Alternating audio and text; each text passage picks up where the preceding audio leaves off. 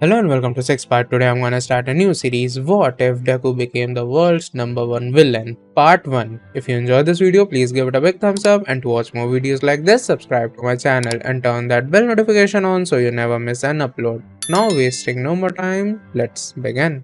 7 young boys are persistently navigating the hot and muggy wilderness deep within the dense canopy of a forest, located far from the city of Musutafu.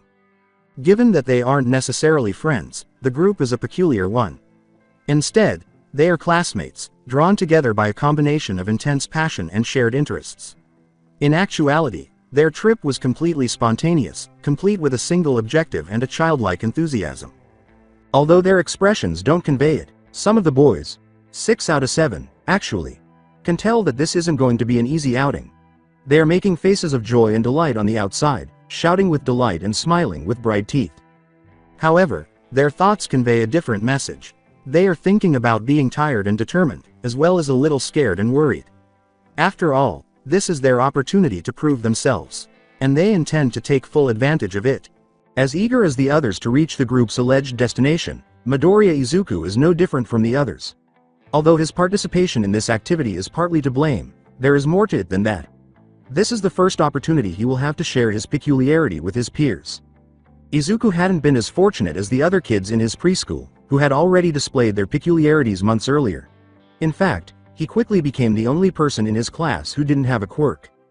At first, he was concerned that he wouldn't exhibit a quirk, living without something so essential and significant to one's existence. He simply failed to recognize it. Furthermore, his concerns were of no assistance.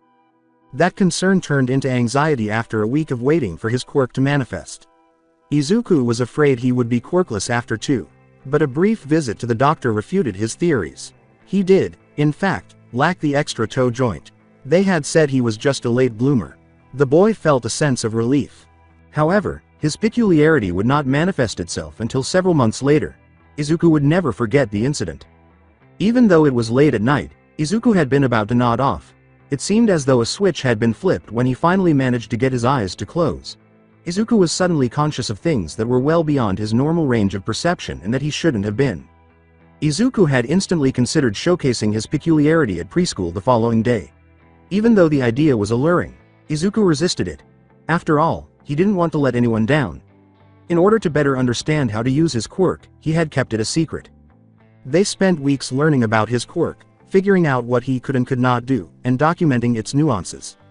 Izuku's patience grew particularly strained when he realized that he had only just overcome his initial limitations, and time passed like a judging clock.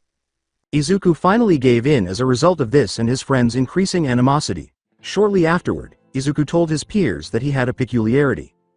When he claimed to have finally developed his long-awaited quirk, they were initially taken aback and disbelieving. He was written off a long time ago, and they refused to acknowledge his claims until Izuku demonstrated his peculiarity. But Bakugo Katsuki stopped that. Rather, he positioned himself in front of Izuku and gave the green-haired boy a glare that was unbearable. Izuku shivered under the blonde's hard-pressed gaze. In fact, he ended up turning his eyes away to avoid looking directly into the blood-red eyes in front of him. About a minute of this came to a sudden stop when Bakugo moved away. At that moment, the boy revealed his scheme. When Izuku was invited to join Bakugo's expedition, he was genuinely taken aback. Izuku had listened to his friend babble endlessly about his plans, but he never imagined Bakugo would extend an invitation. Izuku stood motionless for a brief moment before he burst into a joyful stupor when the boy finally got around to it. They then left for the forest. Izuku and the others underwent a self-made challenge during the expedition, a multi-step procedure they had come to refer to as their own rite of passage. Making the trip without using their peculiarities is the first step. This is to show off their strength and determination. According to Bakugo, it's to demonstrate that they have strength despite their eccentricities. The second step is about obeying commands. Bakugo also takes the lead as the group's self-declared leader, giving orders to everyone and making sure the group doesn't slack off in any way. Bakugo exerts constant pressure on the group to move forward through the dense underbrush of the wilds.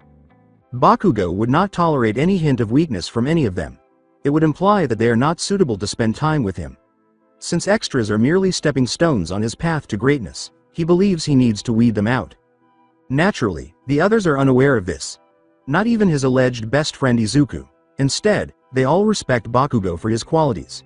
He is a loud, powerful man who captures everyone's interest. The boys believe that these are all crucial elements for someone who wants to be a pro hero. Bakugo is held in such high regard for this reason. Long into the forest, Bakugo's influence and command over the group endures. Bakugo gives commands, and the others obey. It's easy, well organized, and efficient. The others don't argue much, especially since they will be able to use their eccentricities without the adults' constant observation at the end of their journey. However, halfway between their starting point and their destination, everything stops.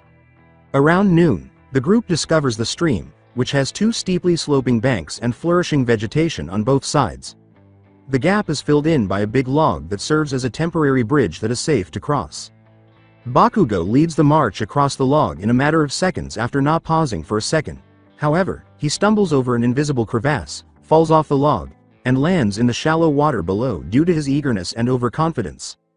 Bakugo is urged to hurry back up by 5 of the 6 boys who are still on the log above, who laugh and smile at the incident.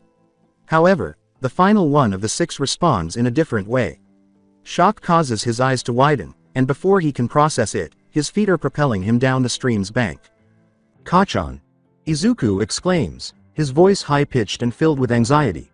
In a matter of seconds, he is standing in front of Bakugo, who has been defeated. Unconsciously, Izuku extends his hand to his friend, offering to help. With trembling hands, Izuku asks, "Kachan, are you okay?" A faint smile appears on his face as he notices Bakugo's apparent lack of injuries. Bakugo stops coughing at the sound of the voice and raises his head. He steadily looks into Izuku's eyes. Bakugo has a lot of thoughts at once, and none of them are particularly pleasant. A frown swiftly takes over his face, and his hand immediately reaches out to swat away Izuku's offer of help. "I don't need your help, nerd," Bakugo exclaims, getting to his feet independently. As his hands aim for his clothing, they explode with a loud bang. A shower of sparks transforms into tiny explosions that shoot out of his palms as his quirk comes to life.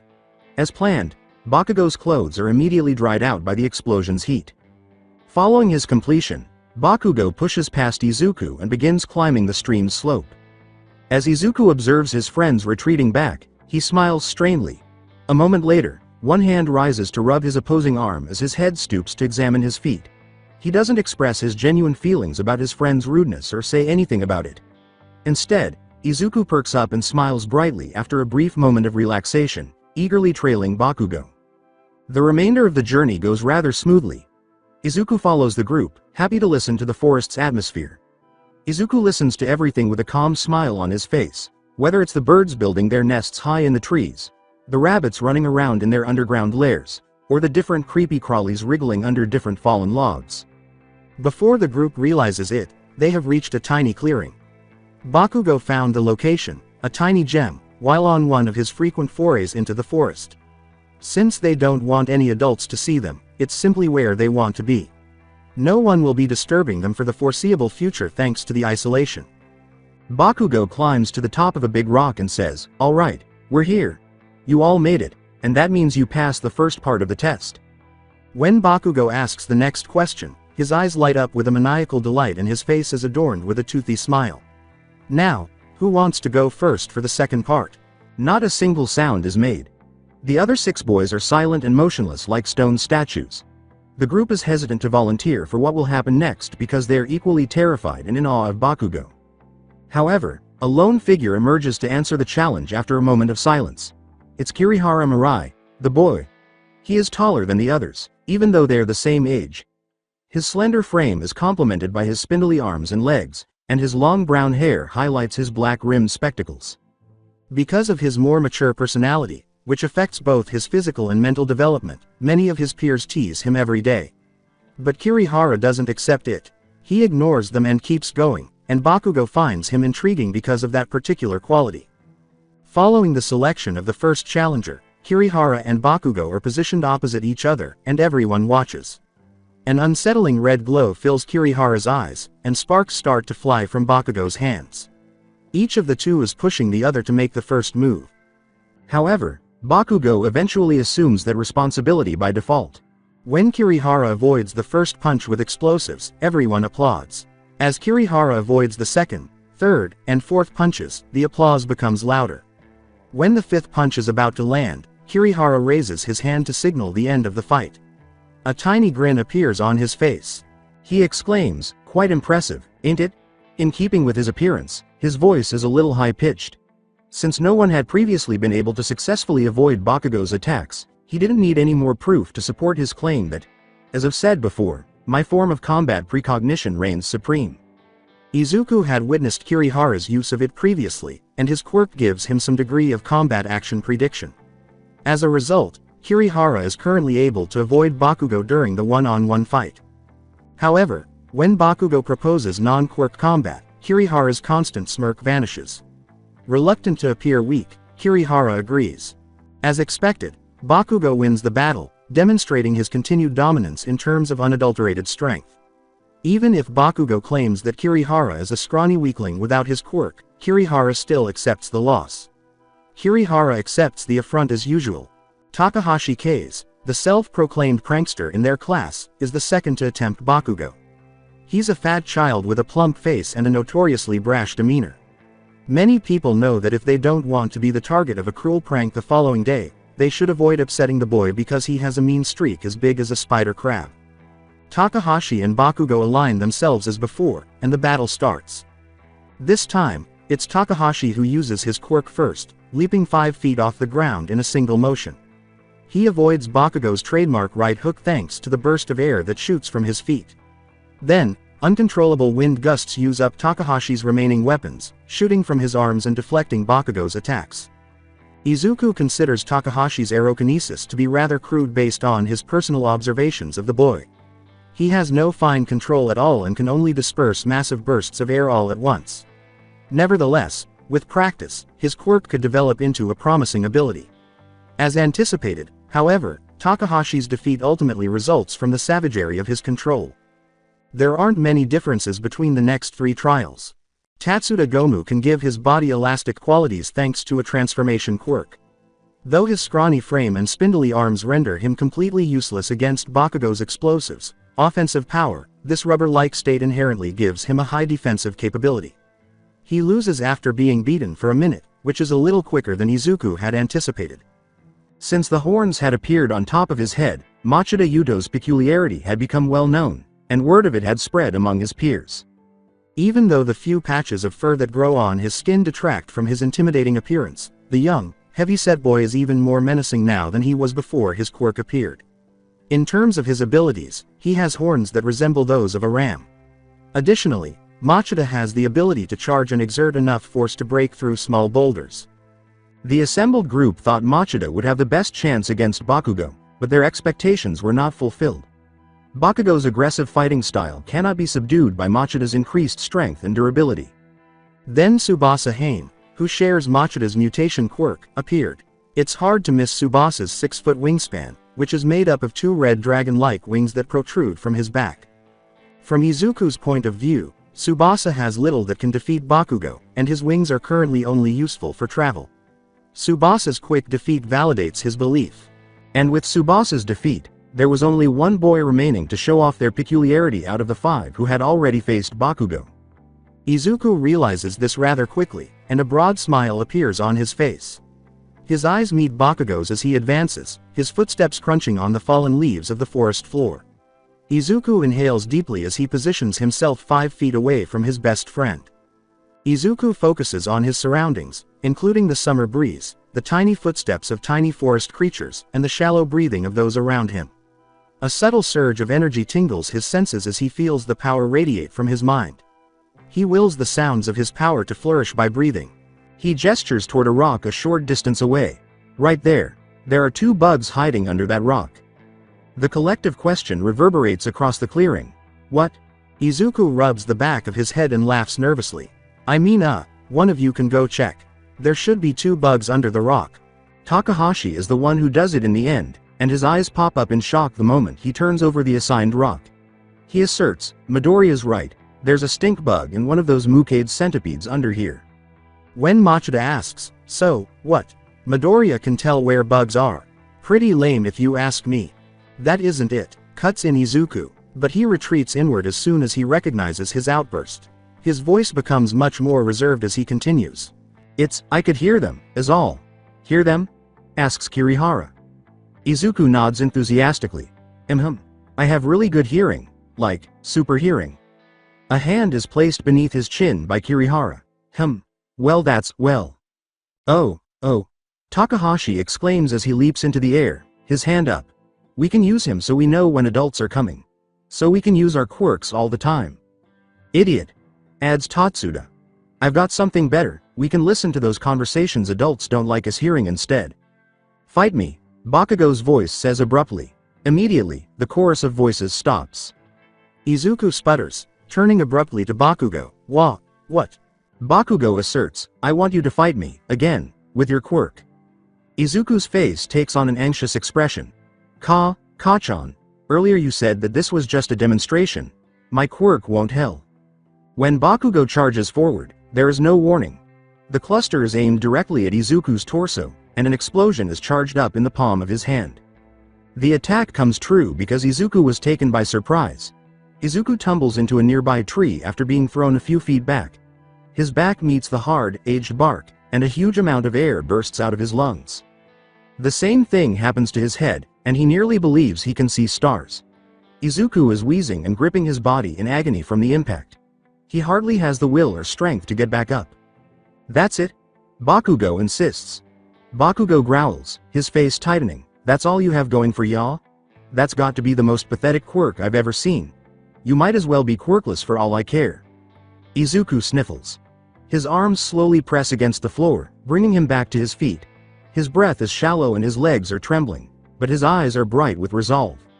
He coughs, Ka-chan, I can. Takahashi yells, huh? Look at him, before breaking into a fit of laughter. He didn't even last a second against Bakugo. Yeah, concurs Machida.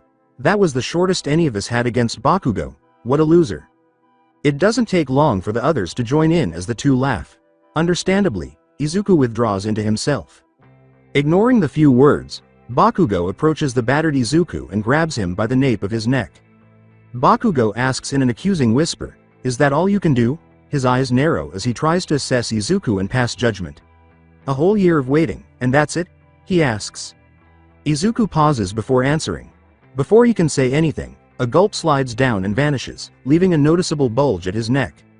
I guess, Izuku stutters, his hands scurrying and his gaze sideways. I haven't really been able to do much more. But quirks are like muscles, right? So maybe if... Bakugo's hand erupts in another blast. This one is aimed differently, with the explosion occurring in the exact spot where Izuku's head is. Bakugo releases Izuku, who staggers to the ground once more. A low ringing has appeared after the blast, and he grips his ear in agony. It doesn't take much for his eyes to begin to well up with tears. Super hearing? Bakugo asks suspiciously. His nostrils flare before he turns to face the other members of the group. And how about now? Can you hear now? He asks. We're going back home. The nerd here can catch up with us when he stops being a baby. Without saying anything in response, the group follows Bakugo in line. Some laugh at Izuku's weakness, but Bakugo's growl quickly puts an end to their jeering. Izuku quickly becomes the only person remaining in the clearing. He lies there for an unknown amount of time, gazing up into the treetops as his mind whirls in confusion. Izuku chooses to unfurl himself from his ground position, but he is unsure of how long it has been.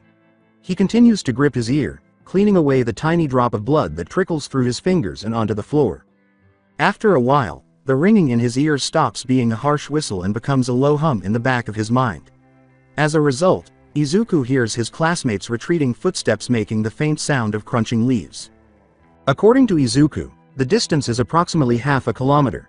He gets ready before he starts running because he knows that if he rushes, he might still be able to catch up to them. Even though his head is damaged, his sides hurt, and his mind is racing, he still runs. Because he harbors a tiny hope that he can still convince Bakugo of his worth, whatever it takes. Given the correct incentives, children can be vicious beings.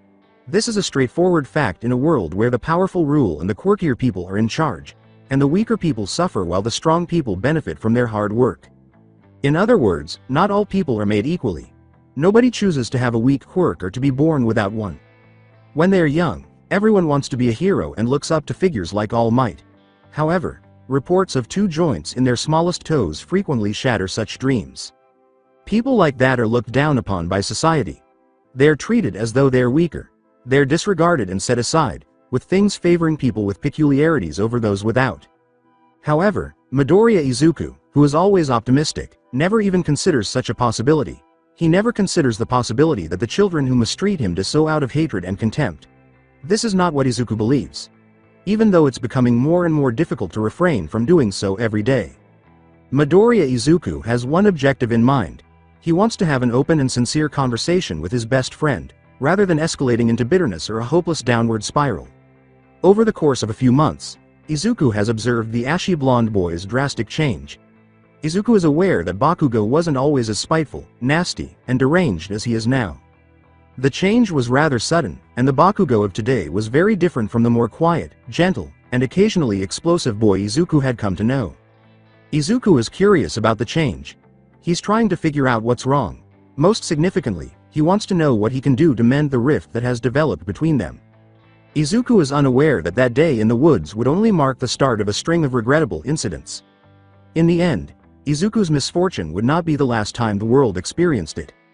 However, Izuku slept soundly in his all-might plastered room, at least for the time being, late into the night of that fateful day, with the posters and figurines giving him a sense of security. He never paid attention to the faint hum that was still in his ears as he fell asleep. Thus began a day in Midoriya Izuku's life.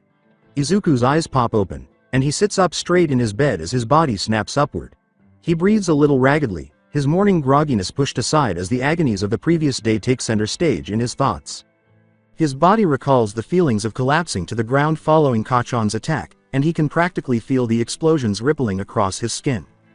Feeling for the familiar runny texture of blood, he instinctively reaches for his ear. Izuku's eyes dart around in anticipation of the worst, but instead they see the opposite. The window's blinds let in the bare minimum of sunlight, but it's sufficient to give the room the illumination he wants. As usual, the room is strewn with his hero-themed posters and memorabilia, which fill every available space on his shelves and walls.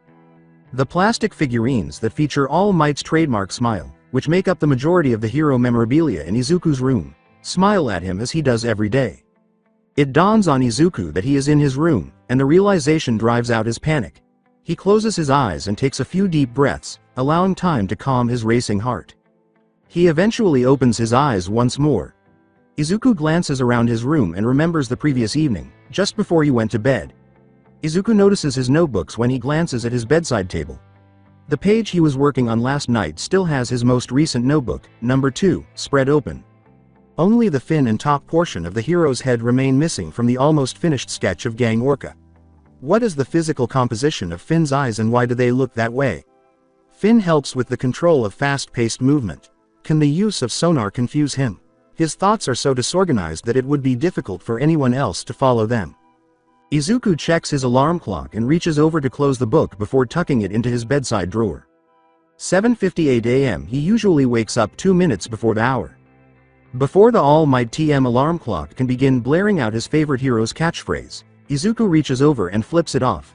After that, he looks around one last time and receives all the comfort he requires.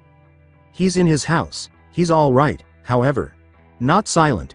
As he grows more lucid, Izuku senses the beginnings of his quirk awakening as well, growing stronger. In order to limit his hearing to the limits of his apartment, he immediately stops receiving feedback from it and limits its range. There's nothing else he needs to hear. After all, he already knows enough about each of his neighbors. Like the loud yelling of the couple 2 doors away from him. They kept Izuku up late when he was still learning to control his quirk, and their arguments frequently lasted long into the night. Or the man who lives next door and is a die-hard fan of war and horror films. They contain a lot of profanity, which Izuku is aware his mother would disapprove of if she knew he was listening. Therefore, he doesn't. Or at least tries not to.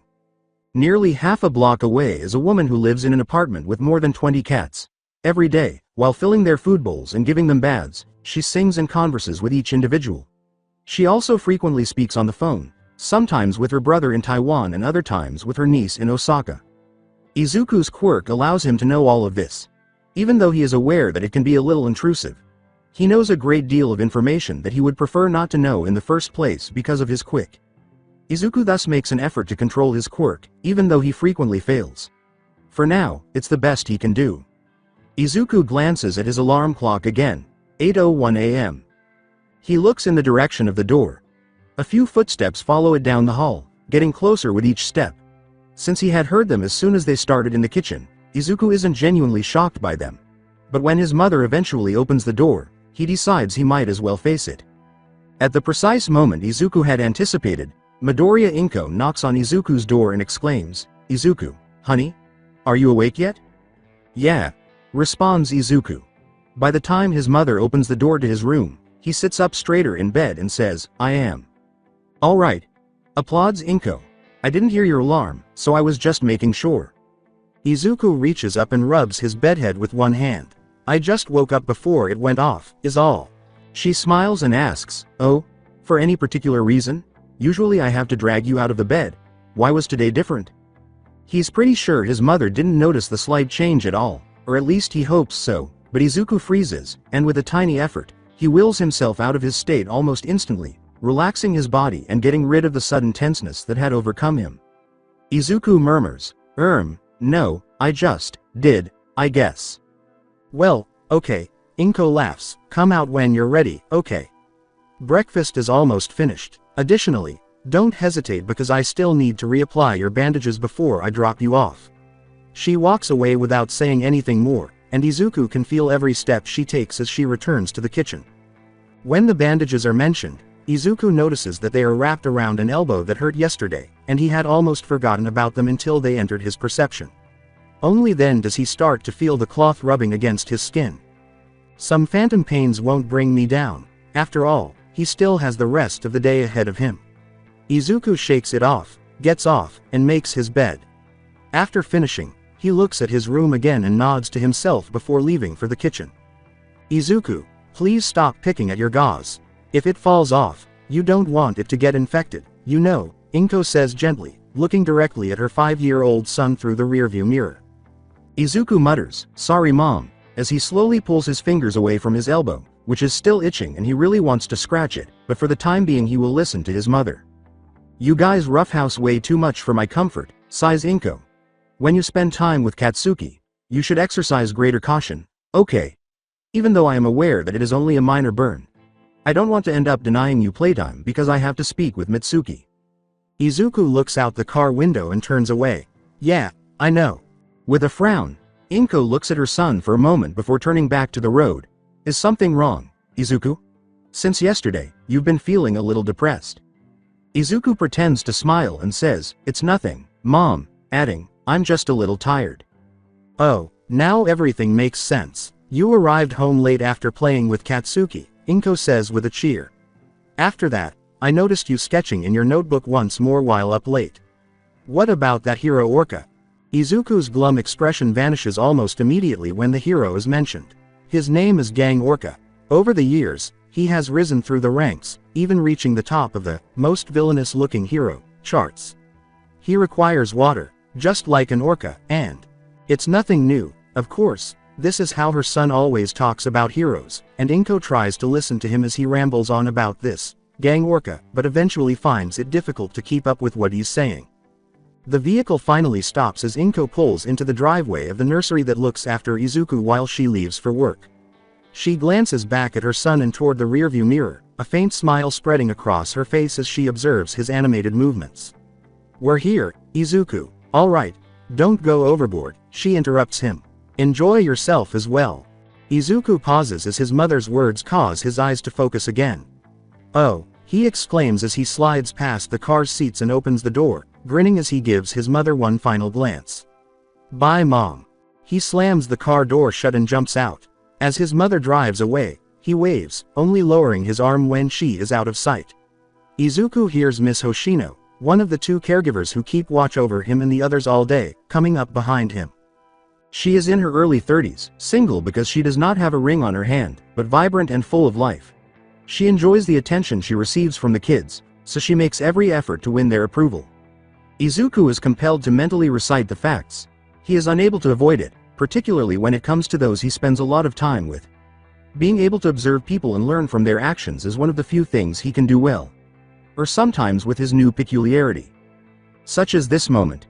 Izuku can see exactly what Miss Hoshino is wearing, but his gaze is still fixed on the road. She is wearing both of her green bangles on her left wrist today. Izuku is aware of this since they are a tad more chime Y than her heavy blue bangles and produce a slightly louder ding when they clash. Her earrings, however, are the silver ones that have blue jays set into them. The wind causes the birds to spin in a ring of silver, with Izuku. There you are. Just as Izuku turns, Miss Hoshino drops to her knees in front of him. Miss Hoshino says, "Good morning, Izuku." As a tiny puff of rainbow-colored smoke rises from her hands. "How's my favorite little bean sprout doing today?" Izuku responds, "I'm doing good," as she looks at her blue jay and green bangles, as his peculiarity had given him. She puts a gentle hand around Izuku's bandaged elbow and asks, "And what happened here? Why are you all bandaged up?" "It was nothing," says Izuku. "Just an accident while I was playing with Kachan yesterday." "Ah," she exclaims. She gets up and leads Izuku inside, saying, "You and your nicknaming of Katsuki. I can never get over how cute it is." Before continuing, "Come on, Katsuki's already here. You two can go ahead and play until we begin our lesson, alright?" The building's interior is an example of chaos. There is a clamor of noise coming from all directions as the other members of Izuku's peer group flaunt their peculiarities. Naturally, Izuku points out, this is simply the way things are in the school. After all, one of the few settings where eccentricities can be utilized without a license is a nursery school. Izuku looked up the rationale, and it seems to have something to do with the idea that it's preferable to let kids learn how to adjust and manage their peculiarities. Mr. Yoshioka, the other caregiver at Tuscan Nursery School, and Miss Hoshino have been trained to deal with the erratic nature of the peculiarities that their students exhibit from a young age. However, Izuku discovers that they are frequently overburdened by their work. Therefore, Izuku isn't particularly upset when Miss Hoshino abruptly leaves his side and runs across the room to another student while yelling for the young girl she's aiming for to fall from the ceiling. Izuku doesn't mind, if anything. Indeed, he senses the smallest hint of abandonment. However, he is aware that it is a foolish emotion to experience. After all, he has an opportunity to locate Kachan after she leaves. Finding his friend is not difficult. Izuku discovers him encircled by yesterday's other people. The group is centered on Mr. Yoshioka. Ironically, Izuku has found that Mr. Yoshioka is completely different from his coworker. He is about 50 years old and has little idea how to interact with children. Furthermore, even though he makes every effort to please his students, he never achieves the level of proficiency that Miss Hoshino possesses. Why he works with children at all is a mystery. Given how frequently Mr. Yoshioka looks off into the distance when he interacts with Tama-kun and Sumi-chan, both of whom are blue-haired like him, Izuku questions whether it has anything to do with some kind of past trauma. Izuku pushes the thought aside before he can lose himself in his own thoughts once more. Returning his attention to Kachan, he can't help but laugh quietly. Mr. Yoshioka is holding a plush elephant, complete with blue cloth. His hand emits a flash of light that surrounds the toy elephant, signaling the use of his quirk. The elephant is moving as the light fades, its stubby legs propelling it forward and its trunk waving in the air. However, Izuku flinches as the toy is passed to Kachan, who, predictably, uses his quirk to blast up the small creature in his hands. Bakugo yells, "I already told you, I don't need no shitty moving toys." Mr. Yoshioka's eyes narrow. "Bakugo, watch your language. What you said was a bad word, and bad words aren't good for you. I can say what I want, you shitty teacher." Mr. Yoshioka lets out a sigh. Izuku can tell he's finished with Kachan when his hand moves over his face. He relays, "I'm going to go and see if Hoshino-san needs any help," and gets to his feet. "You can go along and play around with whatever if you really want, Bakugo." Izuku chooses to make his presence known as Mr. Yoshioka departs. "Kachan, guys, I'm here." All 5 of the boys, including Bakugo, turn to face Izuku at the same time. Izuku senses the change in the air right away. There's a problem. His friends turn to face him and start giggling and whispering to one another. Izuku is careful to keep his quirk a secret so that his friends can maintain their privacy. Bakugo eventually moves to the front of the group. "Deku, took you long enough." Izuku's head tilts. "Deku," he says. "What's that supposed to mean, Kachan?" Bakugo smiles. "It's your new nickname, nerd." "Really?" Izuku gets excitable. "Yay, thank you, Kachan." The others burst out laughing, with some of them needing to support themselves by leaning on each other. In the meantime, Izuku doesn't know anything. Izuku asks, What's so funny?" Bakugo advances until he is just a few inches from Izuku and says, "You didn't let me finish, Deku." As their eyes lock, a smile spreads across his face. "Your new nickname," scoffs Bakugo. Bakugo's smile broadens as he says, "It means you're useless, worthless. Just like your weak-ass quirk." The others burst into uncontrollable laughter once more. Izuku is left motionless and frozen in place as they leave to do whatever it is they are supposed to do. The last few moments have been replayed repeatedly in his mind, causing his mind to reel and his thoughts to race second by second. Only a single word, barely audible above a whisper but bursting with emotion, can break free from the turmoil that fills his mind. Why? The fact that Yoroi Musha, the equipped hero, is still around as a popular and active hero is astounding, considering his age. Though, with the way that his quirk enhances his armor to make up for his loss in reaction time, strength, and speed, it makes sense that the man is still so high in the rankings. Still, his attitude could use some improvement. Take last week for example, when the pen reaches the paper's edge, it stops where it is. Izuku's eyes dart across the page as his muttering settles down. To his astonishment, he discovers that he has also occupied every available space on this page of his notebook. That comes to a total of 10 pages, all crammed with notes and drawings from his time spent at the nursery. Now that the day is coming to an end, those who haven't left are simply waiting to be picked up and taken home. Izuku is outside in his usual location, leaning snugly against the outer wall of the nursery while sitting on the ground. Izuku typically has only completed 3 or 4 pages in his notebook by this time. However, he managed to finish 10 today. Izuku murmurs to himself, how? He pauses to consider what might have been different in the previous few hours. He would typically spend lunch and recess cooped up at his desk, working on his notebook. He would occasionally write about any incidents he and his mother happened to come across during their morning commute. Izuku's time spent buried in his notebooks was evidence that his one problem in life was losing himself in his thoughts. He would sit there for 10 or 15 minutes, and if he wasn't called over to play by one of the others, he would probably continue for more. However, today, now, Izuku realizes, nobody came to check on me, and cocks his head. Huh, that's strange. Usually Kirihara or one of the others would come to look at my work. Did they just forget today? An idea suddenly occurs to me. He murmurs, Deku, in an attempt to understand the word. Did they really? A car horn blasts, startling Izuku out of his reverie.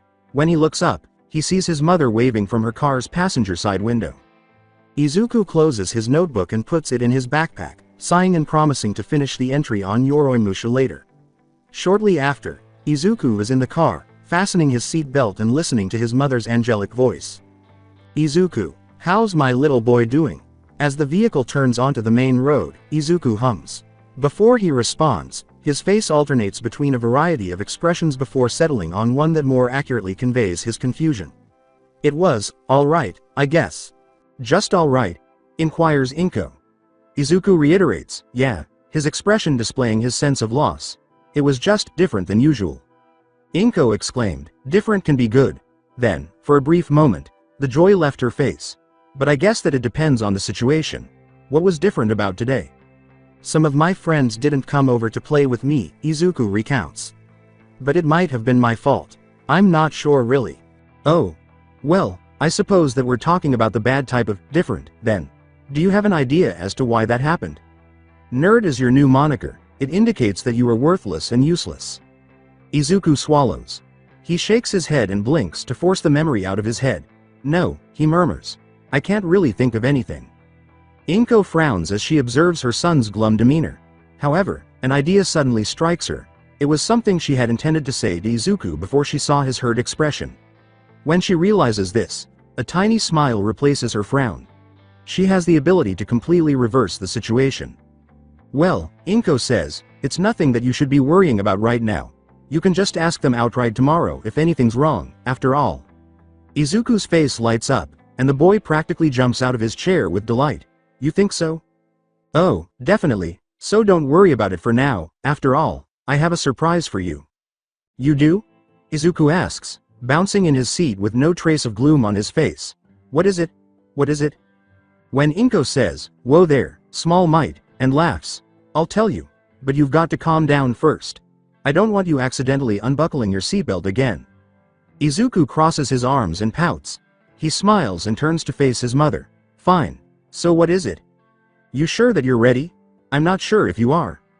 Mom, alright. Inko grinned and gave in. Since you've been a patient boy, I'll tell you. Your father is coming home this weekend. The news causes Izuku's eyes to enlarge. He is, but I thought he wasn't coming back for another month.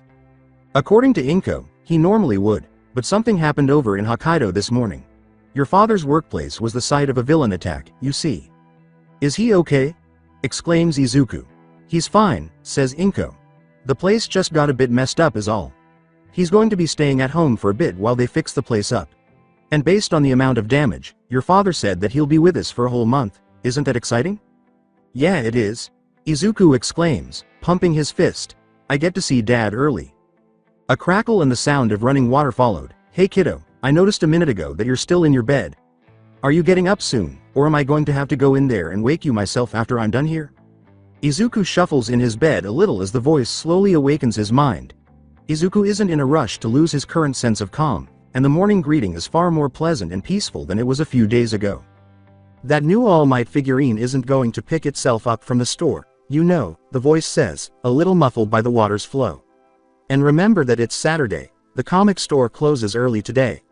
If you sleep in, you'll have to wait for your gift tomorrow, gah. Soap in my eye. The statement causes Izuku's eyes to widen. I completely forgot. Izuku leaps out of bed almost immediately. He rushes out of his room and into the hallway, heading quickly for his parents' room.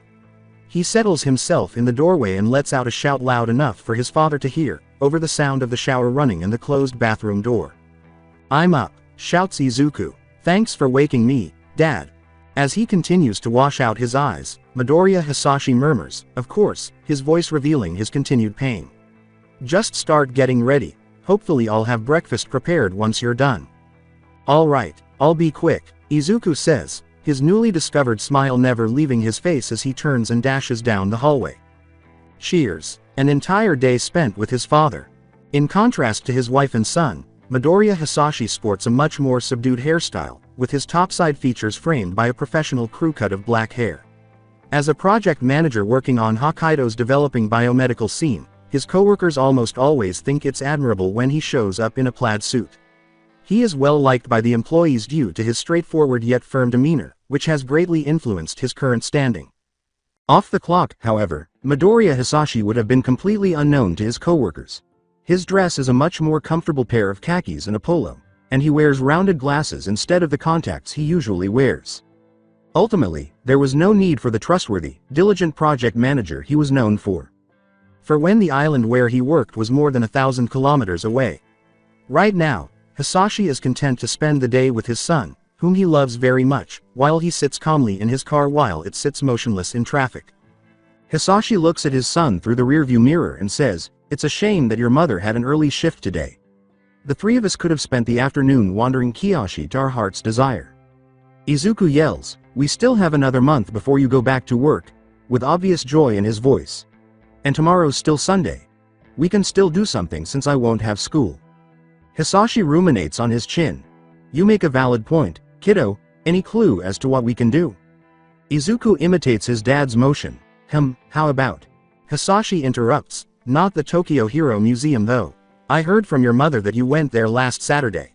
You need to explore new avenues, it'll be fun." The insult to his interests makes Izuku pout. "I need to think about it then." Hisashi responds, "There's plenty of time to do that." He glances back through the rearview mirror and says, "It doesn't look like this traffic is letting up anytime soon." Actually, Izuku, any idea what the hold-up is? Uncertain if he is comprehending what his father is saying, Izuku blinks. "Are you asking me to check?"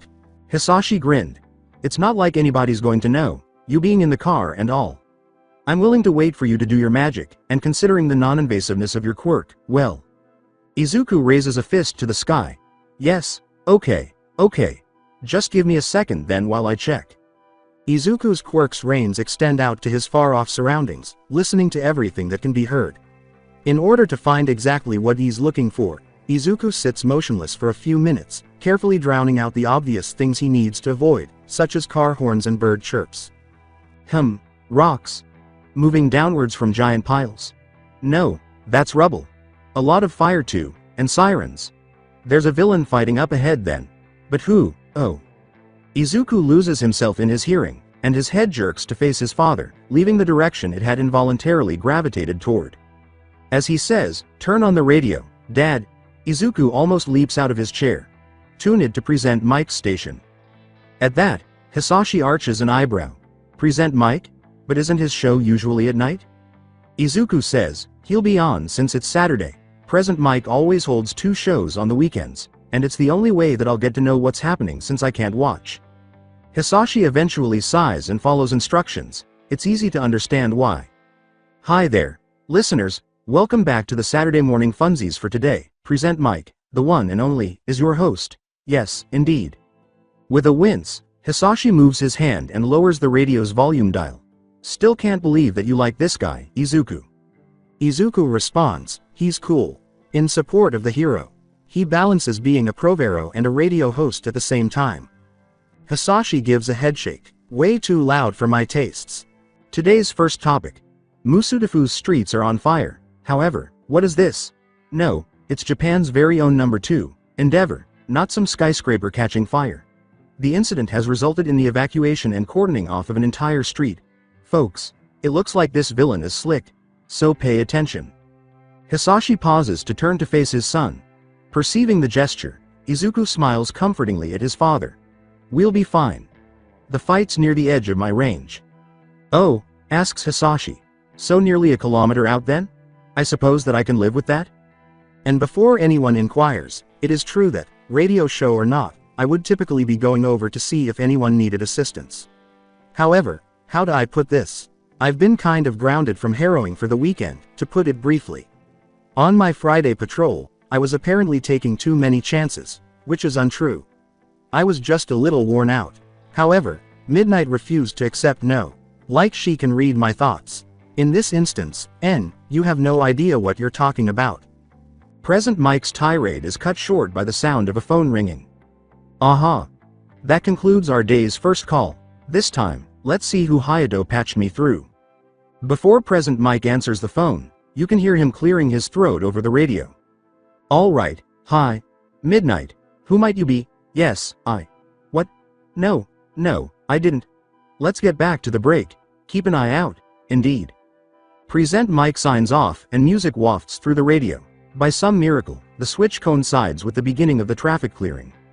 Wow, chuckles Hisashi. What perfect timing.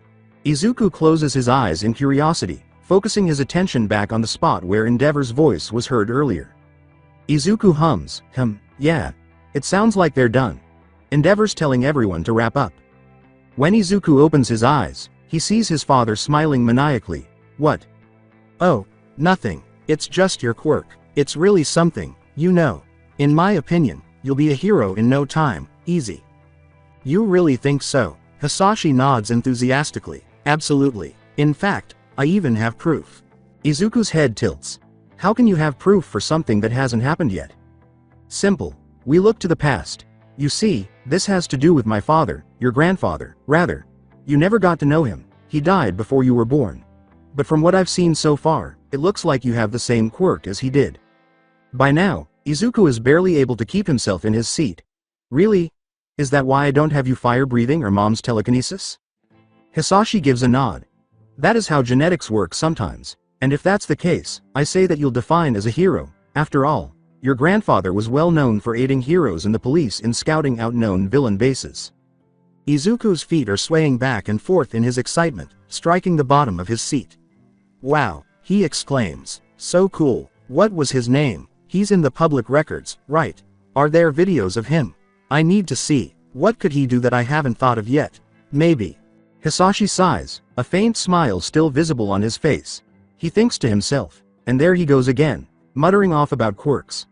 Always the inquisitive and curious child. Heck, witnessing him as he is now, with his passion and unwavering character combined. Hisashi laughs in his head. He is destined for greatness, I simply know it. Hisashi and Izuku arrived at their destination quickly after all the traffic had cleared. The Kiyoshi Ward shopping mall is as packed and bustling as it would be on any other day, with throngs of people squeezing past each other to find what they need. The father-son relationship is no exception, with Hisashi needing to be especially vigilant to make sure his excited son doesn't get ahead of himself. He maintains a firm hold on Izuku's arm, yanking back whenever Izuku attempts to accelerate. Hisashi scolds Izuku, "We're going to get there on time. There's no need for us to push our way through the crowd. Let's just go with the flow, yeah?" Izuku cries, but Dodd, as he keeps tugging at his father's arm. What happens if the store decides to close early? Or what happens if we get sidetracked and we don't get there on time? Or what happens if I trip and fall and then we have to get first aid and then we end up getting late? Hisashi suppresses his laughter. The latter possibility is more likely to happen if you keep rushing this, kiddo. We still have an hour. He raises his head. Maybe, we can pick up a hot dog on the way if you want. With the unexpected traffic we did miss lunch while we were getting here, after all. The thought makes Izuku's stomach growl uncontrollably. He scratches his head and asks, "Food?" But the store and food places can get crowded at the mall. Hisashi kneels to Izuku's eye level and smiles. "How about we head to Might Food, Unspoken joy lights up Izuku's eyes. Might dogs, might dogs, might dogs. As the All Might anime's theme song plays on the overhead speakers, Izuku nods his head back and forth. He hums along, mentally reliving the scenes he remembers from the show. His father is placing orders at the counter while he waits patiently at one of the tables at Might Food. He is happy to sit in such a heavily All Might fashioned establishment and enjoy the surroundings. That's the kind of attitude Izuku would typically have on an average day. But when he hears something at the edge of his range, everything changes. Because it is so out of place, it draws his attention even though it quickly fades from his consciousness. It sounded like a fire explosion. Izuku notices that his father is still covering the cost of the food. Izuku pauses and then turns to face the direction of the sound he had heard. "If I just check for a short while, will that be okay? I'll just be outdoors." Before he leaves the restaurant as quietly as possible, Izuku slips out of his chair and gives his father one last glance. He returns to the mall in its entirety, assimilating into the crowds moving along the promenade. It turns out that Izuku's objectives can be achieved with the additional distance. The sounds Izuku hears, based on his rough handling of his quirk, indicate that multiple fires are burning close to half a kilometer away. People are yelling, cars are honking, and, Endeavor? I promise. Scorcher will regret waking up today when I catch him for letting this guy escape his sight. Aim. Relax. Slow down. Recognize your position. I'm not going to relax, not when our containment failed to stop this damned villain. However, sir, the plasmic found him. The bad guy is on his way to the shopping center. The building is rocked by an explosion, and smoke and debris plumes are sent inward from the shopping center's far end. The current crowd erupts in cries of terror and panic, and Izuku is abruptly caught in a wave of people, compelled to join the stampede in an attempt to flee the mayhem. Izuku is pushed and shoved, bounced between the terrified and unaware people for seconds. However, one aspect of Izuku's peculiarity sticks out amidst the chaotic chaos and deafening cacophony. Izuku pauses to look over his shoulder, and he can easily make out a black and brown blur. As it leaps up and across the ceiling and walls, it changes into an apparently amorphous blob. It lets out a series of grotesque roars as it stretches and bends in unnatural proportions, mowing through civilians. Izuku's mind is filled with only one thought amidst all the carnage: I must hide. At last, he starts pushing his way through the throng, being careful not to trip or be crushed by the rushing throng of people. Izuku doesn't care that he's being pushed around like a pinball because of his small size. He just wants to leave. He finally escapes, tumbling to his knees as he separates from the bustling stream of people. He pauses, watching the stream of people continue on their way while he tries to catch his ragged breath. After a while, he looks away and begins to run across the floor. He takes a detour down one of those shabby, abused hallways that lead to the restrooms and hides behind a garbage can large enough to cover his body. In order to ground himself, he closes his eyes and covers his mouth and nose with his hands. To block out the sounds of viscous screams and falling debris, he suppresses his quirk and restricts his hearing to that of his normal range. After a while, all is quiet. Izuku, however, doesn't even try to move. He cannot risk being heard by whatever is out there. He does not have a plan for getting out. Additionally, he is unable to move his legs. Then, even without his quirk, he can hear it coming. As they move away from the scene, they can hear the screams of the main crowd getting farther away and the thundering of abnormal footsteps stomping their way across the ground. The bad guy. He's close. He's close to me. Dad, where are you? Is he all right? Will I be all right? He's here, but why? What is it that he desires? Has he murdered anyone? Endeavor is close by. He is able to assist. All I have to do is wait. Hold on and... I smell you.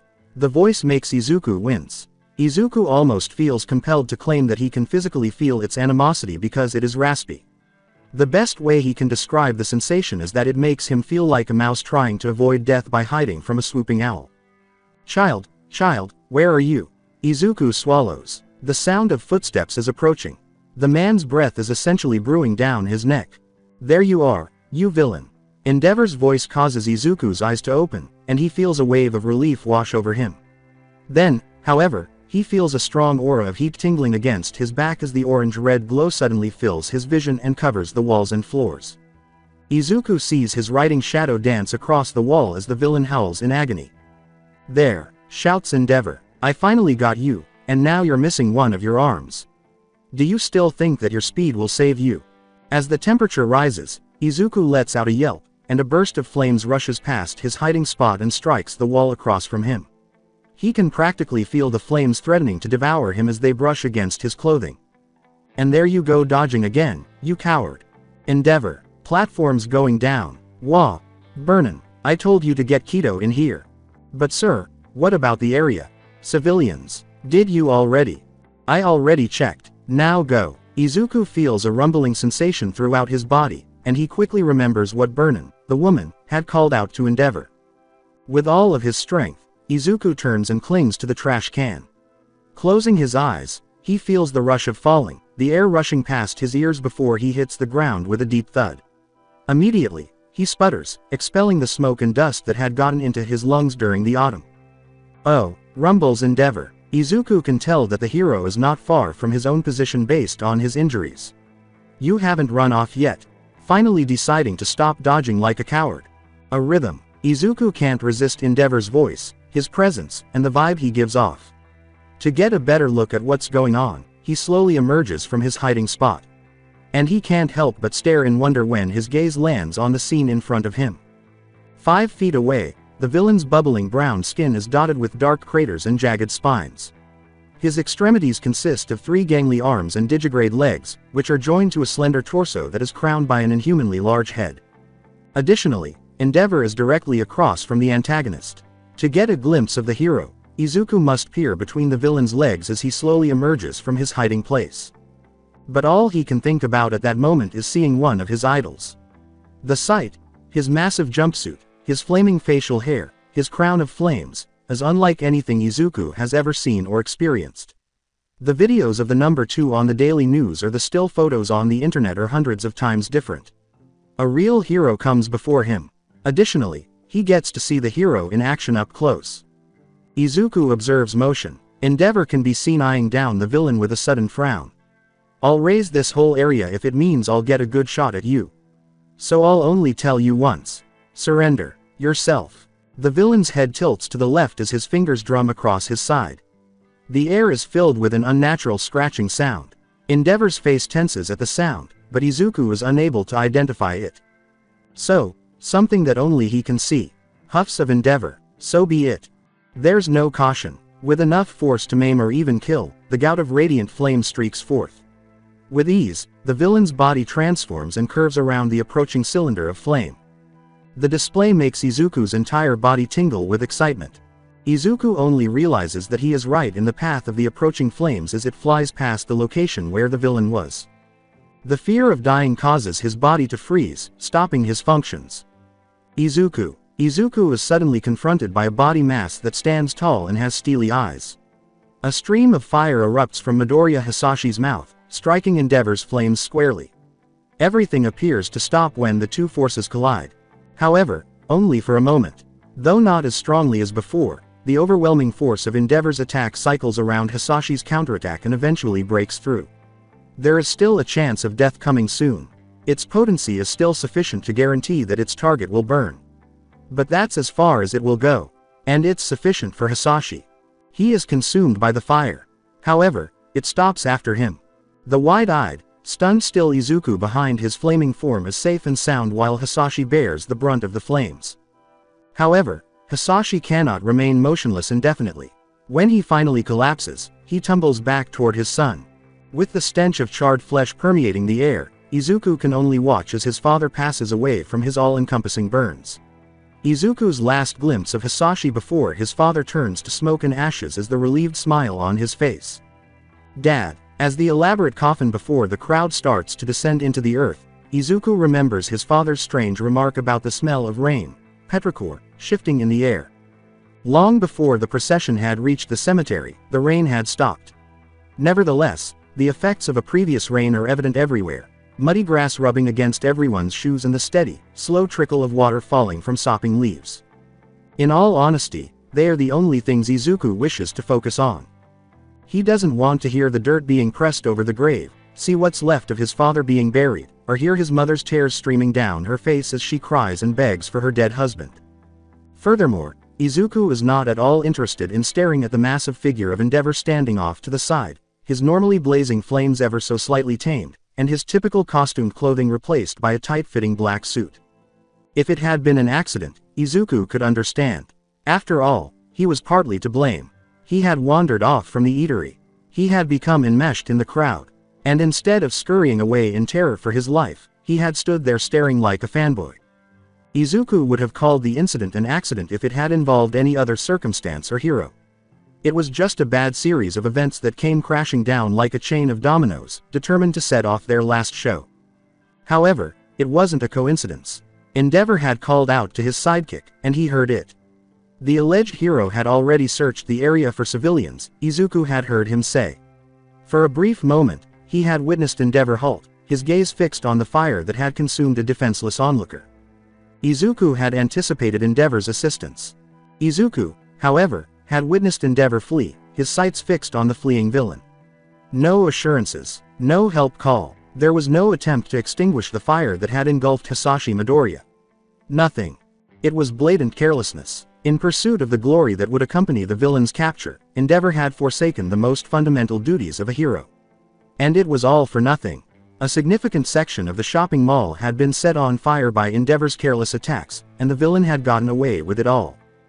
Given the wealth of evidence, Izuku had no trouble determining that Endeavor had no regard for the life he had taken that day. And it didn't stop there. That lawyer had just arrived at their door, and as soon as he stepped inside their apartment, he waved papers and absurd numbers in his mother's still stricken face. The man had threatened to sue us to the ground if we didn't accept his offer of compensation. Endeavor was aware that it was taking place. What about that icy, calculating look Endeavor had flashed? The same look he'd given Izuku the day before he'd last seen his father. He's wearing the same outfit now. Izuku is made aware of Endeavor's approaching presence as the funeral draws to a close by the faint sizzle of his footsteps. The pro-hero is just a few feet away when he looks up. Kid. Izuku immediately turns his attention back to the soaked floor. He refuses to look at him. Not after his actions. Furthermore, he doesn't have to gaze at him. Everything from him was perfectly audible. That's fine, complains Endeavor. I understand. I'll make this short, and I'll be frank with you, kid. I'm sorry. He isn't. One bead of sweat is steadily trickling down the back of his neck in spite of the rain and the relative cold. His eyes are fixed on Izuku's bushel of hair, and his posture is rigid. And his actual intentions are revealed by the irregular heartbeat that is ingrained in his chest. Endeavor is deceiving. Izuku understands it. After all that he has already done, Endeavor cannot be sorry. He's only there to keep up his image and put on a show for everyone in the area, including his mother's friends, co-workers, his father's side of the family, the Bakugos, etc. The only reason Endeavor was there was to please the family he had permanently harmed. That was beyond question. However, it won't work. Not when Izuku is aware that the man is deceiving him. Not when Izuku is aware of how disconnected the man is from the ideal of heroism. Izuku gets to his feet, clenching his fists. Opening his mouth, he says, and. His eyes slowly open to reveal his room's darkened ceiling. He closes his eyes in frustration and suppresses the urge to curse. When he dreams about that, he detests it. Izuku still finds it difficult to forget the day 2 years later. Despite his best efforts, he is unable to remove the image of Endeavor from his mind. And it really irritates him. It is a continuous procedure. He inhales. I hope I'll get over it eventually. Izuku eventually gets out of bed as he would on any other day. After giving his room one last glance, he eventually makes his way to the kitchen. Morning, Mom. He sits down where he usually sits, across from his mother. He looks at his favorite dish, oyakodon, which is placed in front of him. He can already picture the savory flavors of the rice and chicken gracing his palate, the liquidy brew of the miso soup running down his throat, and the taste of the egg melting in his mouth. However, it's silent. Once more, with a sigh, Izuku looks up to see his mother staring absently at her food. Mom. Blinking, Inko looks up from her plate to her son.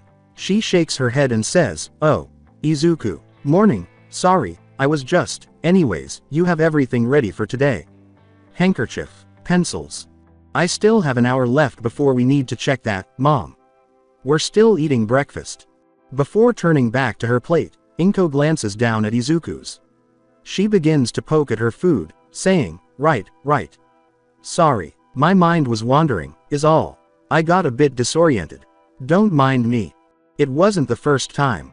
When Izuku bites into his meal, the taste of the eggs is far less appetizing than he had imagined. Izuku lets out a mental sigh when the soup and chicken experience the same thing. Just another Monday morning headed to school. Izuku swallows another bland bite. Fantastic. Deku, the hell are you looking at, huh? And that's the price I pay for letting my thoughts roam and my eyes fall wherever they pleased. However, at least the day is already coming to an end. With his eyes narrowed and tiny explosions crackling in his palms, Bakugo stalks up to Izuku's desk. Not that it matters, but he doesn't even wait for the teacher to leave the room. The teacher is clearly happy to simply pack up her supplies and head out for the day, but she never even glances at the display, even though one of her students is clearly hostile. Nothing fresh. Well, Izuku's thoughts are abruptly interrupted when his gaze meets his of Bakugo. Izuku replies, "Sorry Kachan," turning away from the sharp red eyes that are looking down at him. "I wasn't really paying attention. My eyes were wandering aimlessly, promise." Bakugo lifts his arm and places his hand next to Izuku's head, asking, "Oh yeah?" The gesture is recognizable, and Izuku can only be tense in preparation because he knows what's coming. The tiny explosion occurs in a split second. Izuku's head only slightly jerks to the side, indicating little blowback. And as usual, he's left with a painful ringing in his ear that probably won't go away for another 20 minutes due to practice. This is nothing new. Since it started on the day Izuku first displayed his quirk, Bakugo has essentially made the action a habit by this point. Although it is painful and harsh, Izuku has learned to deal with it. Izuku waits for Bakugo to retract his hand before lifting his own to examine his ear. Izuku is concerned about the possibility of long-term harm even though there isn't any bleeding. He is already aware that tinnitus is indicated by ringing in the ears. Additionally, some minor research has revealed that exposure to loud noises, either over an extended period of time or in abrupt, harsh bursts, can result in tinnitus. Izuku's not a moron. He is aware that Bakugo's explosions are the ideal fit. Izuku is surprised that he has not had any damage to his ears in the last 2 years. He dismisses the idea, though, because he isn't doubting his luck. After all, he doesn't want to tempt fate. "Know your place," scowls Bakugo. The words pull Izuku out of his reverie once more. Izuku merely gives a respectful nod in return. He has no justification for retaliating. Izuku is aware that doing so will not go well. And after everything he's done for Bakugo, he finds it painful to acknowledge that. For the past year, Izuku had made an effort to mend his relationship with his friend. He had attempted to explain to Bakugo all the potential applications for his quirk, to start. Considering how useful it can be for spotting villains or conducting rescue missions. Izuku had even brought up Eavesdrop, the grandfather he now recognized as a member of his family. With ties to all of Japan's heroes, the man was a successful support hero for more than 30 years. Many people enjoyed his work, but the surviving members of the Yakuza and similar groups detested his peculiarity. Izuku would go over those things in an attempt to persuade his friend of their value. One day, he would do it. And the following day, he would do the same, as well as the following day. And the subsequent. Months have passed since then. Izuku is already aware that Bakugo will never understand logic. There are no indications that whatever has caused the rift between friends will go away anytime soon. Izuku is unsure of his ability to salvage what was once. Not when the answer he so desperately needs is also hidden in the same place as his problem. Bakugo gestures, and 2 people line up behind him. "Come on you two, we're going to the playground." Tsubasa is identical to the other member of the pair, complete with massive red wings. The other is a stocky boy named Garo Yugoro, who is a much more recent face. His ability to double the length of his fingers is not a particularly noteworthy quirk. Bakugo chirps, "We're going to be having some fun today. Who's up for a couple games of heroes versus villains?" "Yeah, heck yeah." Soon after, the three start walking in the direction of the door. Izuku cannot ignore the sight. He then starts packing his belongings in anticipation of what comes next. It's preferable to being by yourself. For the umpteenth time since he and Bakugo began playing this game, he ends up taking on the role of the hostage. Of course, Izuku didn't expect any different. At the same time, though, he wishes that the roles would be mixed up for once. That way, he wouldn't end up the way he is now, rumpled from all his unnecessary activity as the hostage, and huffing from the excess of activity he endured. Despite everything, Izuku was content. His pals played in the most gentle environments and weren't particularly harsh with him. He won't have to walk home with any lingering pains and is largely unharmed. After these games, he follows his custom without any problems. He moves to a quiet area, like the playground sandbox in this case, and relaxes for a while. He looks up at the clouds above and falls onto the sand, lying on his back to let his breathing even out. Calm. At least it's the closest thing to it. His form is so resolutely filled with relief that he is unaware of the approaching figure. He doesn't notice until he's encased in some kind of green limbs, vines. According to their appearance, they are vines that have been raised into the air. He is completely unharmed and put upright onto his own 2 feet before he can even express his grievances. Those are the types of brutes that you call your friends. Izuku blinks once and then again. 3 times. He takes an embarrassingly long time to process what he is seeing. Izuku's gaze follows the vines as they coil around his torso and make their way up to the girl's hair. Is that a peculiarity of hers? Hair on vines. So awesome. Then his gaze slides down. He sees the look on her face right away, and he can only explain it in one way. Calm. Real. Peace. Not to mention her simple white sundress that flutters in the breeze, the naive way she holds her hands behind her back, or the slight tilt of her head as she looks at him. Given her height, she appears to be about his age. She's moving her lips and, whoa, she's speaking. Saw the 4 of you playing that game. She speaks quietly and softly. Suitable for a girl with such a refined appearance. The girl goes on to say, "It's not really my place to interfere, I am not knowledgeable of your relationship dynamics, after all. But nonetheless I find myself unhappy with the way they were treating you. Especially the brash one." Izuku is interested in that one. He laughs uneasily, rubbing the back of his head throughout.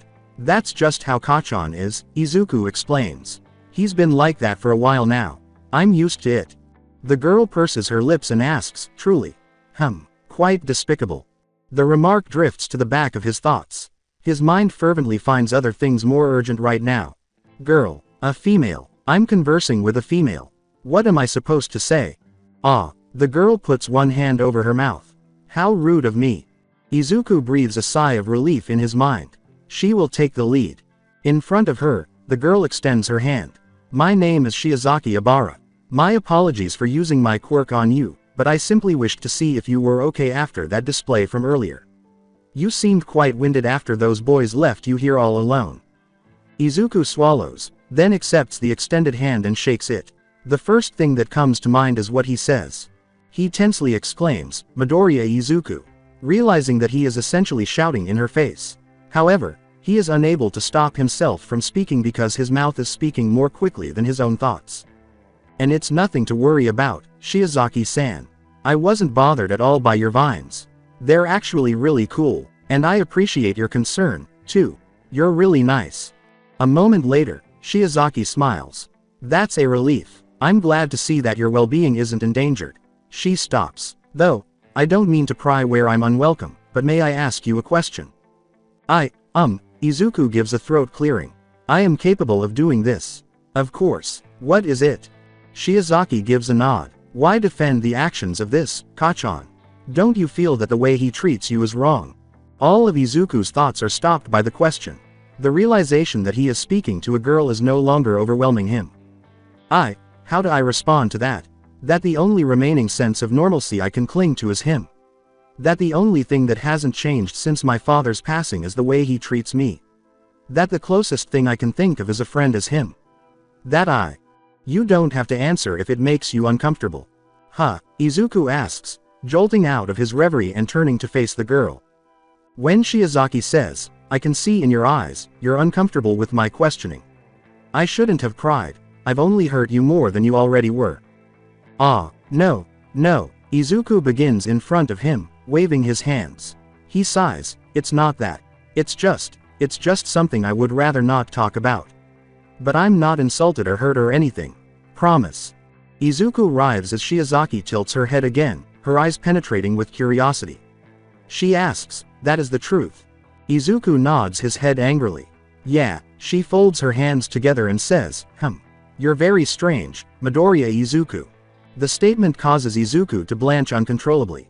However, Shiozaki goes on, breaking Izuku's initial astonishment. I will say this. I think that it would be in your best interests that you find your own sense of self. Izuku blinked. Shiozaki smiles slightly once more. You should find your own path, not let others dictate what you do with your life. I overheard those boys calling you weak. The words make Izuku wince inwardly. But from what I can see, you embody the complete opposite. Izuku's eyes enlarge. Wah, really? Shiozaki gives a nod. You're excitable and skittish, but in truth those aspects of yourself merely hide your true being. As before, the truth lies in your eyes. And from what I've gathered from them, you contain a fiery resolve deep within. And resolve can carry one far in this world. That is a given. Izuku senses that tears are starting to well up in his eyes. However, he firmly suppresses his eyes from opening, even though he longs for them to do so. He must not leave a negative impression. Someone this kind won't be scared off by him. If he did, it would be too much for him to bear. It takes Izuku a few moments to force the words out of his mouth. Thank you, that means a lot to me. Shiozaki gives another nod. Think nothing of it, I'm simply speaking the truth, and doing what I believe is right. Now, if you don't mind, I must be going. My parents are expecting me soon. People from Izuku say, of course. It was nice talking to you.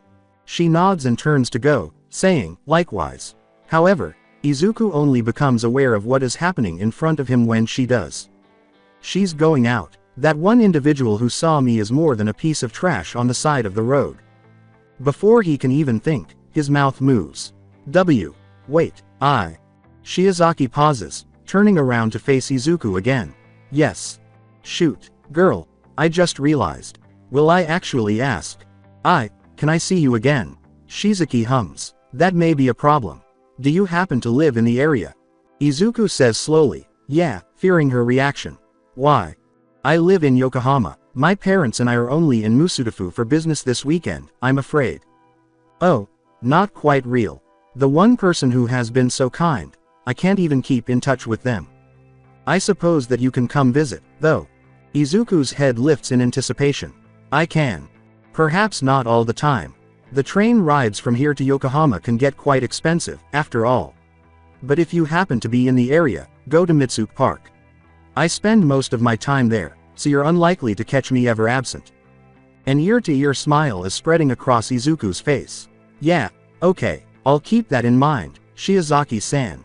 Izuku is in awe of Shiozaki's elegant figure as she gives him one final smile before turning to leave.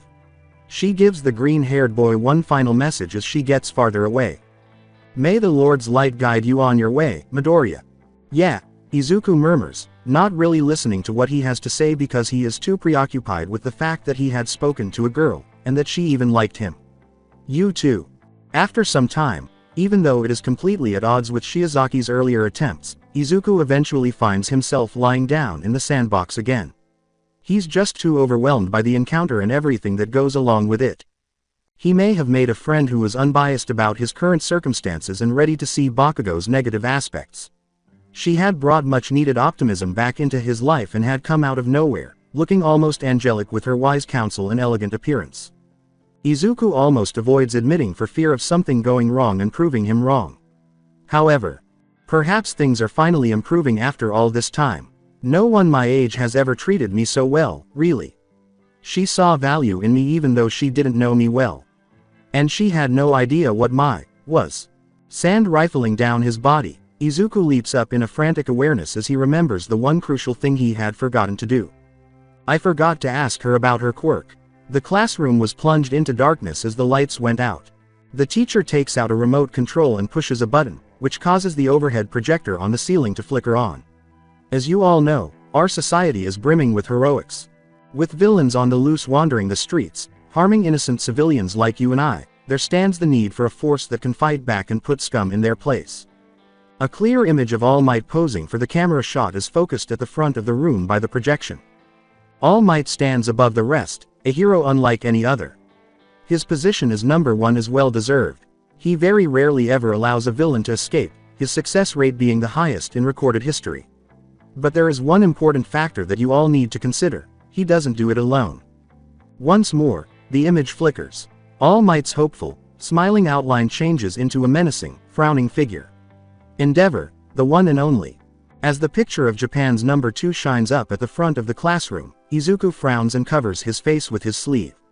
Almost like a curse that won't let him be alone, he can't get the impression that Endeavor's piercing glare is staring back at him. And he is completely disgusted by it. Now that he has been brought up, he abruptly loses interest in the spontaneous discussion of heroism and drowns out the teacher's lecture. Regretfully for Izuku, this is not the first time it has occurred.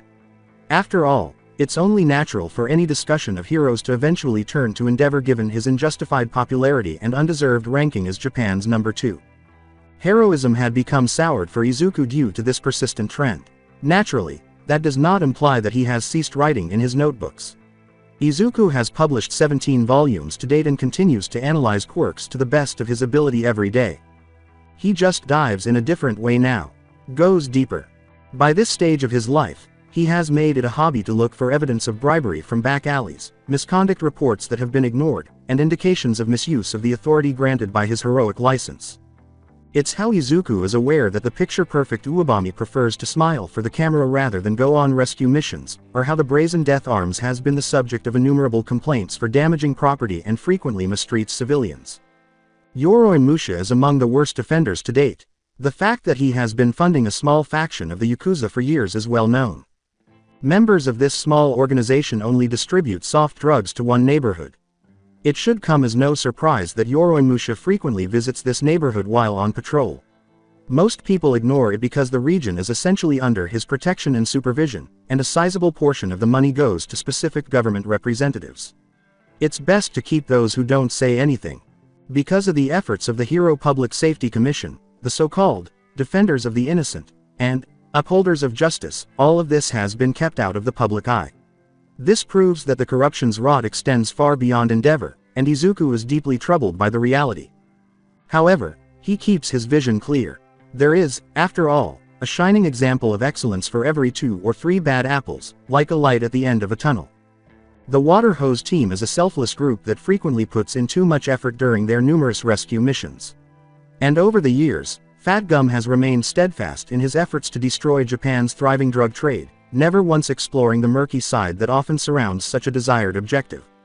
Of course, All Might himself is the best example of all, remaining at the very top of the iceberg for years without a single grievance or word of misconduct that didn't start as the words of a spiteful person or a vindictive villain looking for attention.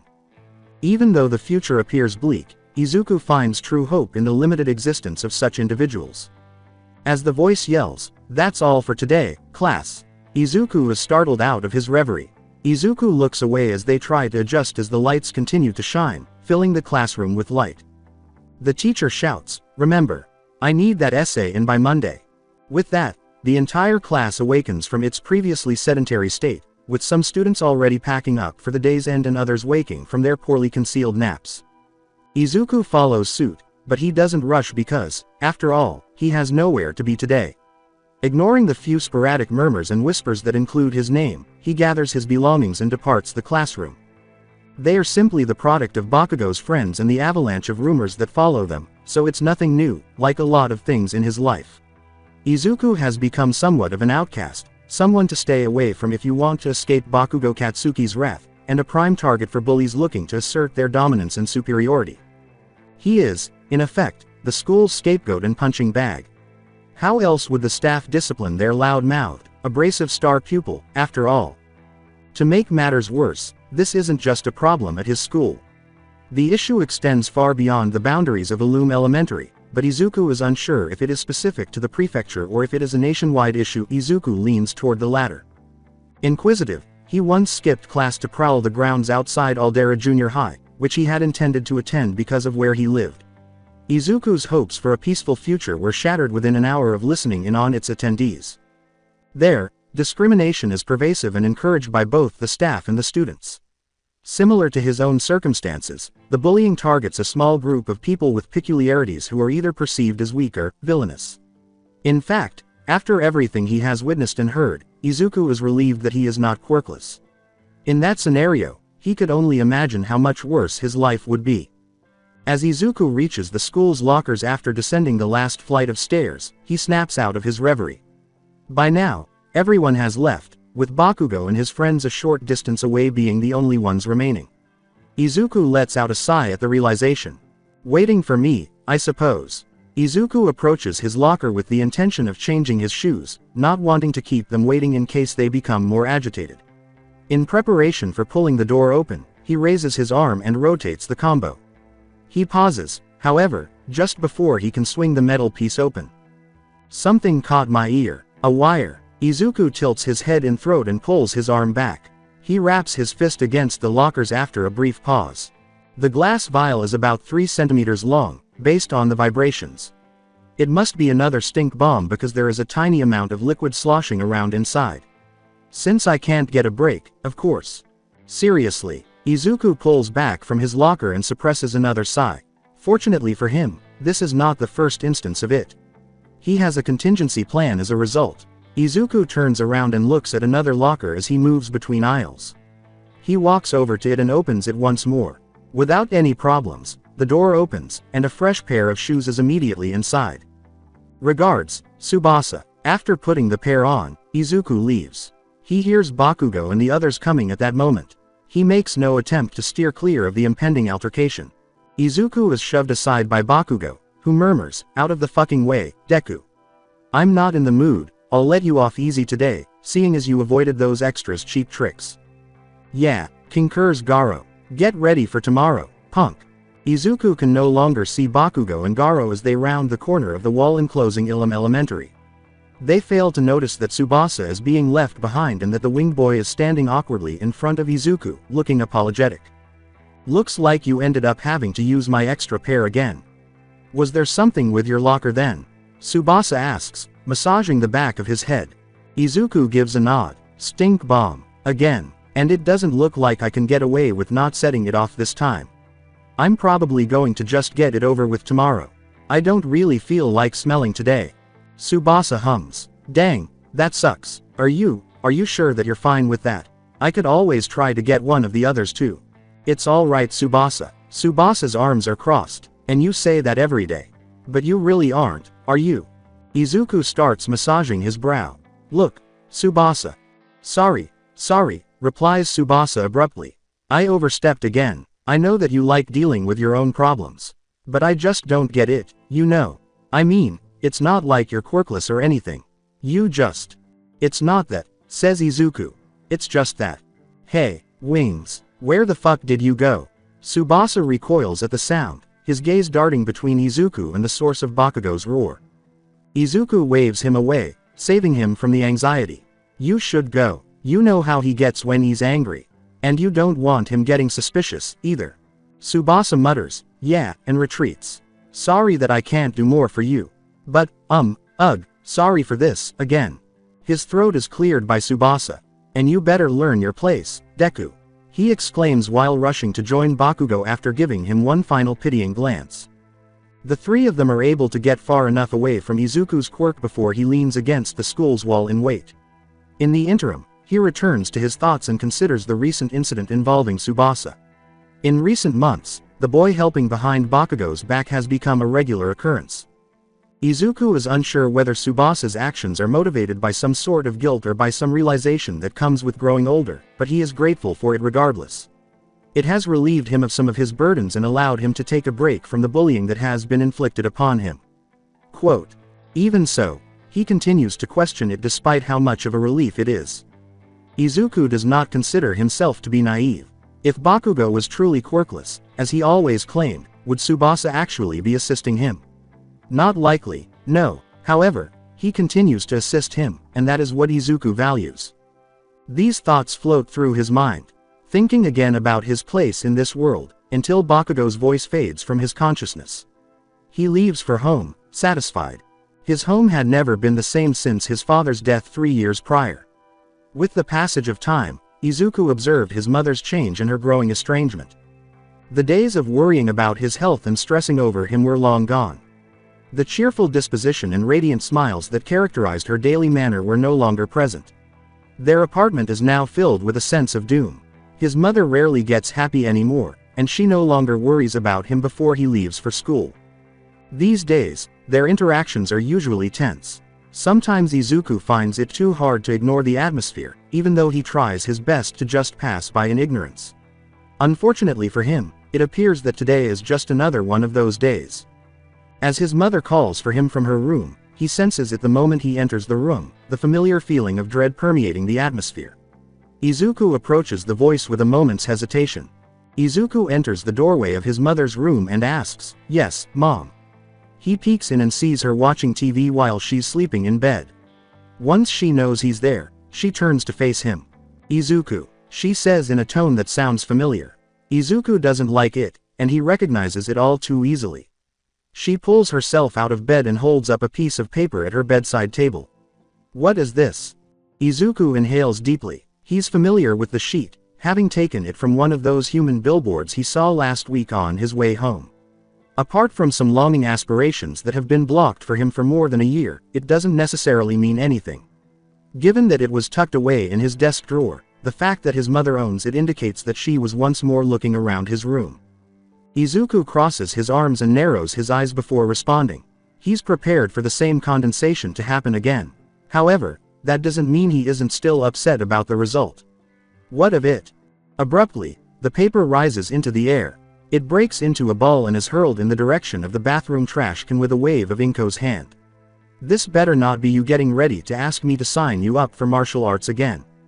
Izuku scowls, waiting for a response he already knows. And, what if it is? Inko says firmly, "Izuku, the answer won't change no matter how many times you ask."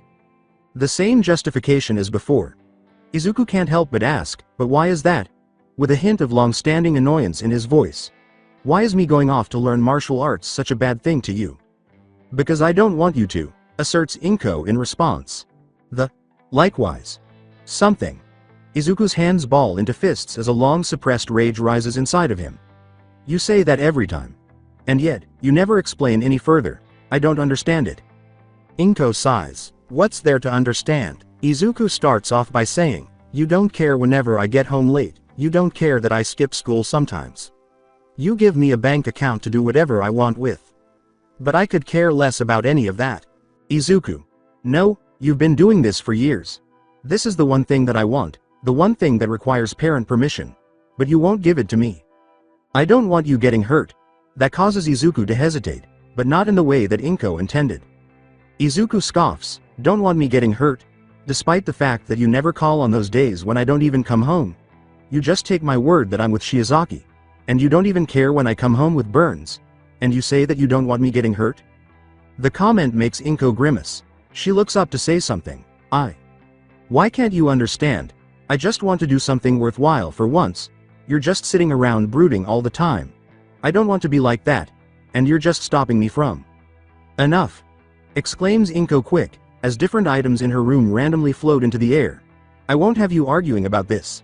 This is the last I want to hear of this, and that's final." As Izuku glares back, the objects gradually start to fall back down. He murmurs, "Fine," and walks out of the doorway. Inko gets out of bed. "Where do you think you're going?"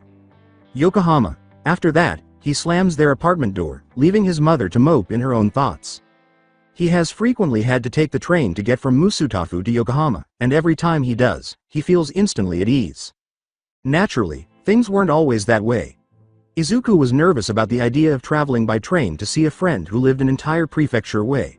After a rather severe episode of Bakugo's explosive anger, his first visit turned out to be entirely impulsive.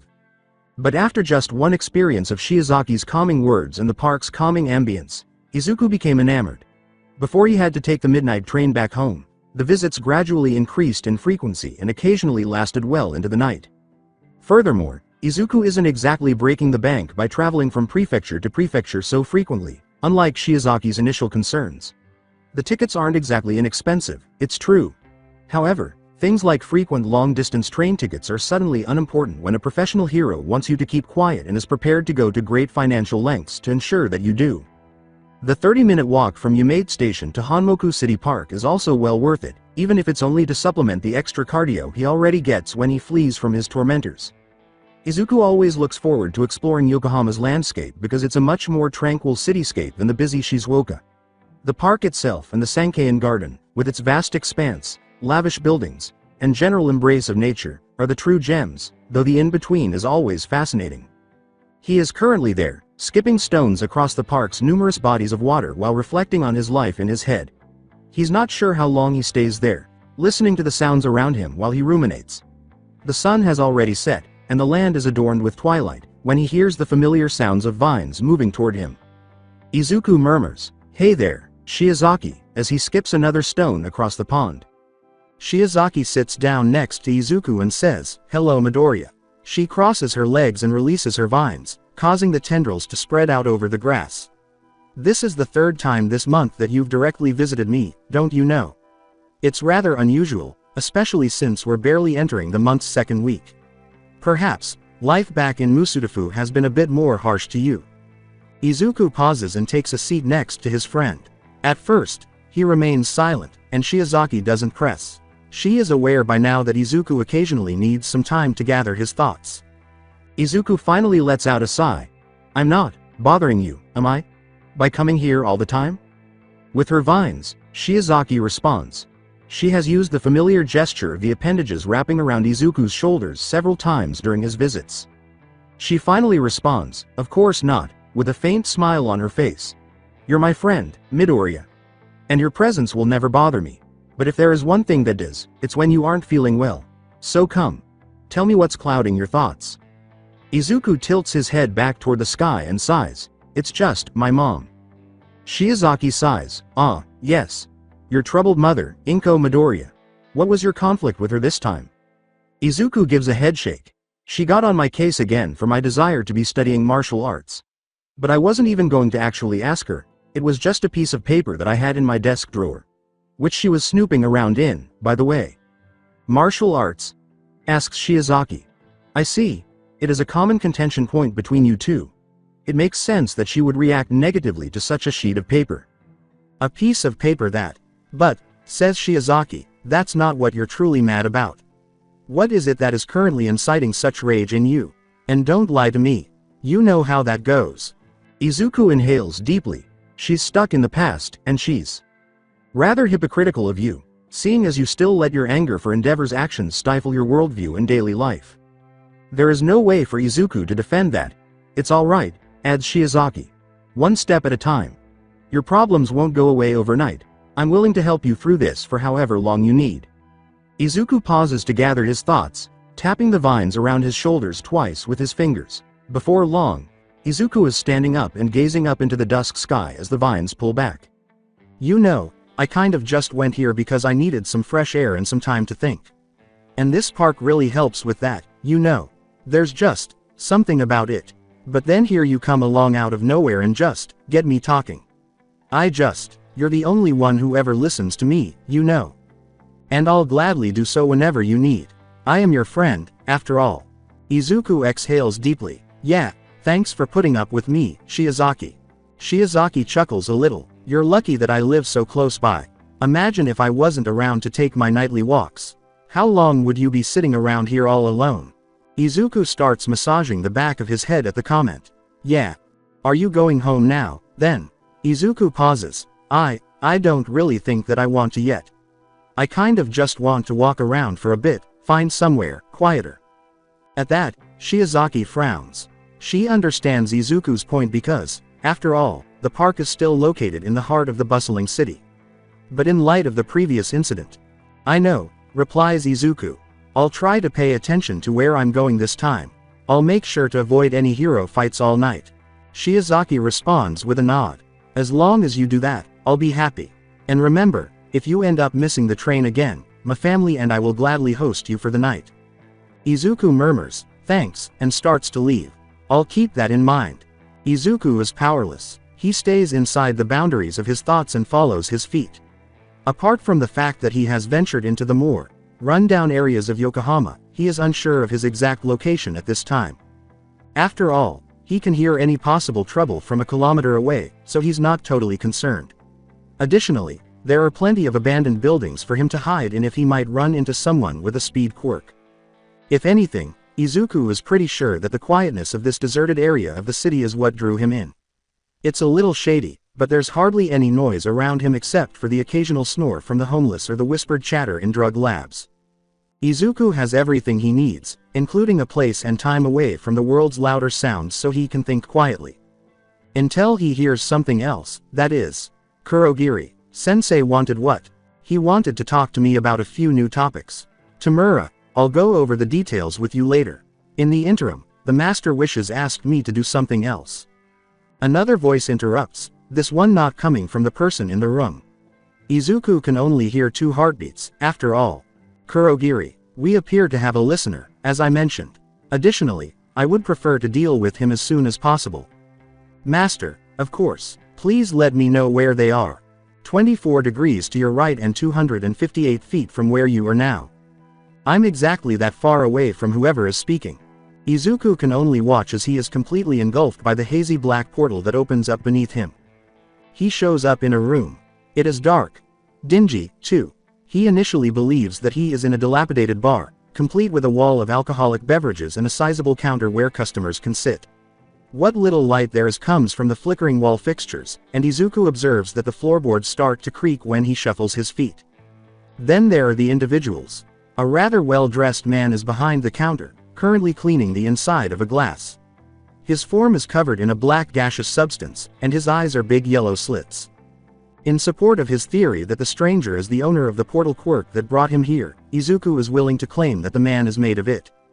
Then there is the other person in the room, a boy sitting on the counter himself who appears to be a little older than him. Red eyes peer from behind a severed hand that grips his face tightly, and his hair is bluish-white. His agitated state speaks volumes about his mood, as evidenced by the parts of his body he is scratching. But Izuku is interested in the boy for other reasons as well. Across the lengths of his arms are a number of additional hands, each bent and gripping at a different angle. When combined with the otherwise informal clothing that is exposed beneath the severed hands, Izuku discovers that the person is entirely unlike the other one there, Kurogiri, if he is right in his suspicion.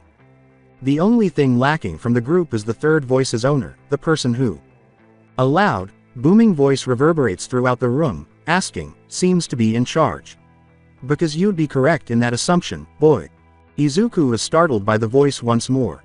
The owner is not in the room, nor is he within his quirk's range.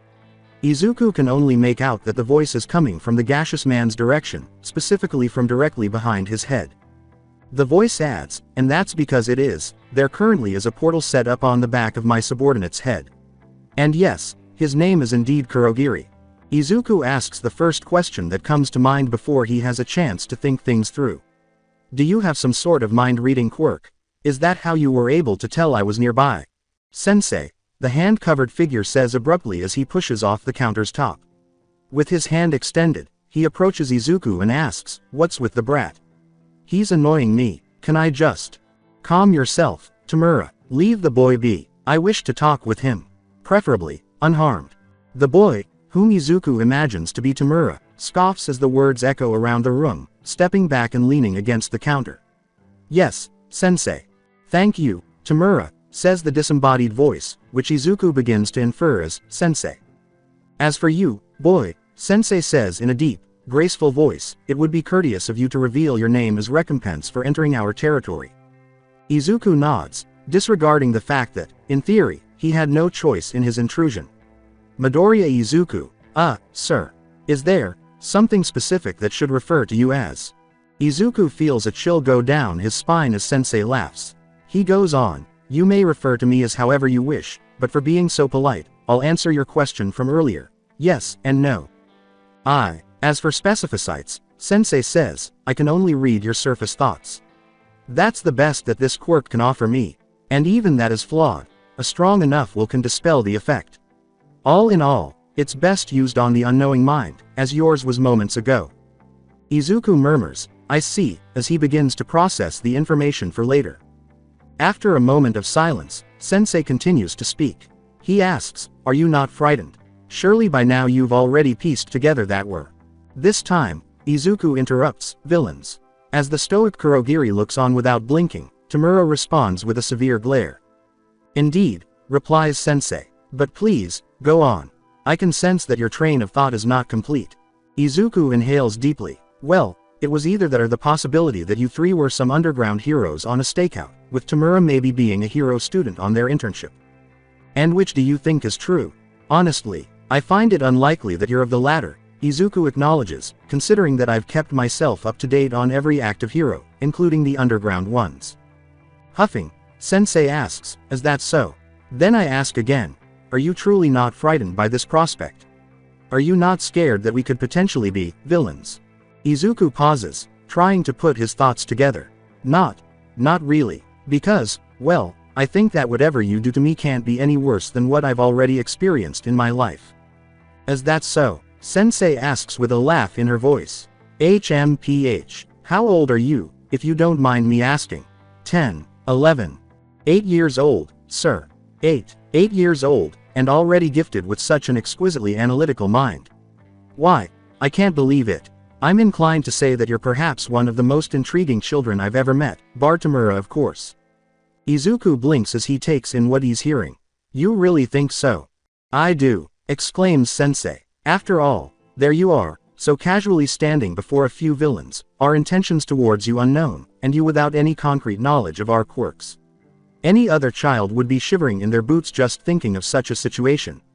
But you're the complete opposite. And that really, make me interested. Izuku's gaze darts between Kurogiri, Tamura, and back again. Sir.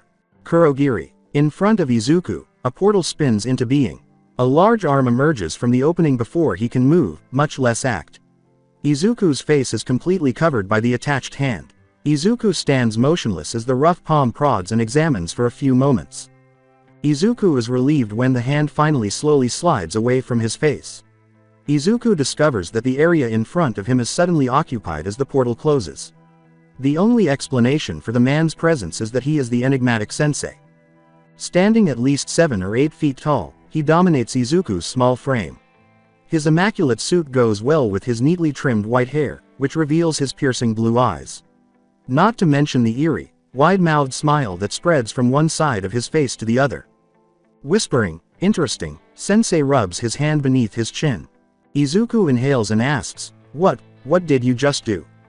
Nothing, Midoriya, nothing, for now. Sensei chuckles a little. Now, tell me, where do you live? Izuku pauses for a moment, turning away from the floor.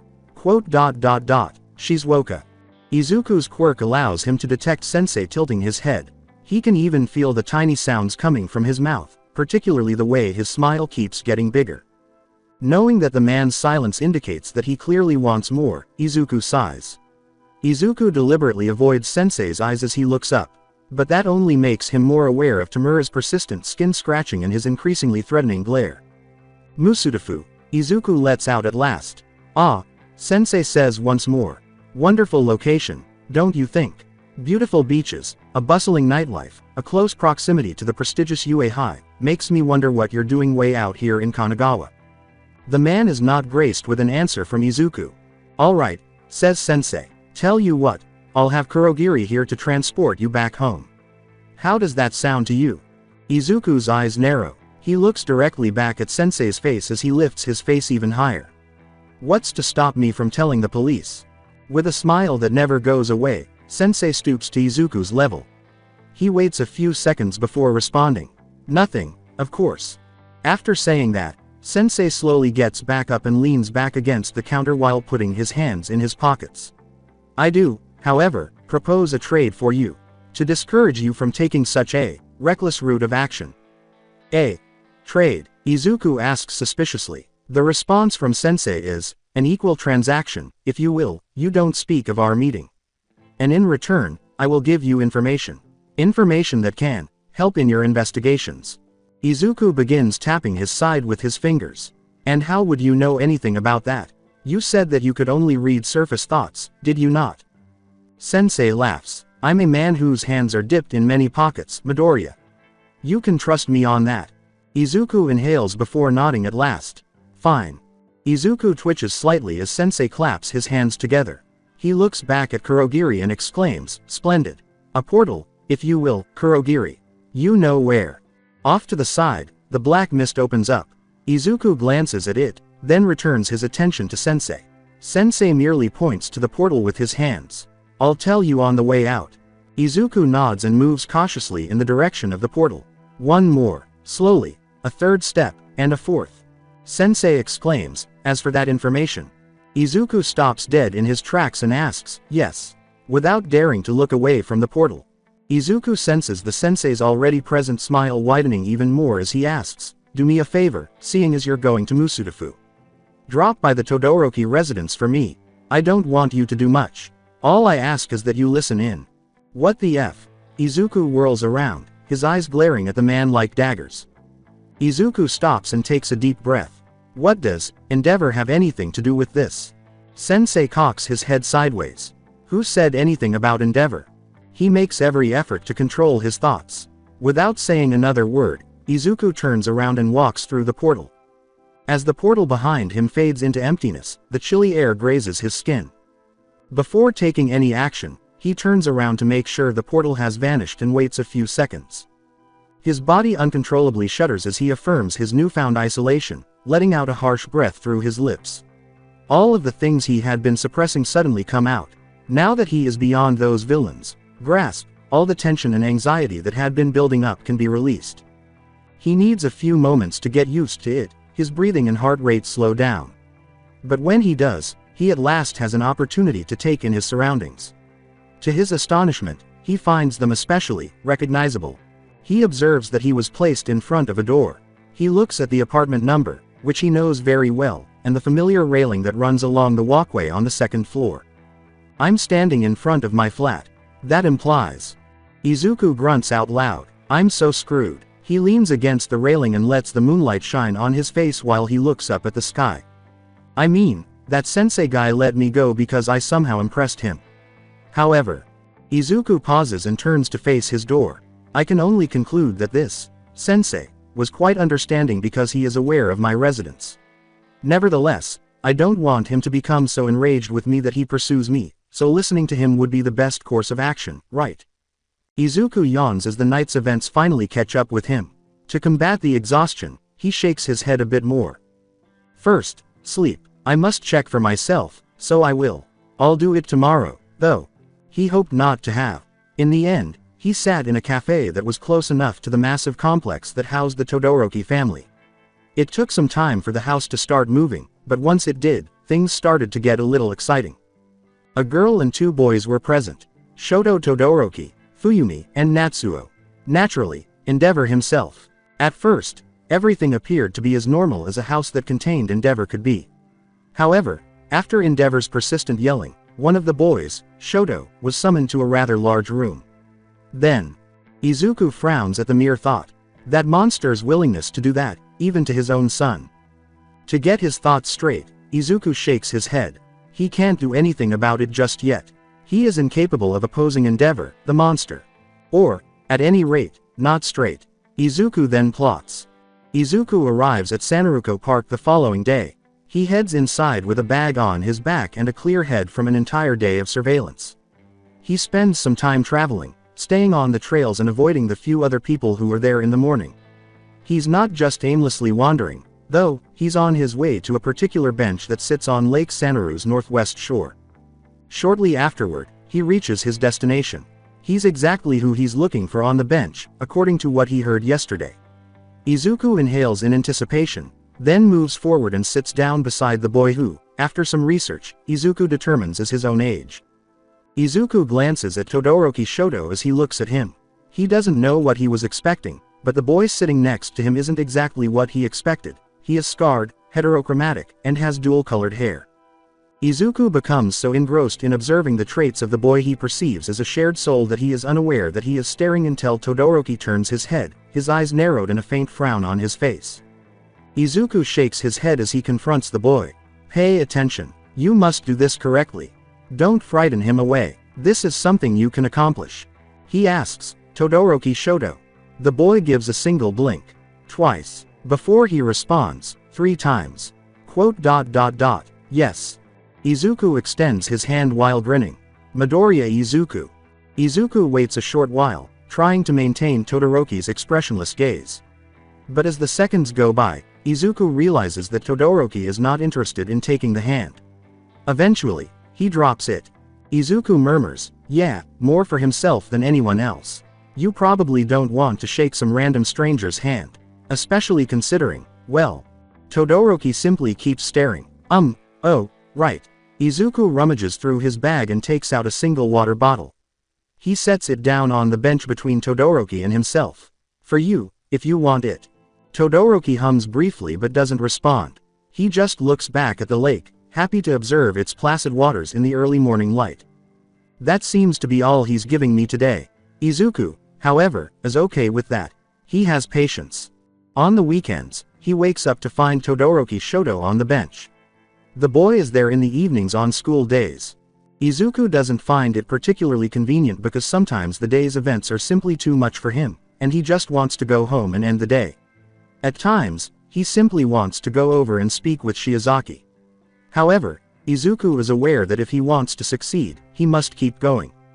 In the end, he must perform a strange balancing act between trying to gain Shoto's favor, reducing the number of times he visits Shiozaki, which, in a way, she is happy about, as it indicates that Izuku has discovered something that inspires him to do more than plod through life and taking care of himself. However, he manages to make it work. Izuku thus proceeds with his plan for the entire upcoming month. However, it takes 2 weeks before there is any progress at all, and even then, it is minimal. After 15 days of sitting next to each other in silence, Todoroki accepts the provided water bottle and drinks it all the way down. Izuku's action is not surprising, but he is taken aback by how long it has taken Todoroki to accept the offer of goodwill. Todoroki is undoubtedly dehydrated by the end of his training, given the volume of Endeavor-made flames and ice expulsions that occur in that dojo. This is especially true given that Izuku is aware that the boy skips a drink and heads straight to the park. 3 days have passed, and Izuku is heading into the park with plans to have another quiet sitting session. At least until he hears a different sound from the bench by the lake. Izuku wouldn't be concerned normally. After all, Shoto doesn't always show up at the same time. Izuku occasionally sits there, and nothing prevents someone else from using the desk. After all, it's a public park. However, Izuku knows who it is based on the voice that transmits whispered mutterings and the scratching that goes along with it. And he is aware that the impending confrontation cannot be avoided. Izuku then makes the long walk to the bench and settles down next to a Tamura who appears much more normal and isn't covered in as many hands as he was the last time. When the older boy says, "Took you long enough, you brat, I'm already irritated enough as is by having to meet you. If you'd taken any longer I might have just dusted you." Despite his growing reservations, Izuku asks, "What do you want?" After a little while, Tamura hums and poses his query. "What did you get from watching the dumpster fire?" Izuku blinked. "What?" Tamura grunts in frustration. "Endeavor. What reason did sensei have for sending you to that hero?" Izuku exhales, "Oh," and laughs softly. "You mean that you don't know that he killed my dad?" That is not answered by Tamura. "Okay," says Izuku. "Get to the point. Why are you here?" Tamura looks out over the lake and crosses his arms, saying, "HMPH. It's sensei," he complains. "He's interested in you." "Yeah," Izuku responds. "I got that impression from last time." Tamura reaches over to rub his neck. Tamura's scratching intensifies as he says, "I mean that he likes you." "Like, really likes you, kind of like me, I guess." "I don't know why, but he does." Izuku's eyes narrow, and that means, in front of them, a portal opens. Tamura says, "Sensei would like to talk," getting up and heading for the portal. "Are you coming?" Izuku says, "I don't really feel like I have a choice," as he sags off the bench. "So, lead the way." Tamura smiles. Now you're getting it. He no longer shows up in the bar like he used to. Instead, he finds himself in a dimly lit room with Sensei seated on what Izuku can only assume is a huge, garish throne. Kurogiri is on one side. On the opposite side is a huge man who appears to be taller than even Sensei and is wearing a large hooded cloak. Izuku also observes Tamura's abrupt disappearance, but he dismisses the idea. Now he must pay attention to the man in front of him. Sensei, sir, Izuku says, bowing slightly in greeting. What is it that you wish to talk about? Sensei's smile comes back with a vengeance. You're an interesting case, Midoriya. One that's intrigued me since we've met. You've persevered intense discrimination at such a young age, and yet here you are, strong as ever. Fraught with a hard iron will and a spark of intelligence well on its way of reaching the likes of even the infamous Nezu. All of it combined and, well, I have to say that you remind me of my young self. My urges just scream to help you. Izuku nervously licks his lips. Help. Training, responds Sensei. You've wanted training in martial arts for the longest time, have you not? Simply put, I can give you that without issue. I can provide you with the solace that you deserve to aid you in your struggles against the harsh realities of the world. Izuku pushes aside the thought that asks how the man in front of him could have known that. Instead, he begins to consider something else that he is aware could result in his death. Izuku starts, you say that I'm smart, but then, surely you don't think that I can see through you. That you're just trying to get something from me. With his hands clasped together and beneath his chin, Sensei leans forward and asks, can't a man just want to see the youth of today thrive and prosper? Help a child that he sees as trapped in a dark place in their life? In response, Izuku just narrows his eyes. Sensei laughs out loud, and that's why I like you, Midoriya. You're so much more mature than the children of your age group. There's potential within you, festering just below the surface. But you're holding back, you're letting the social norms dictate your actions. You mean that I'm stopping myself from becoming a villain, right? Ah, but that's the topic of the day, isn't it? Think, for a second. What does it truly mean to be a villain? What exactly is a hero? Sensei leans back in his chair. And where do people like Endeavor stand within that spectrum, The thought makes Izuku's fists tighten. You see, you understand, Sensei asks. You're a smart kid. Corruption and the general public's ignorance are the foundations of our society. Even though my subordinates and I may be villains in the traditional sense, does that really matter when the government can so easily distort the definitions of what it means to be a hero and a villain? There's no need to hide here, just so you know. You're with people who share your interests, Sensei goes on, because you've considered it, haven't you? If you had the chance, how would you respond to Endeavor? If you had the chance, what would you change about our society? What? Izuku immediately responds, I'm not falling for your ideals, and advances, saying, I want to be a hero when I grow up. I want to make the changes I desire in a way that others can respect. At Izuku's raised voice, the unidentified person by Sensei's side advances, but Sensei merely stops him with a wave of his hand. Obviously, Sensei applauds. Obviously, I'm not attempting to lecture you or anything. I just wanted you to consider the possibility. After all, you should anticipate that your mentors will share your values if you agree to receive training from me. I'm just mentally getting you ready for the possibility. With his arms crossed, Izuku says, I still haven't accepted your offer. With a snort, Sensei says, you're right. I'm getting ahead of myself, how stupid of me. What will persuade you that my goals are more in line with your interests than mine? Izuku swallows. I have it. Come here, Sensei yells, holding out his hand palm outward. I'll show you that I truly mean you no harm. Izuku quickly shifts his gaze from Kurogiri to the unidentified figure. Without them, he is certain that there is no way out, and that's not even taking into account the fact that, according to what little he has learned from his quirk, he is nearly a kilometer underground. All in all, Izuku crushes any hopes of escaping this predicament on his own terms. He advances directly into Sensei's waiting hand, and Izuku senses an increasing heat coming from the point where his forehead meets the palm. Midoriya, I've looked into the incident. My sympathies. Izuku is aware of which one sense is referring to, so he doesn't require any additional explanation. But, Sensei goes on, I made a conclusion after reading what transpired. Do you know how a person's quirk can be affected by long-standing trauma? With a quick response, Izuku lifts his gaze to meet Sensei's and says, they can negatively affect the development of one's quirk, sometimes even cutting off a whole aspect of a quirk. Izuku's eyes enlarge as he concludes his quick trivia session. Are you saying? Yeah, Sensei pulls his hand away. Now, talk, how do you feel?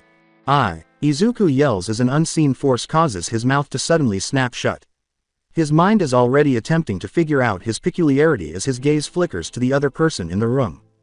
Eyes here, Midoriya. After a while Izuku obeys, returning his focus to Sensei. Good, says Sensei. Now, speak. Izuku gives a headshake. How the heck am I supposed to speak when, my mouth? Sensei smiles. Thankfully, I have a knack for all things quirks. Unblocking the mental block on your quirk was simple, but the rest? It just comes second nature to you, doesn't it? Izuku begins. You mean, he becomes aware that his ideas are being projected into the outside world. He can hear the way the vibrations converge along the room's walls. He can hear how the walls work as a conduit to combine sounds so that they not only express his ideas but also sound just like his own voice.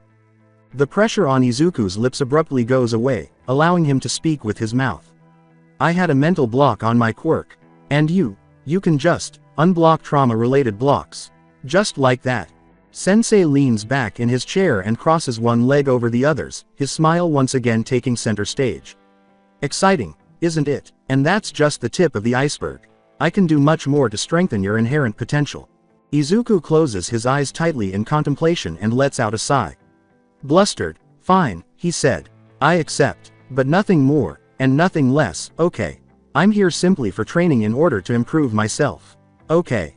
Sensei nods and responds. Sounds alright to me. Such a talented individual such as yourself shouldn't be wasted wallowing in the pick-me-ups of society after all. I'm glad that you see that. Sensei. Sensei gestures placatingly. I know. I'm just happy that you accepted, you know. I already have much planned for you. I hope that you're ready. Train brakes break down in the midday rush. Every power saves 50. Make a swipe. In view of recent developments, the Hero Commission will issue new regulations. Make a swipe. Lady Nagant, who killed pro-hero Knight Sparrow in cold blood, was sentenced to life in Tartarus. What? Izuku yells, almost dropping his phone as he flinches in disbelief. But why? I thought she was clean. Shiozaki says, and I thought that you came here to rest, as she lies down beside Izuku on the grass. The sounds coming out of your mouth don't seem like the ones that a mind at peace would be relaying, in case you aren't aware.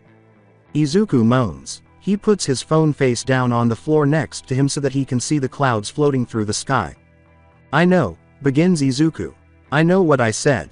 Rest, talk, spend some time with you, he breathes deeply. But I kind of also want to catch up on the news from over the past few days, you know. It's a bit hard finding the time between Bakugo's usual antics and how hard of a nut to crack Todoroki is. Shiozaki responds, ah, yes, smiling. Your very own kindred spirit, as you call him. You haven't updated me on that situation in quite some time. Mind me asking how things are progressing with him? Of course not, responds Izuku. It's been months, but as things are it's still slow going. As per usual, but I'm fine with that. I don't want to abandon him and leave him all alone to endeavor after all. It's an admirable cause that you've taken up, is Shiozaki's compliment. But I have to ask, what of his siblings? The youngest Todoroki has 2 of them, does he not? Izuku laughs. Izuku interrupts himself, recalling his companion. They're basically enabling the steaming pile of S, right, ahem. They're enabling endeavor, for all intents and purposes. They let him do what he wants with Shoto and only butt in after the fact. Shiozaki hums to himself, and you're sure that there's no chance of alerting the authorities? Izuku acknowledges, not without any hard evidence, and I'm certain that nobody in the house would be willing to give any. And before you ask, no, my word wouldn't mean anything. I mean, a 9-year-old versus Japan's number 2. I'd be booted from the police station for an overactive imagination. Never mind the fact that I'd be admitting to illegal quirk use. The question Shiozaki poses is, despite it being for a good cause. The police won't consider that aspect of it. Nope, Izuku responds. Quirk use without a hero license paints you a criminal. Or even worse. The news makes Shiozaki frown. There are a few quiet moments before she gets up from where she is and looks at Izuku. You know, all this negative talk is quite adverse to your original goal of coming here, Midoriya. Well, you. Shiozaki breaks in. I'll tell you what, then. She gets up and reaches into her sundress pockets and says, I know something that will keep your mind off of all of this. She takes out a red felt badge and gives it to Izuku. Izuku looks at the strange shape of the object and asks, what's this? He doesn't know what it might represent, other than the fact that it has a rectangular base with 3 triangles pointing upward. When he flips it over, he sees that the safety pin has been pierced into its rear. Is it some sort of patch I have to wear? Correct, responds Shiozaki. It's for something that I've been meaning to bring up to you for some time now. Izuku gets up and asks, then why suddenly now of all times? With a calm smile, Shiozaki asks, I told you, did I not? She pauses for a moment and looks back at Izuku before saying, today is the perfect time to keep my friend busy from the horrors of the world. Unless you're against this. Izuku sighs once more. He just picks up his bag from the floor and puts the badge on his shirt. Where are we going? You'll see, says Shiozaki. But we need to leave now if we want to keep to his schedule. Come. Izuku started to feel a little uneasy. It's not that he didn't believe Shiozaki. Even though he trusted her with his life, Izuku doesn't like to consider what he would do with himself if that trust turned out to be misplaced. No, Izuku's nerves had nothing to do with Shiozaki hurting him in any way, much less the likelihood that she did it on purpose like every other student at his school. Instead, it was the path they were following to reach Shiozaki's destination. They were situated in one of Yokohama's more run-down areas. Or more precisely, the Kamino ward, which Izuku is aware is Sensei's haunt. He is worried that Shiozaki's path will bring him too near the bar. He doesn't care if people like Tamura or Sensei find out about Shiozaki. Izuku, after all, is certain that they already know every single detail and subtlety about the girl known as Abara Shiozaki. After all, after a few minutes of talking, Sensei knew where he lived. In addition, Izuku conducted some research. Cross-references between different criminal underworld resources referred to a boogeyman, a villain so cloaked in mystery that no one knew their appearance or had ever seen or lived with them, but who had a significant influence on all facets of crime and villainy, quietly controlling things behind the scenes. The fact that far too many eyewitness accounts on the dark web frequently describe a mysterious black mist serving as the herald of various unexplained events of chaos or destruction, or what Sensei had said to him the first time they met, are irrelevant. However, on the few occasions since that he has met Sensei in person, Izuku simply couldn't get rid of the impression that the man was aware of the data he was gathering about him. Izuku was aware that there was no turning back from the situation he had found himself in.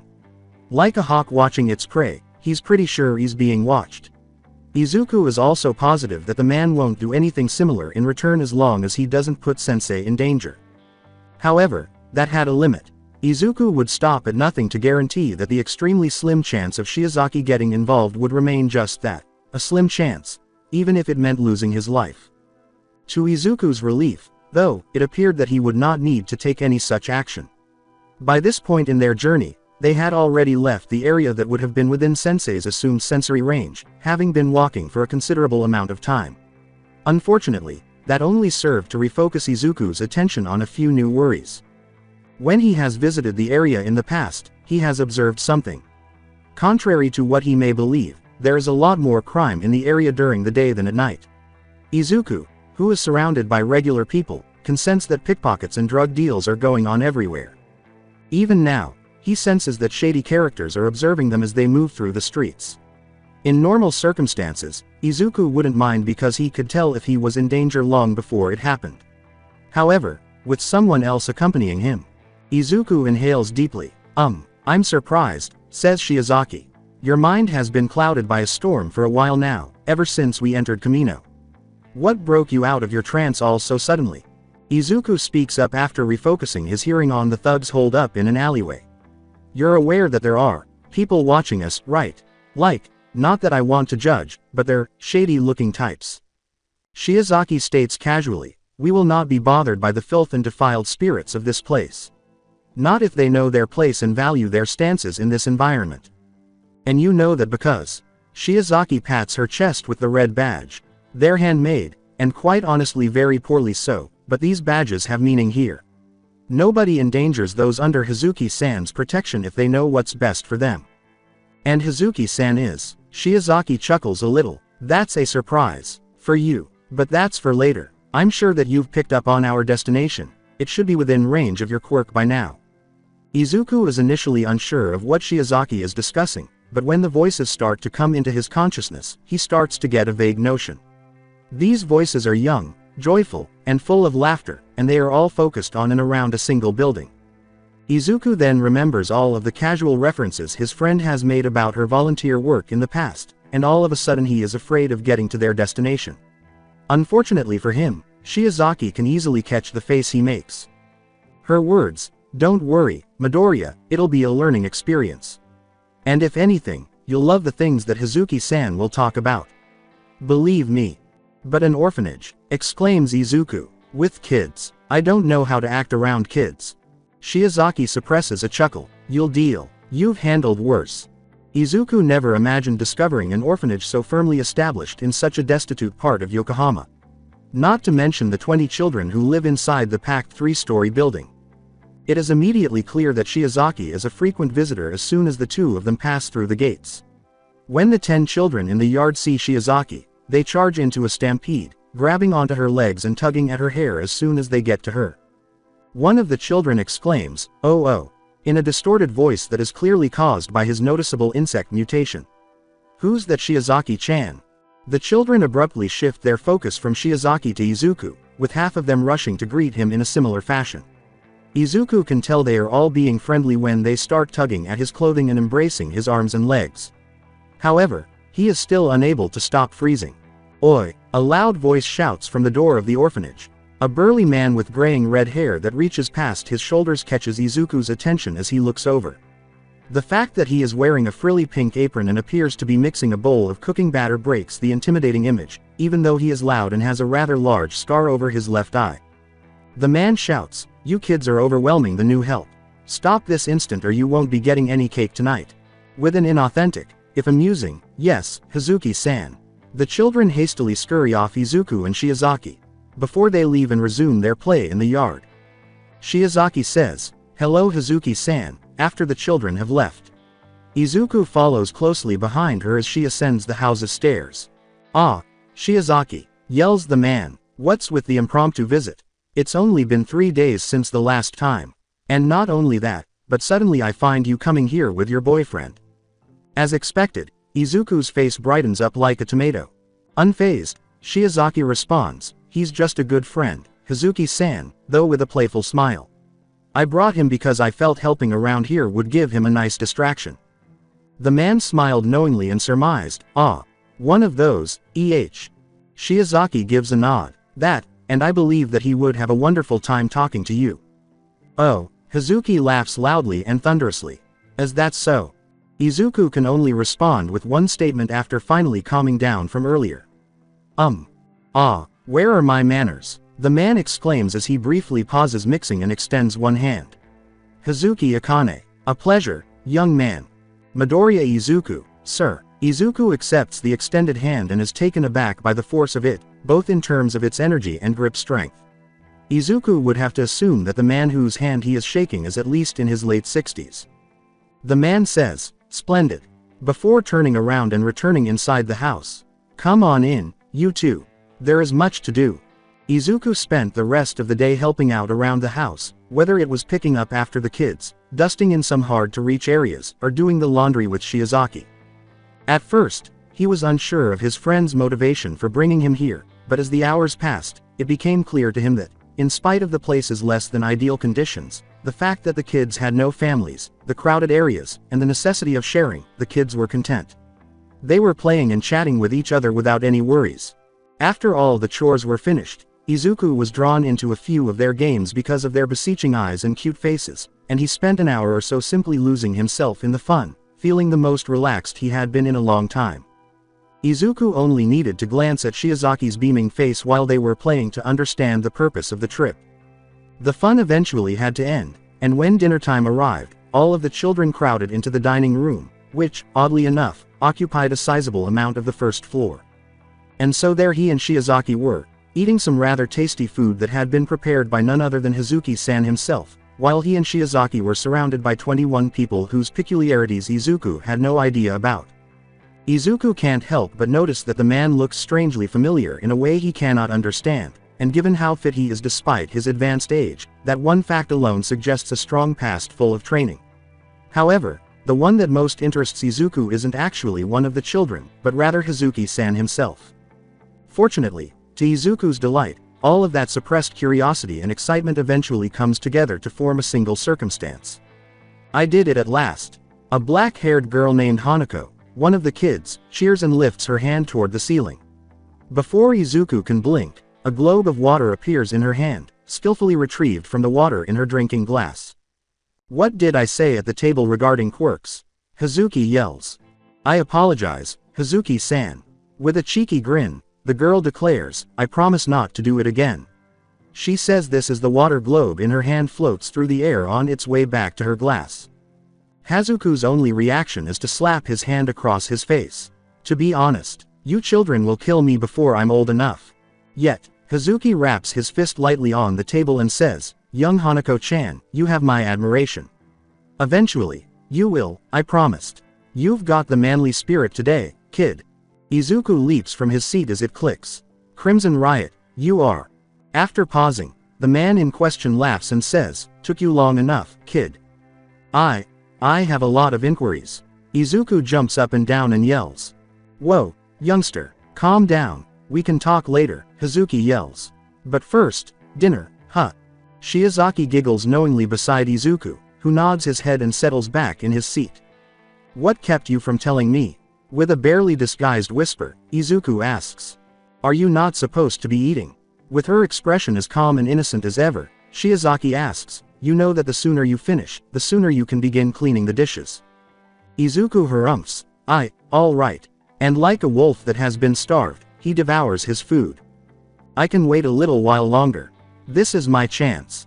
After dinner, the dishes are quickly cleaned and put away, and the children go to bed. Shiozaki takes it upon herself to read the children to sleep, which much to Izuku's delight leaves him and Hazuki alone to talk. "So," Hazuki says, taking a seat across from Izuku on the couch, "what have you got for me, kid?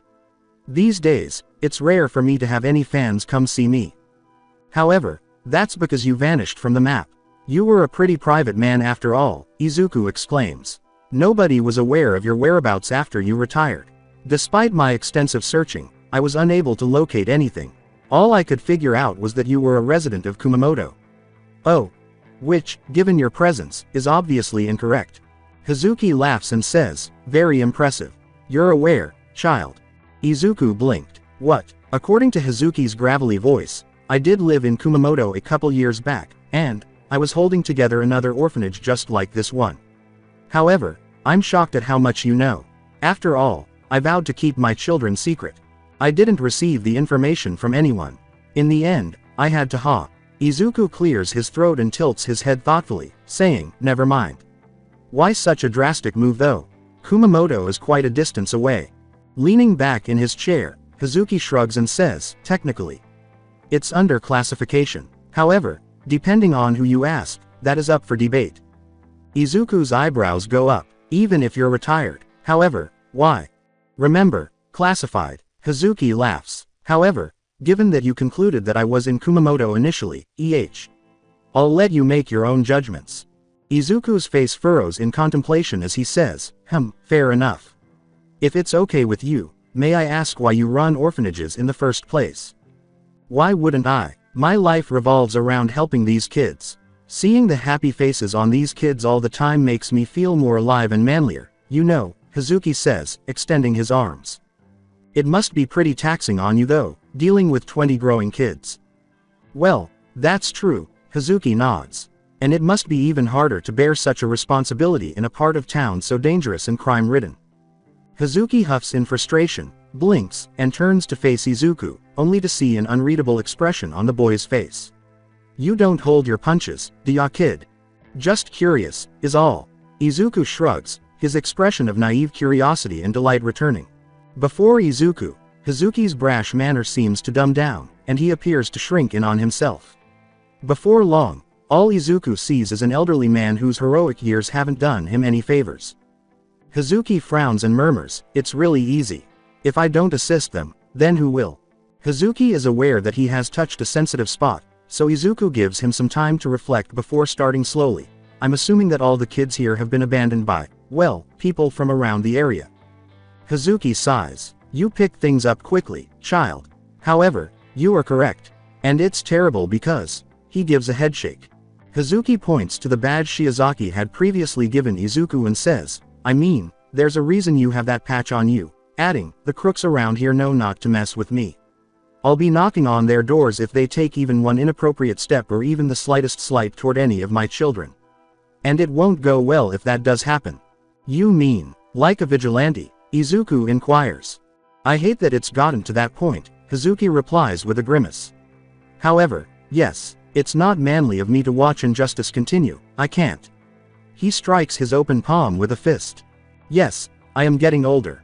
I can still fight, though. After all, there's not much that scum from the streets can do to an impenetrable fortress, he exclaims. You don't seem to have any reservations about telling me, Izuku says slowly. You mean, are you not scared that I might call the police to report your vigilantism?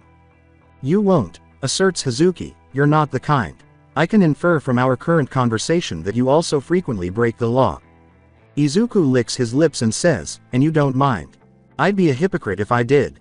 Laughs Hazuki. Furthermore, unless you are, it is not as though you are endangering yourself or breaking the law for nefarious reasons. Because in that situation, Izuku put a hand to his chest and said, obviously not, sir. Well done. Hazuki roars with laughter. I was afraid I'd have to discipline you by beating you up. Izuku murmurs, it, shouldn't ever have to come to that, clearing his throat. But, oh, there's another query. Nodding, Hazuki says, shoot. How about you simply ask a hero to begin policing the area? Izuku inquires, I mean, the commission would undoubtedly pay attention to the word of someone as powerful as you. I wasn't that popular, kid, Hazuki said, blowing a raspberry at the comment. My highest ranking on the Billboard charts was number 97. The Billboard charts are a bunch of crap anyway, Izuku snorts. It's nothing more than an exalted popularity contest. Izuku is suddenly met with a wide-eyed gaze from Hazuki, but the first impression of surprise slowly fades. The feisty child again, Hazuki sighs again and laughs, shaking his head. But really, I have to tell you the truth, kid. The system simply does not operate that way, regardless of how strongly the media suggests otherwise. What are you saying? That's one of the harsh realities of the world, Midoriya, Hazuki says, scowling and crossing his arms before reclining in his chair. Since the first Quirk riots occurred more than a century ago, the Kamino ward has never been the same. The ward has become irreparably damaged and is essentially a government sink for funds. They are unwilling to invest in reconstruction, particularly since their money is being diverted to cover the annual property damage resulting from hero fights in more populated areas. Never mind that Japan's so-called slums are teeming with the poor, Hazuki says, twisting his lips. They are everywhere, people in need, always in danger in such dangerous places. However, are you aware of what the government observes? Izuku gives a headshake. Abysmal tax revenues, explains Hazuki, and yes, I understand your question. What does taxes have to do with the current topic? He says. Well, when you look at it, it's pretty easy. The residents of Kamino Ward are impoverished and plagued by a high crime rate. People are more likely to leave an area where there is a high crime rate, and local governments receive less tax money as a result. What does the government finance, do you know? The heroes, Izuku says, wide-eyed. Their salaries, property damage that's supposed to be covered from their fights, everything that builds up the basis of the hero community. Exactly, says Hazuki, in a location such as the Kamino Ward, in the state in which it is now. There is no need for the commission to deploy their ostentatious, attention-grabbing heroes. For them, it would simply be a waste of resources. How come I haven't been caught yet, in your opinion? None of their agents are sent out here. The commission simply doesn't give a damn. Izuku frowns and says, that's harsh, not right. Hey, I think that's enough on the hard topics for today. Hazuki sighs, that's reality, kid. There's no need to depress the atmosphere further, is there? Izuku nods rapidly. Sure, sir, anything you desire. Oh, I wouldn't. What? Hazuki inquires. Your signature. Izuku practically leaps out of his chair as he exclaims, I want your autograph. Izuku clears his throat and blinks abruptly. If you're all right with it. Hazuki laughs and says, of course, kid. I'll just get. Gosh, Izuku rummages through his bag before interrupting, his arms dropping to his sides. Surprised, Hazukui freezes. What's wrong, kid? Sorry, I didn't mean to yell, Izuku says, rubbing the back of his head as a sheepish expression takes over his face. I simply have a page for you, but I don't have it with me at the moment, and I have these particular things at home where I record all of the observations I've made over the years. Izuku is about to mutter, but he stops himself. That's it. After taking his phone out and sending a message, he puts it in his bag and sits still while grinning at Hazuki. Well, kid, what is going on? You simply, aha, Izuku shouts as he abruptly takes a notebook out of his bag and hands it to Hazuki. Hero analysis number 6, Hazuki asks himself. He opens up the notebook, flipping through the pages with progressively widening eyes. Dang kid, do you have a lot of these? After grinning, Izuku says, a little over 30. Now that brings me back, he says, pointing to Izuku's hand-drawn sketch of him in his hero costume. You're quite the artist, kid. Hazuki whistles as he discovers his own entry, his eyes absorbing every detail on the pages. You seem to be full of surprises. To Izuku's delight, Hazuki gets up and gets out an inkwell, smirks, and the man's skin takes on a much more rigid texture. Hazuki's hands proceed to his hair, where he breaks off a thin, pen-like piece, and he signs, Crimson Riot, onto his portrait by dipping the tip of the hardened hair into the inkwell. After finishing, he shuts the notebook, including the makeshift pen inside. Hazuki smiles and then sheds his characteristically tough exterior. A bit of a souvenir for ya, he says, for being such a manly conversationalist not afraid to speak his mind. Quote. Whoa, Izuku cheers, bouncily reaching for the notebook. Thank you. Hazuki's smile turns into a frown as he abruptly withdraws, saying, one last thing before I hand this back. Izuku asks slowly, nodding his head, yeah. Did you not mention that this item was at home? Did you get it by using your quirk or something? Or a companion? Izuku tilts his head and says, perhaps. But you don't really care about that, do you? Hazuki's frown turned into a smile, and all of the tension vanished from his face. Ha, yes, you are a child. He hands the notebook over and says, hey, don't lose that feisty kid. Crimson Riot was all of Izuku's expectations and more. He was the epitome of what it means to be a true hero, chivalrous to the extreme, selfless to the end, but he was also a man who had been changed by his age and experiences, compelled to act as society pushed him into a corner. It was enlightening to see how such a remarkable and heroic person had become such a cynical old man cast aside as society's trash.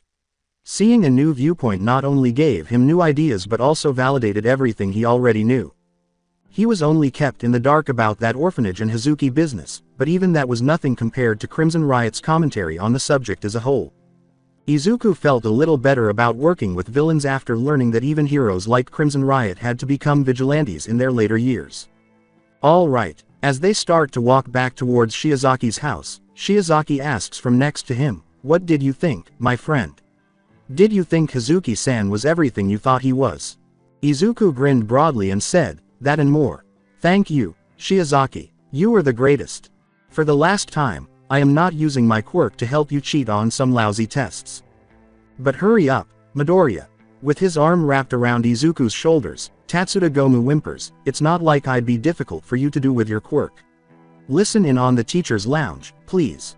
Additionally, I might be able to have a positive conversation with you if you do. The only reason Tatsuda is unharmed is because of his quirk-enabled elastic state, but he is pushed backwards abruptly, his arm uncoils from around Izuku, and he falls to the ground, his head slamming against the cold tile floor. What the devil, Midoriya? Tatsuda shouts, if I were anyone else, I could've, as he clambers to his feet with a friend's assistance. I know, what do you think caused me to push you? Izuku says, his voice firm. He turns slightly in his seat, sending a harsh glare at Tatsuda. Now, return, off. Fuck you too, then. In response, Tatsuda shouts, and bid farewell to all my goodwill. Don't claim I never gave you a hand. Izuku calls out, using his quirk to untie my shoes and steal from my bag, help. Please, as Tatsuda and his friend stomp off. The teacher would have chastised him for ages, but as the thought goes through his head, he learns to appreciate that class doesn't start for another 20 minutes. However, it's not as though the teacher wouldn't have eventually found a way to discipline him, and Izuku can get away with more dubious behavior when the teacher isn't present. Izuku shakes his head and blinks, but it still feels strange. Shiozaki has been telling me to defend myself for years, and the only reason I'm doing it now is because sensei told me to. Still, it's probably best that I avoid Bakugo because I can't be sure what he'll do if I start to fight back. He lets out a snort. Yeah, right, he thinks that, but his thoughts can't help but bring up memories of a certain number 2 hero. Still, I can't keep this up, this is just a test drive. I mean, pushing people around with anger isn't applicable to what it means to be a hero, right? Freak, what are you snorting at? Its owner is one of the many people who torment Izuku every day, and a voice asks shortly after the classroom door opens. Izuku's mood returns to normal as a result of the incident, and he decides to sit quietly and unassumingly as usual without protest. Even so, Tatsuda is too arrogant a person to tell anyone about today's altercation, and Izuku enjoys the fact that he will escape unscathed despite his retaliation. I just have to wait until lunch, and then I'll be grateful for the reprieve. Izuku finds himself wandering the school's halls looking for a place to eat when lunchtime arrives. This is a common occurrence, of course, but it's not because there isn't a place in the cafeteria that he can go to that causes this to happen. Instead, he and a very small number of people in similar, albeit much more subdued, circumstances to his typically never ate lunch together. This careless behavior puts their tormentors in a ready-made, never-ending cycle of easily locating their victims. One simple way to break that cycle is to switch the location of mealtimes. On good days, if Izuku is lucky, the bullies are either too busy to try anything or don't have time to waste their lunch trying to find a way to release their pent-up violence. On bad days, the best situation he can find himself in is when Bakugo blows his fists. Izuku is relieved that today appears to be one of the milder days, but he is aware by now that it is better to exercise caution than complacency, lest he find himself in a tight spot. Because of its location and relative distance from the cafeteria, he locates a ground-floor classroom that Izuku has previously visited and has windows that can lead outside to his escape. Additionally, it isn't empty today, unlike most days. Izuku doesn't mind, though, because there's a familiar, if not entirely welcome, face inside. Takahashi Kase, however, finds himself at the bottom of the school's hierarchical pyramid, and his position there is very different from Izuku's. Takahashi isn't as much of a target of mockery and disdain as Izuku, but he also doesn't benefit much from being one of the school's nerds. However, his quirk remains strong and easily presentable to his peers. He is still treated as human, and there is no lingering stigma attached to him that is maintained by lies and falsehoods that portray him in a negative light. He did fall out of favor with Bakugo's interests, and it became an inevitable factor when it became apparent that he would not be improving his control over his quirk anytime soon. His days of pulling practical jokes are over by the time he is 9 years old, and he makes it through school by hanging out with a close-knit group of 3 friends. Interestingly, Takahashi is the only member of the same trio of friends who are present at school today. The other 2 are absent due to illness and early weekend vacations. He is left alone and isolated, which is exactly what Izuku has been longing for since the boy's birthday celebration. Naturally, Izuku is still shocked by the idea of him going to a birthday celebration in spite of being the most undesirable person in the school. It happened, though, and it's safe to say that Takahashi's older sister is the first person Izuku believes to be consistently good and moral in a long time. Being Takahashi's ride home, she only needed to witness her brother acting so close to Izuku once to assume they were friends. She immediately extended an invitation to Izuku's birthday, much to her brother's unobserved displeasure. The following day, Izuku was threatened to go by Takahashi himself, who apparently held his sister in the highest regard and didn't want her to believe that he was a cowardly, unprincipled wimp. Izuku played nice and accepted, not really understanding the sensitivity of Takahashi's argument, but also not wanting to create another long-standing enemy in the school. Although Izuku and Takahashi never spoke again, the absence of taunts and pranks from his friend group in the months that followed was a noticeable factor. Izuku went to the party, gambled that he would make Takahashi look good by complimenting him on being a good friend and an intelligent kid, and waited for the results.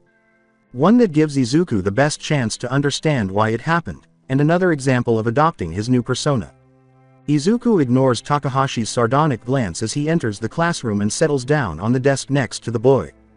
Takahashi says, "Midoriya, why are you here?" Izuku turns to Takahashi and removes his lunch, placing his belongings on the desk in front of him. "I just wanted to say hello, how's your sister?" Takahashi melts into his chair, his posture loosening as he blinks. She's actually doing great, he says. She got a boyfriend and all that. Why are you interested? She seems like a great person, Izuku shrugs. Kind, diligent, and clearly concerned about you. Really, it's admirable. These days, I don't see many people like that. Takahashi murmurs, a little surprised, oh, thank you, I guess. Izuku hums, as he takes a bite of his meal. After a few moments of silence, Takahashi sighs and tousles his brown hair, saying, I assume you're here to find out why there aren't as many intricate traps in your everyday life as there used to be. Nodding, Izuku says, I can't help but look for an explanation, even though I have to admit that I don't miss the stink bomb traps in my locker or the papers, lost to the wind. Indeed, Takahashi, would you mind describing the abrupt change of heart? Takahashi grimaces and says, knew it was only a matter of time. He takes a breath and shakes his head, saying, I'm sure you've already figured this out, but... Well, what you said to me at my party, ga. Leaning back in his chair, Takahashi complains, you wouldn't understand. Try me. Takahashi looks at Izuku, who is eating calmly, and shakes his head incredulously. All right, well, it's simply that. My sister has never looked happier for me. He sighs, not since she was forced to take me in, anyways. Izuku heard that final line clearly, but Takahashi uttered it under his breath, hardly more than a whisper that would even be audible to the human ear. But he knows what kind of feelings that kind of talk can evoke, so he chooses not to bring it up. As he turns to face Izuku, Takahashi says, okay. I know that I've been shit to you. I've been kicking you to the ground since we were young children. You must realize, though, that everyone else was doing it. Izuku gives him a fierce look. Yes, I am aware. Looking back at it, he swallows. That version of me you distributed at my gathering. That's what I want to aim for. Develop into a person my sister would be proud of. And I've realized that bullying someone else to feel better isn't the way to achieve that. You see, I stopped playing pranks. That must count for something, doesn't it? Like, I'm sorry. Izuku gave a little sigh. Really, you think that a simple, sorry, suddenly absolves all the abuse that I've endured over the years? He asks, setting down his food and turning to Takahashi. Well, I mean. Look, Izuku says, I've been observing, I'll confess. You have given up your years-long habit of pulling practical jokes on me. Additionally, I don't see you pointing it out to anybody else. Takahashi clears his throat and says, and that's progress, yes. It is. But before Takahashi can say anything more, Izuku yells, you must maintain that sense of dedication. If not, you'll discover that you're reverting to your previous behaviors. If you continue doing that, I might be able to forgive you. You mean that? Blinks Takahashi. Izuku scowls and turns away to finish his meal, saying, we'll see. You know, it's just a little annoying. Don't get me wrong, it's functioning just as Sensei predicted. And quite successfully, at that. Izuku dodges a fist that flies directly over his head as he ducks. However, it also feels strange at the same time. Never in my life have I been so aggressive. Additionally, I felt guilty about pushing Tatsuda. Even though his request was mainly unjustified. Kurogiri asks as he throws another punch, which Izuku also avoids, as does the sweeping kick that follows. Izuku acknowledges that, we were friends once, referring to the time when I was 6 years old.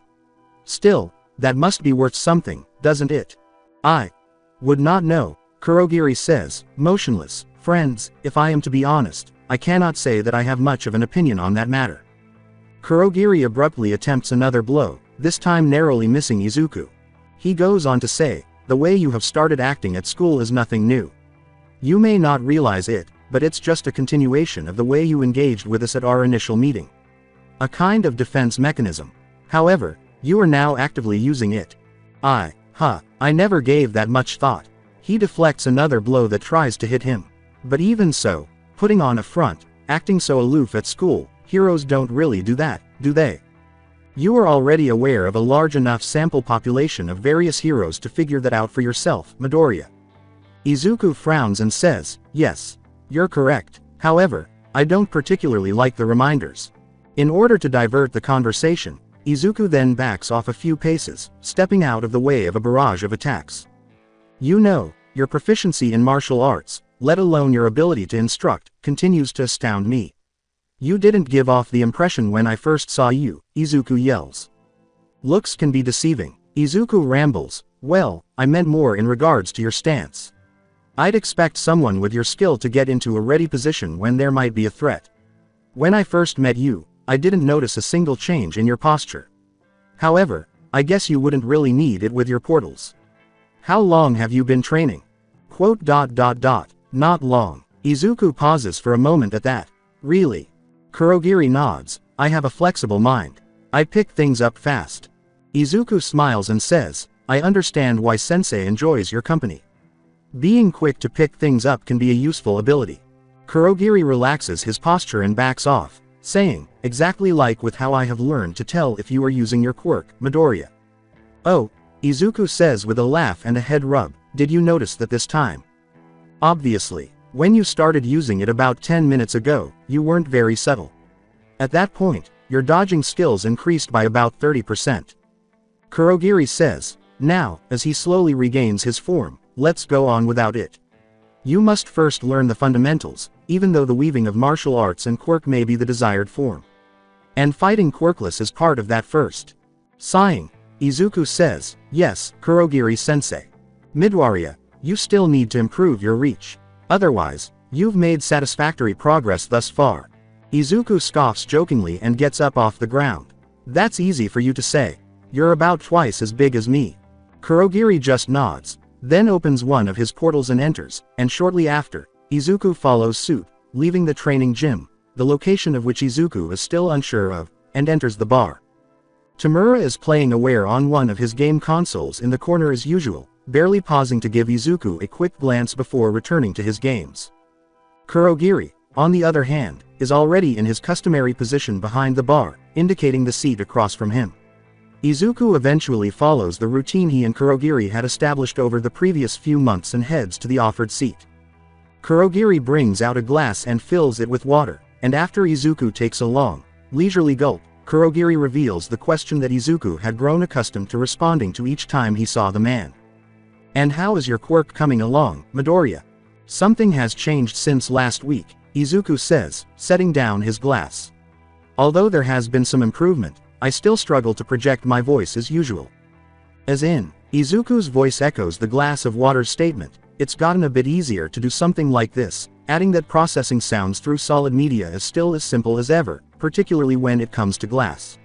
There is a little less strain than there was last week because of some practice since then. How is your range? This time, the wooden counter says, extends around 11.5 meters from me now, in a slightly muffled voice because of the lower quality of the material. A long way from achieving your full 1 kilometer range, but still growing. Kurogiri nods and remarks, that's 1.5 meters more than last week. I assume that not much has changed in terms of air either. Izuku nods a little bit. Still can't find it in myself to throw my voice through the air. I'm just on the verge of doing it, I can tell. But I strain myself too much when I try. Kurogiri asserts, what matters is that you continue striving for it. In a similar matter, how about volume? At that, Izuku can't help but smile. Kurogiri's head tilts. What is with that expression? Well, Izuku says, volume still remains at about how I would sound if I was speaking normally. No yelling or screaming as of yet. But, I did figure something else out that spooked me in the middle of the night a few days ago. Do tell. Izuku smiles and crosses his arms. Young Tamura, come here please. The roaring creatures and rattling sounds of magic coming from the room's corner abruptly stop. After a few loud footsteps, an enraged Tamura finally approaches Izuku's right. What? Hisses Tamura, I'm in the middle of a boss fight. Can't the brat here do whatever you need me to do? Kurogiri blinked. He exchanges glances with Izuku, whose smile only gets bigger. Kurogiri himself says, never mind, as he turns to face his other ward. Carry on with your games, Tamura. Gah. Tamura stomps off in haste. Kurogiri doesn't say anything until Tamura's game sounds resume. Voice mimicry. You never cease to amaze, Midoriya. It helps that I have a way to mess with Tamura now, Izuku adds cheekily. Kurogiri advises, try not to abuse it too much, then humming in his mind, he narrows his eyes. You know, I'm almost willing to say that your quirk is the complete manipulation of sound within a kilometer radius. Izuku blinked. Izuku breaks off his own muttering with a startled gasp. With almost omnipotent hearing capability, the probable capacity to transmit sounds through any medium within my range, and with my newfound if shaky ability to mimic others' voices, I think that you're right. It's just a matter of figuring out what else I can do. Have you perhaps tried canceling out sounds before they can properly travel? Izuku's eyes enlarge at the idea.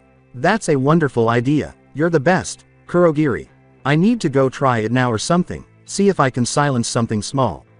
Like birds, or even hamsters. Maybe I can. Kurogiri interrupts, it will have to wait for another time. For now, the master wishes to see you. Izuku, does he now? Kurogiri gives a nod. Izuku hums as he turns to face the other person in the bar. I'm curious, how come I never see Tamura getting called in? Is it just schedule-based, or? Kurogiri responds, those days have long passed. The same occurred to him when he first came under the master's care. As the years went by, the need for personal visits grew less and less. Tamura began to grow into his own person, so to speak. And I'm not. Kurogiri creates a portal next to Izuku and says, you are. But the master still wishes to know you better, personally and intellectually. He's still trying to understand the way you think. Izuku chuckles a little, really? Well, I suppose that I shouldn't keep him waiting then. The image of Sensei sitting on his garish throne greets Izuku once more. This time, his eyes are following the swirling liquid as he twists a wine glass around and around while staring directly into it. Did you know that at the early onset of Hero Society, just after things had begun to calm down from the tensions of war, that both the government and the pro-heroes at the time pushed for the police force to be unable to use their quirks for their jobs? Sensei asks out loud. The official rationale was to limit quirk usage towards a small group of professionals that were deemed responsible by the government, reason being how training a force as large as the police would take too many resources that weren't available at the time. Sensei finishes off his drink and leaves his cup empty. But in truth, this was to enable the government to have a sort of monopoly on quirk usage. After all, those who controlled heroes, controlled the hows and whys of attracting fans, and in turn, by consequence, the flow of money. Sensei puts down his drink. He leans forward in his chair, putting his fingers together and staring directly into Izuku's eyes. It's an old fact, one lost to time due to negligent teachings. But I'm sure that someone like you knows such things about our history, Isn't that right, Midoriya? Izuku just waits for Sensei to go on while standing there. As time goes on, the man in question only seems to get happier. Sensei nods after a while. Your expression screams yes, just as I presumed. Izuku wrinkles his face and blinks. Was my face shifting? I was completely unaware. Sensei smiles. And based on what I'm seeing now, you're confused. Izuku sighs, giving in to Sensei's peculiar behavior. His words, knowledge is power, knowing the ins and outs of the foundations of our society may end up being useful in some way or another. You can't discount the possibility. According to Sensei, rightly so, and once again you prove the lengths of your intelligence. It makes me wonder, your analysis skills are something to boast about as well. But I ask, are they truly up to par? What do you mean? Sensei reclines in his seat. A few weeks ago there was a headlining story. Despite the immenseness of the event, all of the fanfare died down the next day. Media outlets refusing to talk about it, posted articles online systematically being deleted. Are you aware of the incident, Midoriya? Izuku scowls as he searches his brain for the solution. Recognition slams back into full force as it hits him. Lady Nagant, he murmurs to himself. I was so preoccupied at the time that I didn't even notice, but you're right. Nobody was talking about her the day after news of her incarceration came out. Indeed. But please hold your excitement. I know how your mind works. Now this anomaly is within your awareness, you'll stop at nothing to know the situation inside and out. But the sad truth is, there is nothing that you can find. You'll only reach dead ends in your search. I'm sensing but. Sensei returns the smile. I can start you on the path to find the answers. All I ask for is something in return. You said. I'm aware of what I said, and I know what you were thinking. But I promise you this. What I ask for is something of little consequence. Simply, I want you to give me a name. A name, yes. Or, more specifically, the name of a professional. It doesn't matter which, but I'd prefer that you choose one of the small fries. Someone who's a D-lister, or perhaps even someone in the E-tier ranks. One that you've spent a fair amount of time looking into, one whom you utterly despise due to how they are. That is all that I ask of you. That's oddly specific for something of little consequence. I merely wish to sat my interests. Do you really dislike the notion of giving an old man something so simple? Old man, Izuku queries. You look like you're in your peak, what, 50s? That gives Sensei a smile. He leans forward on his throne and says, if that is what you think, then so be it. As for my offer. Izuku lets out a sigh. He searches his mind once more, but this time he is looking through his mental inventory of all the fake heroes that exist in the world. It's depressingly big, and the lower he goes in the ranks, the bigger it gets. Identifying an unheroic E-lister or D-lister is easy, the difficult part is choosing one. Well, there's Slugger, Izuku finally utters. He has a quirk that allows him to throw ricocheting projectiles, but he limits himself to baseballs. Just because his dream of being a pro baseball player didn't pan out. Izuku nods his head. He patrols Shimane and the surrounding area, maintains a protection squad, and even permits a few local Yakuza groups to operate freely. Sensei nods. HMPH. Interesting choice. Will you explain the reason behind your request for that? I will when it produces results. However, in the interim, if you will, Kurogiri. A tiny portal appears next to Izuku, and after Sensei makes a quick motion, Izuku reaches inside and discovers a rather large, albeit sophisticated-looking suitcase. It isn't until he opens it that he realizes it's a pretty sophisticated piece of hardware. A laptop? Izuku inquires. It's state-of-the-art, with some rather extensive encryptions built in alongside some hacking programs to ease the burden on you, Sensei says, adding that it is specifically customized to your own investigative needs. It will allow you to access some databases that are hidden from the general public. However, you will be caught if you use methods that are too inconsistent.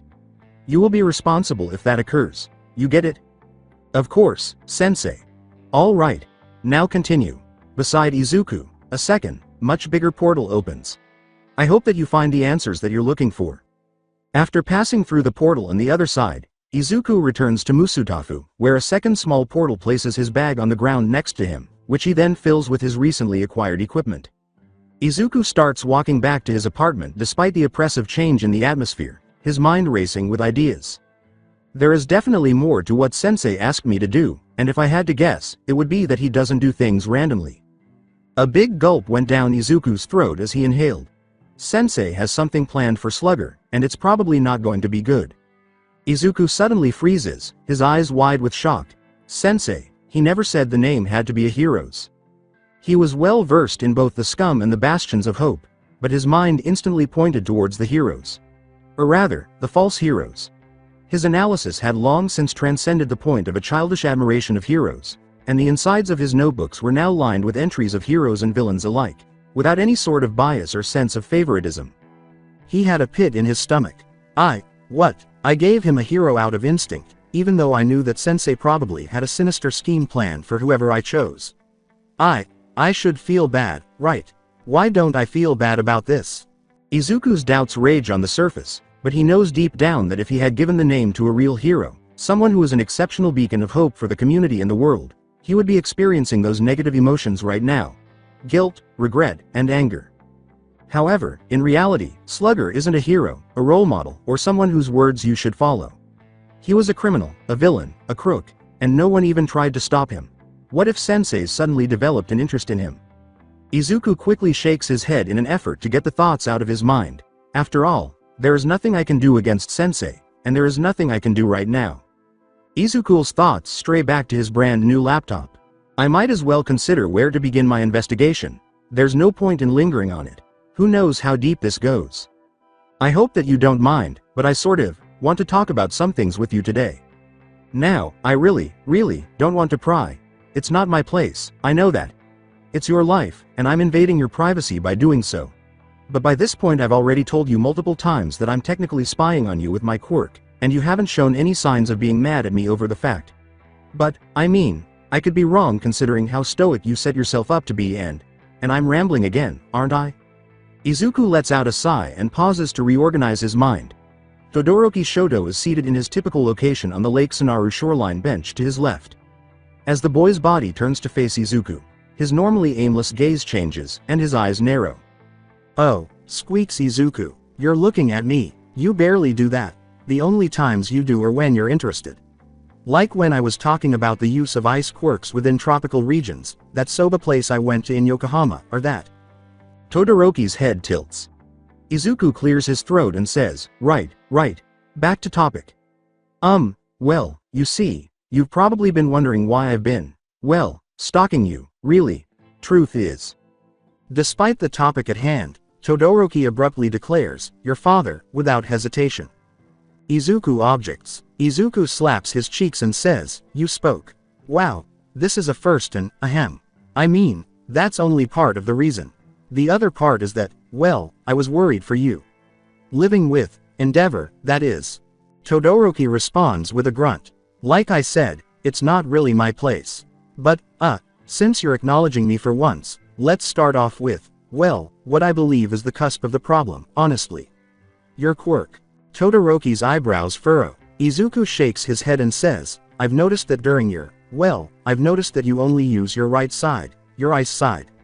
Now, I think that I can guess where you're coming from. Flames equal Endeavor, right? I mean, I know that I definitely wouldn't want a constant reminder of someone that I utterly despise and. Izuku sees Todoroki's open glare instantly. I'm terrible at this. Izuku pauses to catch his breath. All right, slow down and relax. Get right to the point. Okay. Izuku says, hear me out. My own quirk, most people think that it's just enhanced hearing. Nothing flashy, nothing cool, nothing that I can physically show off. Normally, something like that wouldn't have second glances pointed its way. I mean, I still have a quirk after all. He gives a headshake. But when someone at the top of the food chain has a personal vendetta against you, well, facts can be twisted fairly easily, and suddenly you're the target of dozens of people out to have some unsupervised fun. Izuku gives Todoroki a direct look. Now, the truth is, this situation that's my life. I could avoid it completely. I haven't told many people, but my quirk isn't just enhanced hearing, it's sound manipulation. And it's nothing to scoff at either. And I know what you're thinking. If it's so strong, why do I hide it, right? Todoroki nods slightly. Well, Izuku begins, I train the greater aspects of my quirk in secret not because I'm ashamed, nor because I'm mad at what my quirk means about me. But the people who torment me because I have a so-called, weak quirk. They don't deserve to know the truth, not when knowing the truth means that they'll just do a complete 180 in the way they treat me. I don't want to have friends because of my quirk, I want friends who like me for being me. And besides, Izuku goes on, there are all the other people in worse situations than me. Like, there's this girl in the same year as me. Her quirk allows her to force mental projections of your deepest fears to manifest into reality. I can think of hundreds of applications for her quirk in hero work, but she's too afraid to use it. Izuku lets out a sigh. It makes sense. All her friends left her at an early age when she accidentally used it on them. And now she has almost no practice with her quirk, and nobody wants to socialize with her, all because of the stigma of so-called villainous quirks. She's allowed herself to be consumed with fear, never taking a moment to relax. When you consider that, I wouldn't be able to live with myself if I did what I could to improve my situation, not when it would take attention away from me and double down the things done to her. Especially not when I know that she's already teetering on the edge, and wouldn't be able to handle any more than what's already on her plate. When he's done, Izuku notices a change in the boy next to him. He turns to see Todoroki's face splayed in confusion. In response, Izuku runs his fingers through his hair and laughs nervously. Point is, you can't let your life be dictated by your quirk. Your quirk is an integral part of you, it's not something that you can just ignore and cast away. You can be better than Endeavor, prove that you can be better.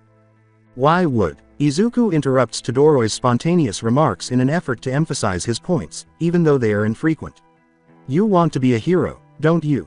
Because you won't be one if you don't use your quirk to its fullest. You can't be your best self when you are holding yourself back.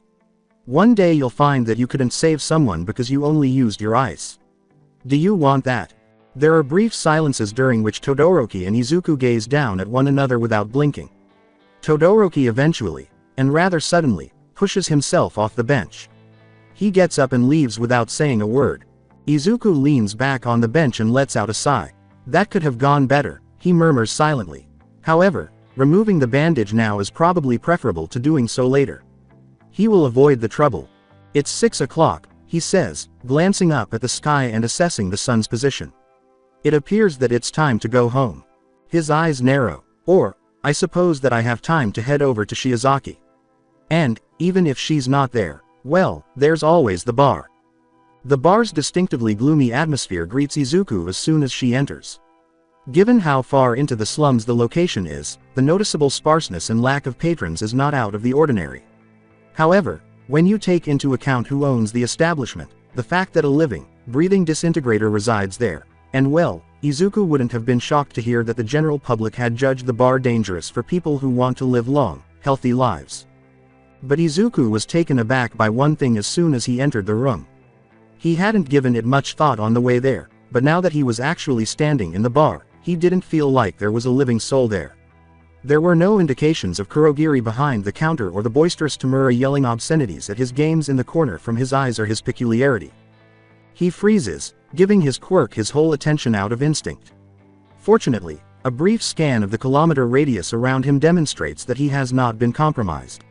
Unless someone out there has a peculiarity that can hide the full presence of such a force, there isn't a squad of police officers and superheroes waiting outside to help with his arrest. Or that they were out of range and observing him. Let's just not consider either of those possibilities. It will help me stay sane. He continues his investigation by moving deeper into the bar to look for any indications of a struggle, but there are none. The only oddity is the apparent absence of Tamura's game console and television from their typical bar nook. Izuku can infer one of two things from this. Either someone strong enough to eliminate Tamura and Kurogiri entered here and took them without a trace, in which case I'm in serious trouble, or... He asks out loud, it was a planned evacuation. Izuku leaps into position as Kurogiri's voice says, an evacuation hints at panic, from inside a growing portal. But I can assure you Midoriya, that our departure was very much a controlled event. Oh, Izuku murmurs, bringing his breathing under control.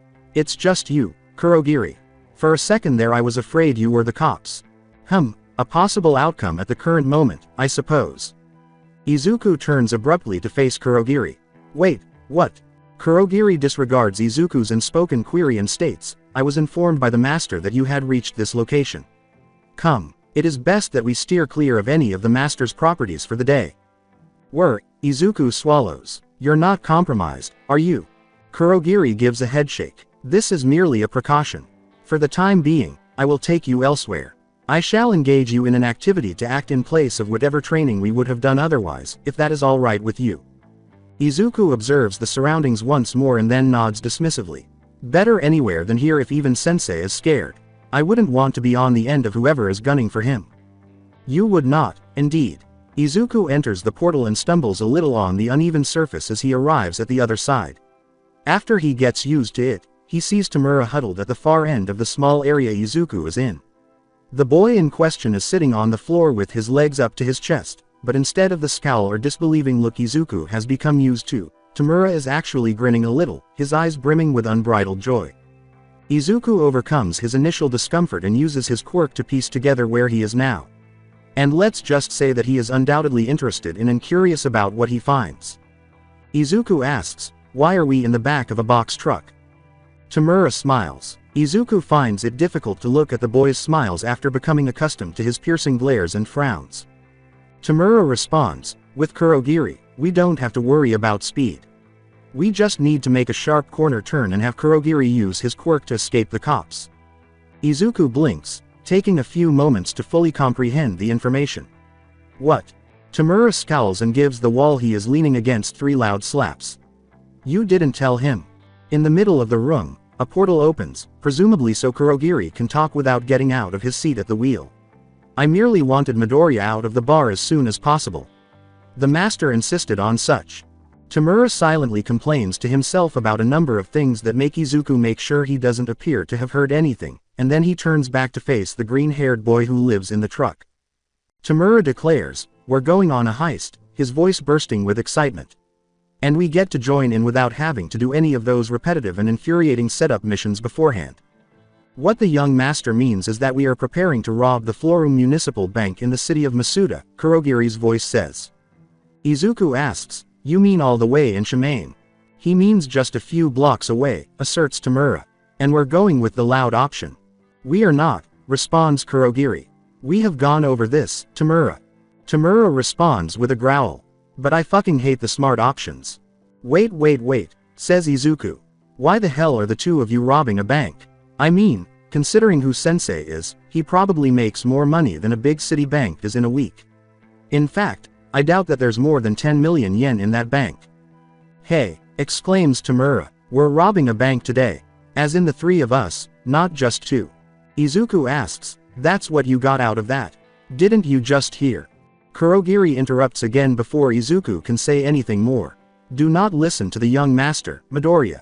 We merely wish to show you something. No need for active participation if you do not wish it.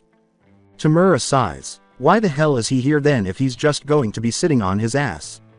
This will be a learning experience for him, Kurogiri states. Besides, this way, you gain the ability to take down more enemies for yourself. Would you not like that? Tamura's eyes narrow in perplexity. But you said.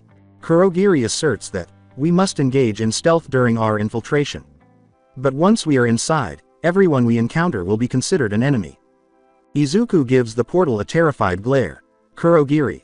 The man responds, no civilians, Midoriya, we are going after ours. The only people there will be, well, you shall see. Izuku snaps his jaw shut just as he opens his mouth to respond again. His eyes gradually widen in realization as the pieces begin to fit together in his mind. This is about Slugger, isn't it? It can't be a coincidence that you're robbing a bank in Shimane when there are hundreds of other banks all across the country. Tamura exclaims, his voice brimming with casualness, so what if it is? We're doing this with or without you, brat. So what's wrong with just tagging along? You yap on and on about wanting to be a hero. What's the difference when it involves some criminal on criminal justice? But how can robbing a bank be justice? Simply, you shall see Midoriya, Kurogiri replies. You will see. Kurogiri pulls the truck into the alleyway behind Florum Municipal Bank at around 10 o'clock in the evening. Izuku feels a sudden urgency as he sees Tamura jumping out of the back of the truck. More precisely, he feels panic because he knows he has no means of hiding who he is. He begins to remove his belongings from his bag. With my quirk, I can see everything, so who needs eyes? Only to have to halt in the middle when his senses warn him of an approaching hand. He glares at the otherwise smirking Tamura as he quickly jerks his belongings away. Kurogiri says, no need to worry, as he appears in view. Your identity will remain concealed for as long as you wish it. Izuku nods slowly, choosing to believe Kurogiri. Leaving his possessions behind, he exits the truck and steps onto the uneven Masuda pavement. He quickly catches up to Kurogiri and Tamura, who have already arrived at the establishment's back entrance. Naturally, with all the tension and nerves he has been feeling for the last 2 minutes of his drive, Izuku only then realizes that the large group of people he has been sensing was coming from the building in front of him, somewhere underground and deep within the bank. Izuku can only dimly remember hearing the sounds the group, a total of 15 people, are making elsewhere, so they aren't exactly sounds he is familiar with. Izuku doesn't have time to consider the strategies Tamura and Kurogiri have devised to break into the bank because he is too focused on his sneak peek. Rather, he gets to witness Tamura's peculiarity firsthand. Izuku can only observe with unrestrained fascination as the wall that divides the bank's interior from the outside gradually disappears. There had never been enough time to fully comprehend what was happening, so this sight of decay is different from the few times he had previously seen it. The object of Tamura's wrath was always too small, whether it was the nearly instantaneous disintegration of a napkin or the crumbling dust of a glass. That was a far cry from witnessing Tamura's peculiarity slowly eroding away at something so big. That's a charming peculiarity, ha, exclaims Tamura. You ain't seen nothing yet, pipsqueak. Izuku chooses to speak up about something else rather than the fact that he had been expressing his opinions aloud once more. He still needs to work on that because it would be very detrimental in a combat situation. Wait, Izuku mutters harshly, what about the security systems? Won't they pick something like that up? Tamura scoffs, we didn't use explosions. Then, awkwardly, he weaves through the enormous pile of ash his quirk has left behind, sticking one foot through the hole he has made in the wall. Thus, no ear-splitting alarm. Shouldn't you know this? I thought that you were supposed to be smart. When Izuku responds, I meant more for the cameras. Tamura exclaims, we have someone who can work the system. Now quit yapping and get in here so we can move this along. We're still at the boring part. Izuku flinches at the uncontrollable outburst, expecting an alarm, the police, or some other indication that they have been made. However, nothing happens other than Kurogiri's reassuring gaze, which completely persuades Izuku to jump in and enter the bank. Before long, the three of them are standing in front of the massive vault door. Hardened steel and bolts slowly turning to dust, as before, give way to Tamura's rather careless use of his quirk. The rows and rows of safety deposit boxes, as well as a cart with a few haphazard piles of hard currency, sparkle in Izuku's eyes. Izuku exhales in relief when no alarms sound again or, in the event of a silent alarm, when no police have yet to arrive. As Izuku stutters, "Well, that was easy." Kurogiri clarifies, "We have only finished with the first step." Izuku pinches his nose in frustration and says, "Of course. I'm guessing step 2 has to do with the 15 Yakuza members hiding out just under our feet. And yes, I can tell that they're Yakuza. Their conversations are telling enough." Kurogiri gives a nod. "Now, if you would be so kind as to point us in the direction of the entrance." Izuku gestures to the wall on the far side and says, That group of safety deposit boxes seems to be the entrance. I can hear their voices bouncing off the walls and traveling up a stairway that starts from there. That's some nice soundproofing they have on the walls. With all their yelling we'd be able to normally hear them from here. It makes me wonder if..." Izuku's digression is ignored by Tamura, who proceeds to destroy the wall of safety deposit boxes that he was directed to. A doorway is instantly revealed by the action, and the faint taste of the boisterous noise from below permeates the bank vault. Tamura nearly charges forward, but Kurogiri's errant arm just stops him. "Hold, Tamura," demands Kurogiri. "Oh come on." Tamura tries in vain to free his imprisoned arm. "What do you want now? Guns, or hands?" Tamura blinked. Then a broad smile spreads across his face. "Well, why didn't you just say so? Guns." Kurogiri lets go of Tamura and nods. "Then we shall be enlisting Midoriya's help in this." "Sweet." Tamura lunges towards Izuku, who is pulled along and almost has a heart attack. Izuku is shocked that he isn't already dead. Tamura's pinky finger is up, and he's barely able to comprehend that he's still alive. Nice control. What the fuck, though, when he is abruptly thrown into the open doorway at the foot of the stairs. Around the same time that the music and upbeat chatter in the room fade, the hold on his shoulders does as well. Izuku raises his eyes in recognition. He discovers that a room full of frozen Yakuza are staring at him with confused or disdainful expressions. Izuku swallows. They aim and lift their weapons. Holy. Izuku recoils, turning his back on his impending demise. He braces, only to have the laughter suddenly fill his personal space and the bullets never come. When he opens his eyes, he sees Tamura on the ground next to him, laughing maniacally, and a portal separating him from the bullets. Izuku screams, "The hell was that, Tamura?" and almost kicks the laughing boy in the stomach. "I could have died." Between breaths, Tamura asks, "You kidding? You should have seen the look on your face." Kurogiri warns, "That is not what I meant when I was asking for Midoriya's help, Tamura," as he emerges from behind the pair. Tamura gets up and says, "Oh, lighten up. He's alive, right?" Kurogiri just glowers and then looks at Izuku. He calmly says, "Midoriya, in spite of the chaos outside his portal, please pin down the positioning of any firearms within the room. Distance from myself and height from the ground should be satisfactory." Izuku's eyes enlarge. "You want me to help you get rid of their guns?" Nodding, Kurogiri says, "Exactly. And unless you have already mastered your skills in cancelling out specific sounds, I politely suggest that you hurry." Despite the soundproofing in the room, the door upstairs no longer exists. We have no guarantee that the sound of gunfire will remain within this room and stay above the notice of the authorities. Izuku gives Tamura a glare when he hears this, but Tamura just shrugs. Izuku gives a headshake. Fine. Izuku found the process to be surprisingly simple once he started working. 22 guns are taken out of the Yakuza's hands thanks to Kurogiri's precise portal accuracy and his almost omnipotent awareness of the room. Throughout the process, the sounds of panic had already been gradually increasing.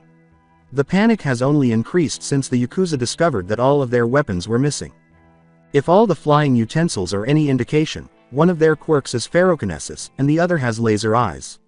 However, given the nature of Kurogiri's portals, the attacks are rendered ineffective. Unsurprisingly, the others, a mixture of transformation and mutation types, do not want to test their strength against the unidentified obstacle in their way. Izuku sees Tamura running through a sudden opening in the mists before he can ask himself what will happen next. Izuku looks at the man in charge. Kurogiri. Cease your worries, Midoriya. Everything is going according to plan. The first excruciating scream reverberates against the room's walls before Izuku can inquire about specifics. The effects of Tamura's decay are slowly creeping up the man's arm, and he can hear them. The sound of the cracks running down the man's torso sends shivers down his spine. When the man realizes his fate, he screams and trembles, and he winces. The second scream is heard shortly after the first one stops. Additionally, the third, the fourth. They make Izuku wish his quirk didn't give him a detailed account of everything that goes on in the room. Still, though, the efficiency and skill displayed by Tamura captivate a tiny part of Izuku's mind, just as it did with the exterior wall. He despises himself as a result. Izuku can't resist asking, he's handling them all by himself. The response from Kurogiri is, I disable any of the problematic ones for the young master, otherwise yes. Despite the slow-acting nature of his decay, by now the young master's skill makes him proficient in handling a few second-hand thugs. The last 15th scream is followed by Tamura's insane laughter. Shortly after, Kurogiri opens his portal, and Izuku is met with the image of a fiercely smiling Tamura encircled by heaps of dust and ash, along with a few still crumbling bodies. Izuku turns away, determined to avoid having to stare at the scene for any longer than absolutely necessary. Sadly, those plans are dashed the instant he notices three tiny, swiftly moving orbs. He doesn't pause to think about what he's doing, doesn't think. Izuku is able to tackle Tamura to the ground because his feet move on their own. He and Tamura barely escape the barrage of baseballs that miss their heads and lodge themselves in the distant wall because he is fast enough. With his gaze shifting between the baseballs and the boy lying beside him, Tamura arches an eyebrow in response to the scene. He whispers to himself, "Huh." Izuku, however, immediately gets back up on his feet. His peculiarity starts pursuing a new person who has recently come within his range. It makes Izuku cry out, what the heck was that? Slugger literally just entered my range, that means that he's over a kilometer from here. Has he been downplaying his ricocheting skills for all these years? I heard those things bouncing off walls and signs all the way here, even going so far as following the route we used to get in. Looking at Tamura, Izuku exclaims, and his aim. Those baseballs were heading right for your head. Considering how fast they were, they would have killed you. Tamura complains as he gets to his feet, that was an unnecessary recap, brat. Now watch this. Kurogiri. Of course, Kurogiri creates a second portal, which instantly drops Slugger to the ground. Or rather, slams him to the ground, which Izuku relates to the fact that the man was running when he last heard from him before being carried away. Tamura quickly breaks up the remaining baseballs, 6 total, and seizes Slugger's bat, making sure his pinkies remain up to preserve the integrity of his new weapon. When Slugger regains his bearings, he finds himself vulnerable and in front of 3 unidentified attackers. Tamura uses his bat to jab the man in the head. How's it feel being PWNED at your own game, huh? Kurogiri is as passive as ever, but Izuku's expression conveys his shock at the choice of words. Now, Kurogiri continues, you will respond to any questions that are posed to you. In particular, you will comply with the wishes of the young man present. As he says this, Kurogiri gestures to Izuku, who sputters with shock. Wah, me. Slugger laughs at the screen. Please, who do you 3 think you are? I'm a pro hero for crying out loud. You think you'll get away with this?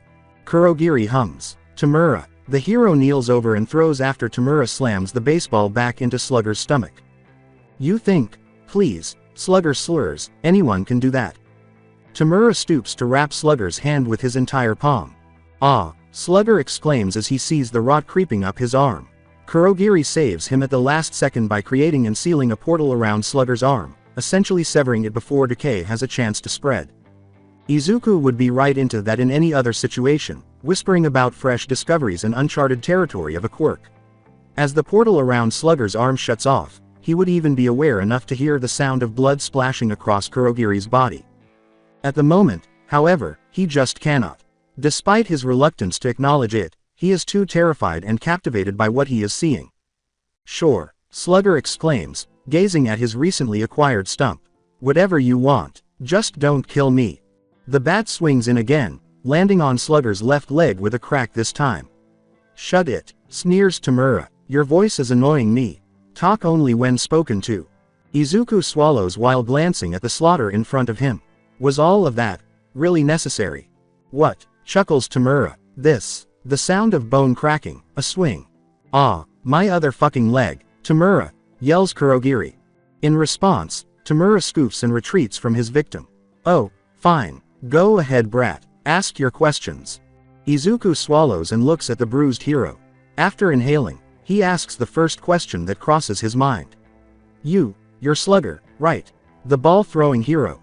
Whoa, Slugger sneers, his mouth dripping blood. Geez, kid, who knew? You can see. Behind Izuku, the sound of wood hitting the floor reverberates. Slugger clears his throat and looks at the ground, his brief smile vanishing. Right, sorry. Izuku inhales again as he considers his next words. He questions his purpose for being here, as well as why Sensei would want him here. Izuku then reflects on the beginning of this evening. He remembers what he was told by Kurogiri. I think he can learn something from this. Why are you here? Slugger blinks, stunned for a moment. What prompted you to rush over here? Why were you hurling baseballs at people's heads at deadly speeds? Izuku repeats. What gave you the idea that something was going on here tonight? After wiping the blood from his lips, Slugger looks around the room and says, well, ran the joint, seeing as there ain't one now. Slugger interprets Izuku's glare as an indication to continue his explanation. Since I'm the only consistent pro-hero in the area, Slugger reveals, I'm sort of an honorary guard for the bank, you know. They let me get into their systems.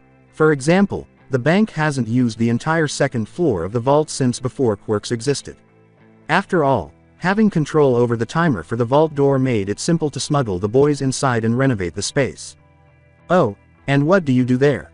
Your base of operations for your drug smuggling ring? Izuku asks in jest.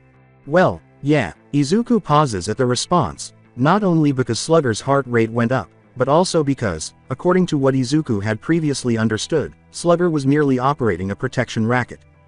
What else? Slugger raises his head. What? Izuku's voice oozes venom. What, otherwise? Slugger swallows. Drugs, as I mentioned, the local protection network, a little money laundering, occasional murders or threats of death, and perhaps a small brothel for my men.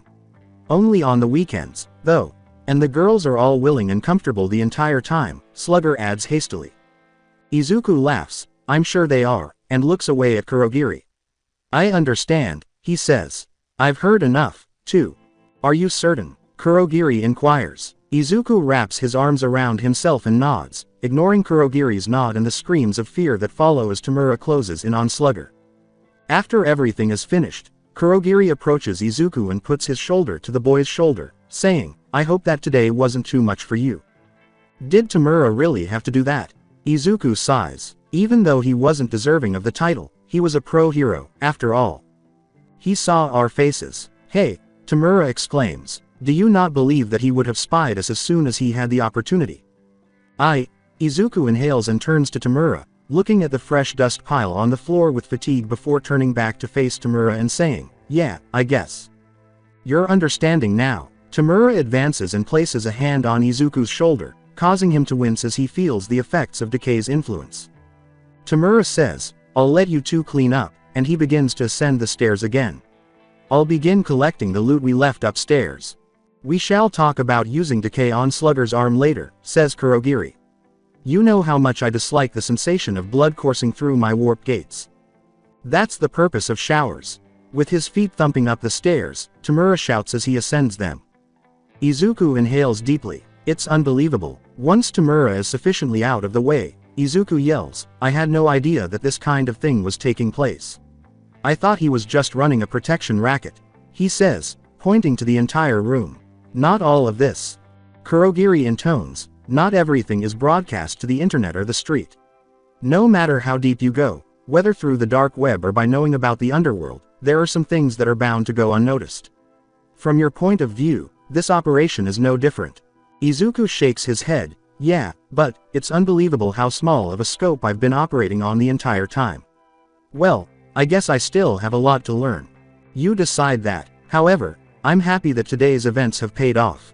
That's a strange way of putting it, I guess, Izu says with a grimace. Kurogiri nods and points back up the stairs, saying, "We're going as best we can. We don't know if the authorities will arrive, as I mentioned. Furthermore, now that our business here is over, the master would like you to talk to him again. I'm hoping you're capable of handling this." With defeated shoulders, Izuku says, "Yeah, I suppose. Passing through the portal is like taking a step toward forgetfulness." He still does it, though. When Izuku stumbles directly onto his typical entrance in Sensei's throne room, he is immediately struck by a variety of noises that are unfamiliar to the gloomy, menacing space. A steady, cold, metallic beeping, a puff of air, a motor pushing and tugging. Only when his eyes acclimate to the darkness does he realize where it came from. If you can still call it that, Sensei's face has a huge ventilator attached to it. After all, his skin is cracked and scorched from the incalculable damage done to him, his white hair is gone from his head, and the holes where his eyes should be are empty craters. Izuku is certain that the so-called boogeyman of the underworld would have died if it weren't for the plastic tubing that was fastened to his face and the burly, elderly man who was racing around caring for Sensei's wounds. Sensei mumbles, "Ah, Midoriya," his voice muffled as it reverberates past the breathing apparatus that covers his mouth. The old man jerks around at this point, his goggle-covered eyes fixed directly on Izuku. This gives Izuku a clearer view of the man, who has a bushy mustache, a balding head, and an inexplicable, vague familiarity that he can't quite place. The man starts to work on Sensei's injured arm again and yells, "What did I say about visitors? The potential bacteria on him alone could prove dangerous." "Oh, please Kyudai," says Sensei, "do you truly believe that mere bacteria could kill me?" In response, the man, who Izuku will continue to refer to as Kyudai, raises his hands in the air. "I don't know anything at this point. The only reason that I find that you're not dead is because you're you." With an accusing finger, he turns and says, "And you?" To Izuku, "You stay all the way over there. I don't need any additional infections exacerbating the wounds already here." Izuku mostly disregards the man's requests because he is too preoccupied with Sensei's questions about how such a strong man could have fallen into such a state. It ought to have been impossible, unthinkable. However, the evidence was in front of him. Izuku asks, "What happened?" as countless theories begin to form in his mind. In response, Sensei chuckles softly, which is followed by a string of sharp coughs. Izuku doesn't say anything about it, but he is aware of how Kyudai glares at Sensei after that. Is Kyudai a given name or a surname? They behave very loosely around one another. Are they friends? Is it possible for a man like that? Izuku is interrupted by Sensei, who asks, "Isn't it obvious? Why don't you take a guess?" Biting his lip, Izuku says, not sure if he wants to know the answer. Nevertheless, he gives his initial guess in response. "All Might." Sensei gives a nod. He gestures to his entire body and says, "That big blonde oaf tried to finally do me in today." As you can see, and Izuku can feel the intended smile behind his mask. He failed, and quite spectacularly so. Izuku has a lot of ideas running through his mind. From the fact that Sensei is actually training under a man like All Might to the fact that he survived a likely one-on-one battle with him. It only serves to highlight how ingrained he has become in this world. The fact that Sensei's quirk must be more than a minor form of telepathy is also perhaps the most shocking revelation. Even though he is severely scarred, it must be something that has given him the ability to dominate the underworld from the shadows for so long and even given him the opportunity to avoid a battle with All Might. Izuku's voice reverberates, almost inaudible, "All Might. He did this to you." Sensei says, "Indeed, but never mind that. Tell me, how goes the progress on your investigations? How much have you learned from my gift to you?" Izuku blinks in surprise at Sensei's abrupt change of subject.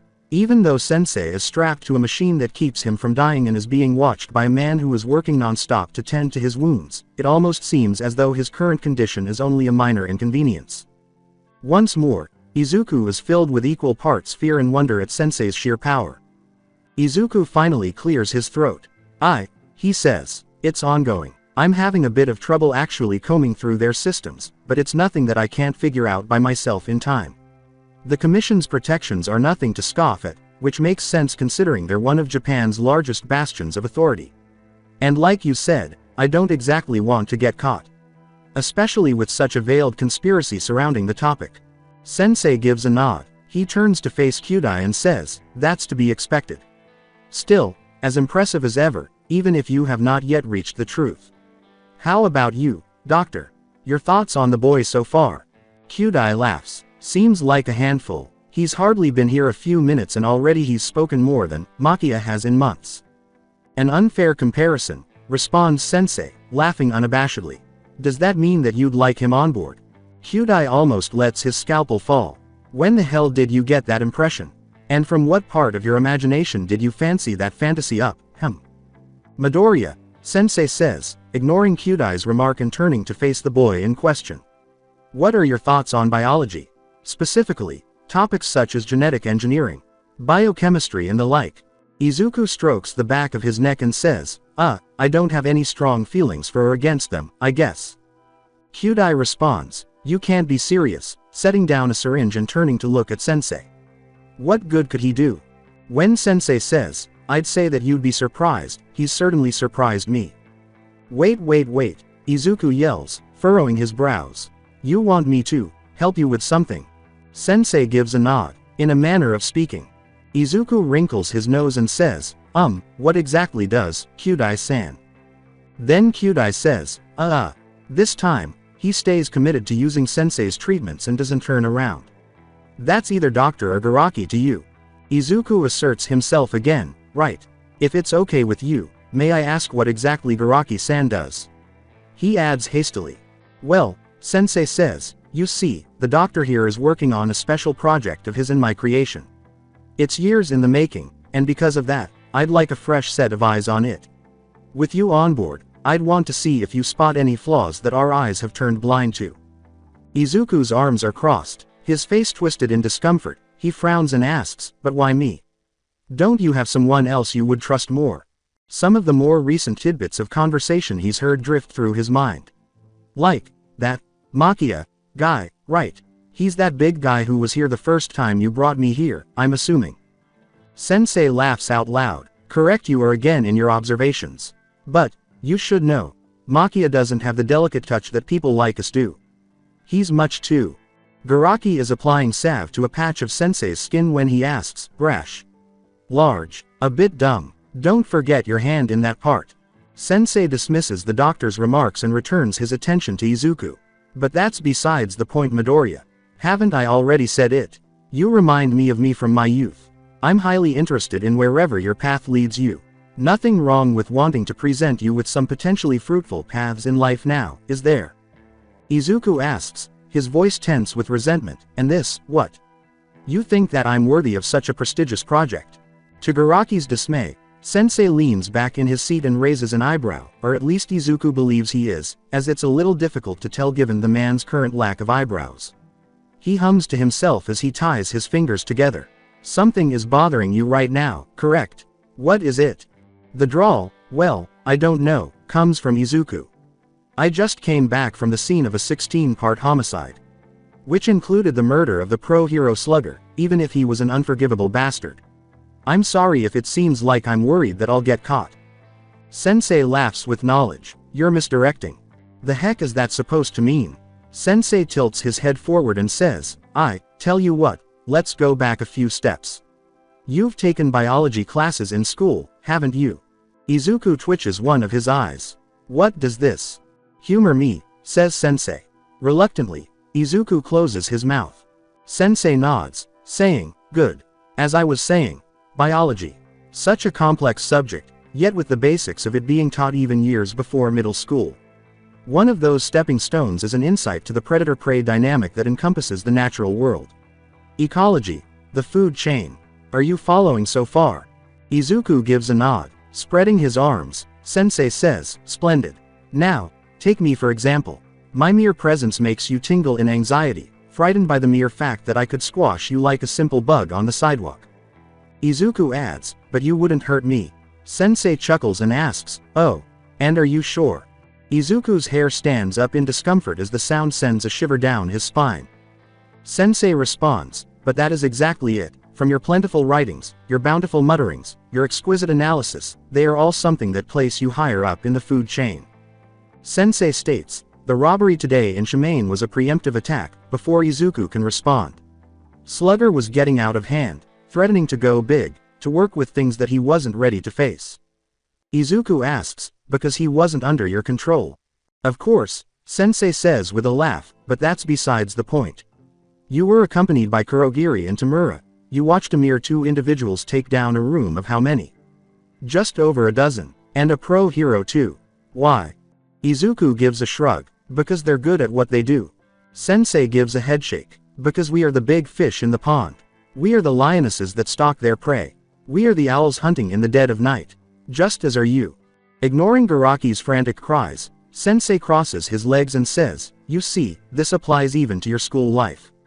The dumb ones, the prey, the bottom of the food chain, they attack you out of malice or some misguided, childish sense of superiority. But aside from them, there are others. Surely, you've seen them. Those that stalk the shadows, keep to themselves, but aren't the targets of bullying. Of course I have, says Izuku dismissively. But they don't care to help me, so why should I care about them? Because they are frightened by you, interprets Sensei. Not because they can't fathom you, but because they know what you are. For all intents and purposes you are a superior being, lording information over their head but never acting upon it. Of course you would unnerve them, seeing as you can act on said information at any time. Because if you were to, just like that, their lives would be in your hands. Izuku's arms are crossed. Bullshit. Sensei responds, could you, or could you not kill any of your classmates with the drop of a hat? Have you, or have you not ingrained in your head the ins and outs of their quirks? Do you, or do you not know their strengths and weaknesses and everything in between? Sensei sits on his throne and leans forward. And have you not ever wondered, no matter how deeply you tuck it away in the recesses of your mind, what it would be like to strike back at your tormentors? To make them feel what you have, to experience every bit of pain and humiliation ever inflicted upon you. Izuku is unable to respond to that. You question your place among us. You question if you are even capable of playing in our league, Sensei continues. But the truth, as I see it, you have a place here, whether it's by bringing down justice on those who deserve it, or by working on projects that I oversee. Izuku just lets the words play in his mind without answering right away. The ventilator's mechanical pumping is still operating, and Garaki is still pacing around with his tools. No time to reflect in silence. I am now certain of my feelings regarding this, Izuku starts. And that's fine, acknowledges Sensei. I'm merely stating my view of things. An individual makes their own decisions, after all. Garaki asks abruptly, great. Wonderful. I'm glad for you both. You two done now? Sensei chuckles. He looks at Izuku and says, well, it is pretty late. Anywhere that you would like to go? Izuku turns his gaze to the floor. I'd like to go to my room. Beside Izuku, one of Kurogiri's portals emerges. Behind Sensei's mask, a smile grows. Your wish is as you command. In Izuku's life, there are 2 people with green hair.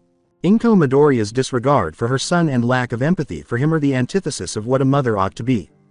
Izuku understands the cause of her behavior. He is aware that it started with the event that killed his father when he was a young boy. However, that doesn't justify her carelessness. But Izuku supposes he should be thankful. Over the years, she could have expressed her pain and rage in much worse ways. And Abara Shiozaki comes next. Shiozaki is the total opposite of Inko in that he is concerned about his welfare. She is always there, listens to Izuku's stories and issues, and offers wise counsel that is both gentle and insightful. She gives Izuku the care and attention he has been lacking throughout his life, the kind of consolation his mother ought to have been providing for all those years. She is now Izuku's only real friend, the only person he has grown to care about and trust. In Izuku's life, she is the most significant individual. Thus, the day after his conversation with Sensei, he finds himself in the depths of Honmoku City Park once more, lying against a boulder beneath a tree's shade, his eyes sparkling over the lake's rippling waters. Shiozaki relaxes on the length of the rock, sitting above him. Her vines end in bundles that fall over the ground after creeping down over the side. Some embrace Izuku's body, offering solace through touch alone. They give him the softest touch imaginable. Naturally, that doesn't take into account the fact that they are among the few objects he permits to touch him. He never thinks about that. He only lets himself be lost in their support. That is, as comfortable as his mind will allow. He can't just hang out, no matter how much he wants to. Not now. Izuku absolutely needs to discuss his concerns right now, even if it's just in a non-verbal way. He omits Sensei, Kuogiri, and Tamura's background, excludes his increasing admiration for the ideals of villains and his reassuring comfort with them. Izuku wishes he could tell Shiozaki the truth, but he can't let her know. Thus, he rewrites the story to omit the bloody episodes in between and the fatalistic dread of his future. Something sufficiently innocent that nevertheless conveys his concerns. It's an annoyingly challenging measure.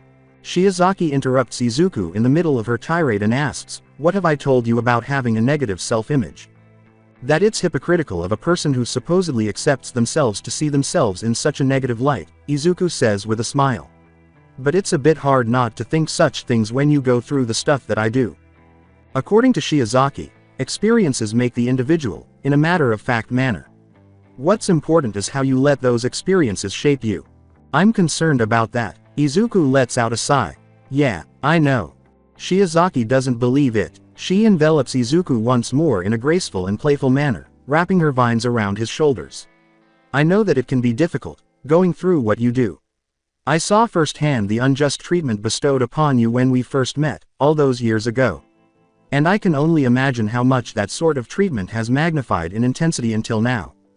Leaning forward from her position, Shiozaki looks down at Izuku over the edge of the boulder. "But the fact that you are here now, pondering your life and persevering through all the hurdles thrown your way despite the weight you carry on your shoulders. It sheds the light of truth on your hardened will of iron. The ruffians who terrorize your life chose their own paths, and are responsible for their own moral wrongdoings," says Shiozaki. "They have fallen to their basest desires, and allowed their sins to cloud their judgment. One day they may realize their mistakes, wishing to purge the taint of their sins. Others may not.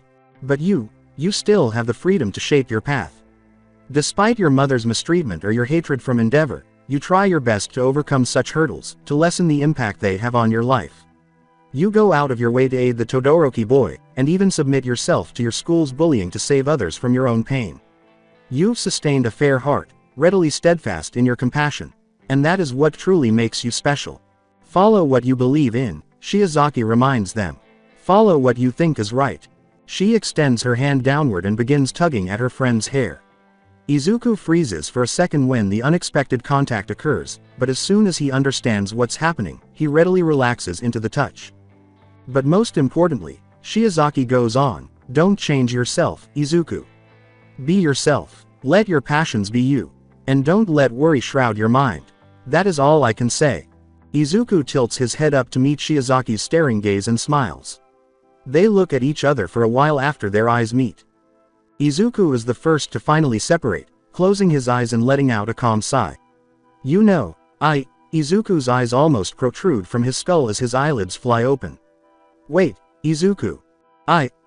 Shiozaki's face turned red. "It's just, I believe that we've reached the point in our friendship where we should be on a first-name basis, no? If not, I apologize if I made you uncomfortable. If that's the case." Izuku interrupts, turning his gaze to the lake's surface. No, he says. I don't mind." The two enjoy a cozy silence as they look at the shimmering water and take in the relative tranquility of the surroundings. "Thank you," Izuku murmurs, "for being such a wonderful friend and conversationalist, Abara." Her lips move slightly, and Izuku notices it as they gradually turn from a smile to a frown. "My words and my friendship are all I can offer to ease the burden off your shoulders. I only wish that I could do more to alleviate your pains aside from providing solace after the fact." Izuku murmurs, "That's more than enough. I don't know what I did to deserve you." "You lived," says Abara. "And you continue to live your life despite what you face. That is what you've gone through to persist and reach this point. Don't forget that." "I won't." Weeks go by, and nothing noteworthy happens. There are no unexpected police-planned raids, no unannounced appearances by an unimpressed All Might, and no severe disruptions to his life. Rather, there are the routine training sessions with the aloof Kurogiri, the numerous treasured moments spent in the park with Abara, and the new lonely bench seats in Sanaruko Park. Simply put, things carry on as usual. Izuku's growing interest in biology is one example of how minor changes can have a big impact. Sensei may not have brought up the subject since the first time, and Izuku hasn't seen Baraki's hair or hide since, but he wasn't prepared to disregard the clue. After all, it's not as if it's a difficult task. As long as he seems to be paying attention in class, he can do anything he wants.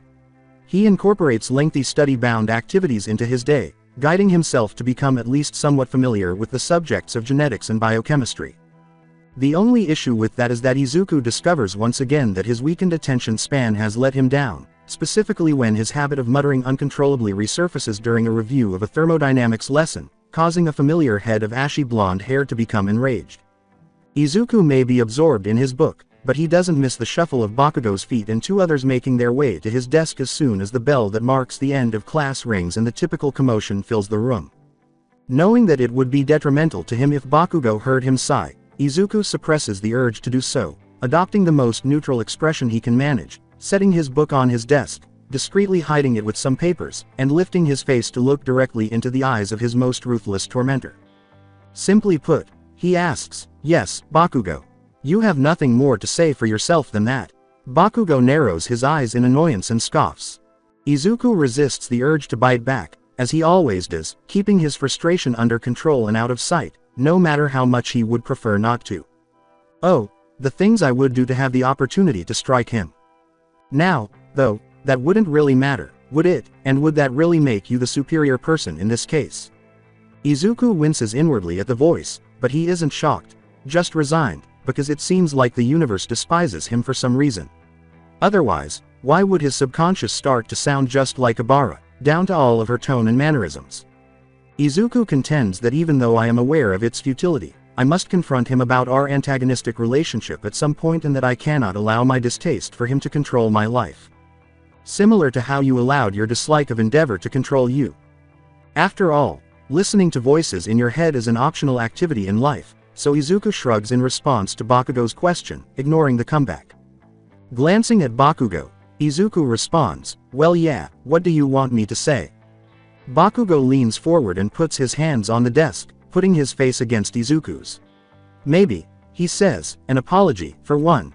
Izuku nearly scoffs, but he manages to contain himself. "You want me to say I'm sorry for upsetting Bakugo Katsuki, who is a very strong and powerful person." Izuku acknowledges that he could have responded more tactfully, but he can't help but evade the situation because, lately, dealing with Bakugo has become more of a hassle than a threat. The response causes one of Bakugo's eyes to flinch, and he almost lunges forward before the firm grip that has taken hold of his shoulders narrowly stops him. "Wings, what the fuck are you doing?" Bakugo insists. Izuku is willing to say that the boy acted without thinking, a gesture he appreciates, even if it was a little foolish of Tsubasa to have done. Tsubasa's eyes widen, and his hands dart away from the contact. Tsubasa stammers, well, you already beat the nerd up this afternoon, don't you?" He strokes the back of his neck and says, "An additional beating would be a little more than normal, wouldn't it? And this morning too. Are you becoming lenient toward me, or what? Why do you care how much hurt the nerd gets?" Bakugo sneers. "After all these years, are you genuinely feeling sorry for the shitstain?" Tsubasa defends himself by raising his hands, saying, No. His gaze darts around the room before settling on one spot. "It's just, well, the teacher is still in the room. Normally, you wait. The teacher is still there, marking papers, but judging by his detached demeanor, he doesn't even seem to care that this situation is taking place in his classroom. In fact, he is deliberately playing the ignorant fool." "Oh, you're becoming a scared little bird now, aren't you?" Bakugo inquires, "Whatever happened to that large, ruthless dragon you constantly boast about?" Since Tsubasa doesn't reply, Izuku probably prefers it that way. At the very least, it keeps him from getting into more trouble than he already is. Bakugo returns his focus to Izuku, who appears less irate than before, presumably as a result of Tsubasa's intervention, but his unwavering scowl conveys to Izuku that he doesn't want to depart without at least some measure of success. Which obviously implies that something must occur. Izuku anticipates it before any actual movement has taken place, but he is too close to Bakugo to be able to stall. Bakugo swipes down at the desk and takes Izuku's book, causing the papers on top to fly loose and revealing the book's title to everyone. "Biochemistry. What the fuck are you doing with this?" Bakugo asks, examining the book closely as he turns the pages, his eyes darkening with each turn. Izuku knows that a lie won't cut it, especially with the evidence clearly visible. "I just want a foothold in the subject considering how complex it is," he says candidly. "Is that accurate? Are you attempting to advance? You believe you're superior to me, don't you?" "Actually, Bakugo, really?" That's up to you to decide, Izuku responds. After all, you said it, not me. Bakugo puffs. The textbook in Bakugo's hand catches fire as a tiny pop suddenly fills the room in front of Izuku. Izuku doesn't have to hold it up for long, though, as the smoldering remains fall to his desk, tattered and unrecoverable, and he maintains a passive face against Bakugo's own smug expression. Bakugo eventually turns around and heads for the door, seemingly satisfied by the corpse of a book. Izuku doesn't take the opportunity to let loose until Garo does the same with a face that looks similar, and Tsubasa gives him an apologetic look before turning around. It's a little too much, and he can't help but express his frustration. All the annoyance he'd been suppressing during the encounter leaks out, a heavy sigh sweltering out as his thoughts relax from their fortified location. Fuckface. ... What in the world did you say? ... Oh, I see, didn't that slip out, and with my quirk, too. Bakugo. Tsubasa exclaims, why? Izuku has the ability and desire to move, but he chooses not to since he is aware that doing so would only make things worse. Bakugo spins in place and moves toward Izuku, detonating a weak explosion when he gets there, enough to pierce Izuku's clothing and sever his shoulder, but not enough. Izuku sits there, weak and meek, clutching at his shoulder, while Bakugo stands in front of him, victorious and proud. Izuku is thus trapped in his seat. Naturally, the burns hurt, and he's a little stunned by the impact, but it's nothing he hasn't already gone through, nothing he hasn't already spent days cursing or hours reeling over. And maybe that's precisely what makes Izuku less favorable. He doesn't know exactly what sets it off. Maybe it's the years of unresolved pain rising to the surface and then falling, or maybe today was a little too much, because all of his self-control and sense of preservation vanishes in an instant. He responds by doing something he has never done before. Do you have anything else?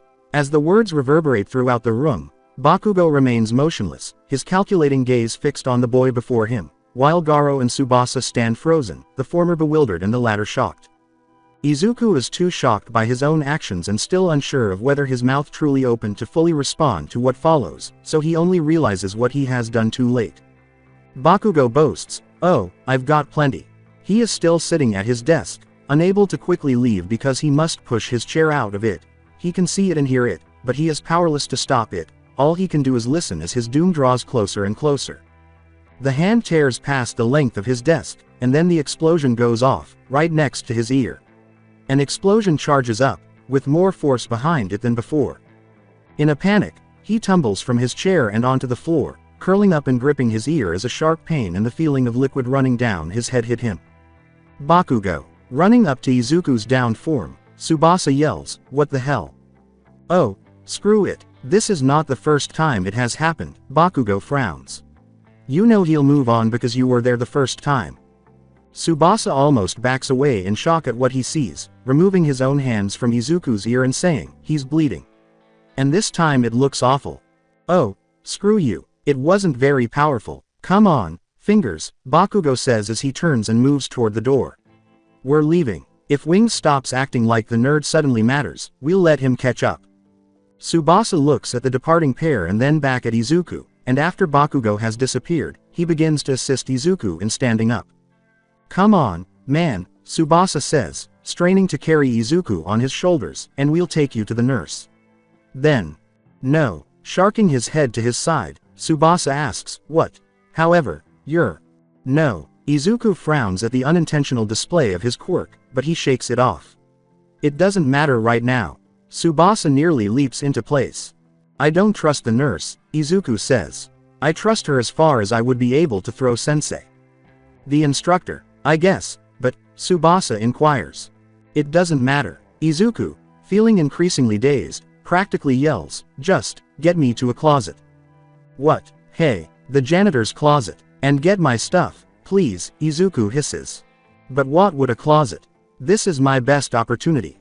Fuck. This is painful, Izuku groans. He takes a moment to recover, doing his best to focus his eyes. Please, it's best that way. Tsubasa gives a headshake. Fine, I hope you know what you're doing. As they set out on their adventure, Izuku drags himself along. He focuses on putting one foot in front of the other while ignoring the teacher's piercing gaze as he staggers out of the room and the pain that is screeching, scratching, and peeling at his head for as long as he can. They quickly arrive at a janitor's closet. Pushing himself away from his savior, Izuku does so. He disregards Tsubas's worried expression. Without saying another word, he gathers his belongings, opens the door, staggers inside, and slams it shut, disappearing into the shadows. He likes it better. Less stimulation is preferable. That obviously doesn't mean much given how out of control his quirk is becoming. However, a reprieve is better than none at all. He slides to the floor and falls against the door. He pulls out his phone and ignores Tsubasa's frantic pleas. He glances at the screen below. Pain, pain, pain. His eyes are filled with a world of pain. He does his best, though. His ability to manipulate his fingers, access his contacts, and make the call to Kurogiri is a wonder. However, he is unable to speak. The last sound he hears is his phone's dial tone. The phone falls to the tiled floor, the metal and plastic clattering.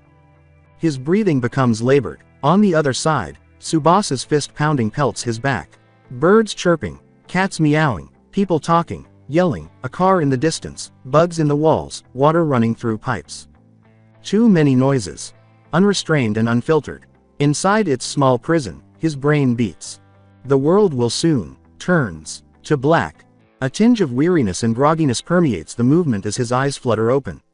At first, he nearly loses his sense of location, but the gritty ceiling and the distinctive sounds of the old buildings help him to regain his bearings. As usual, Tamura is off playing his games in the corner. Additionally, it appears that Kurogiri is conducting inventory in the rear of the establishment. He can hear a third set of lungs, but that information doesn't really tell you who owns them.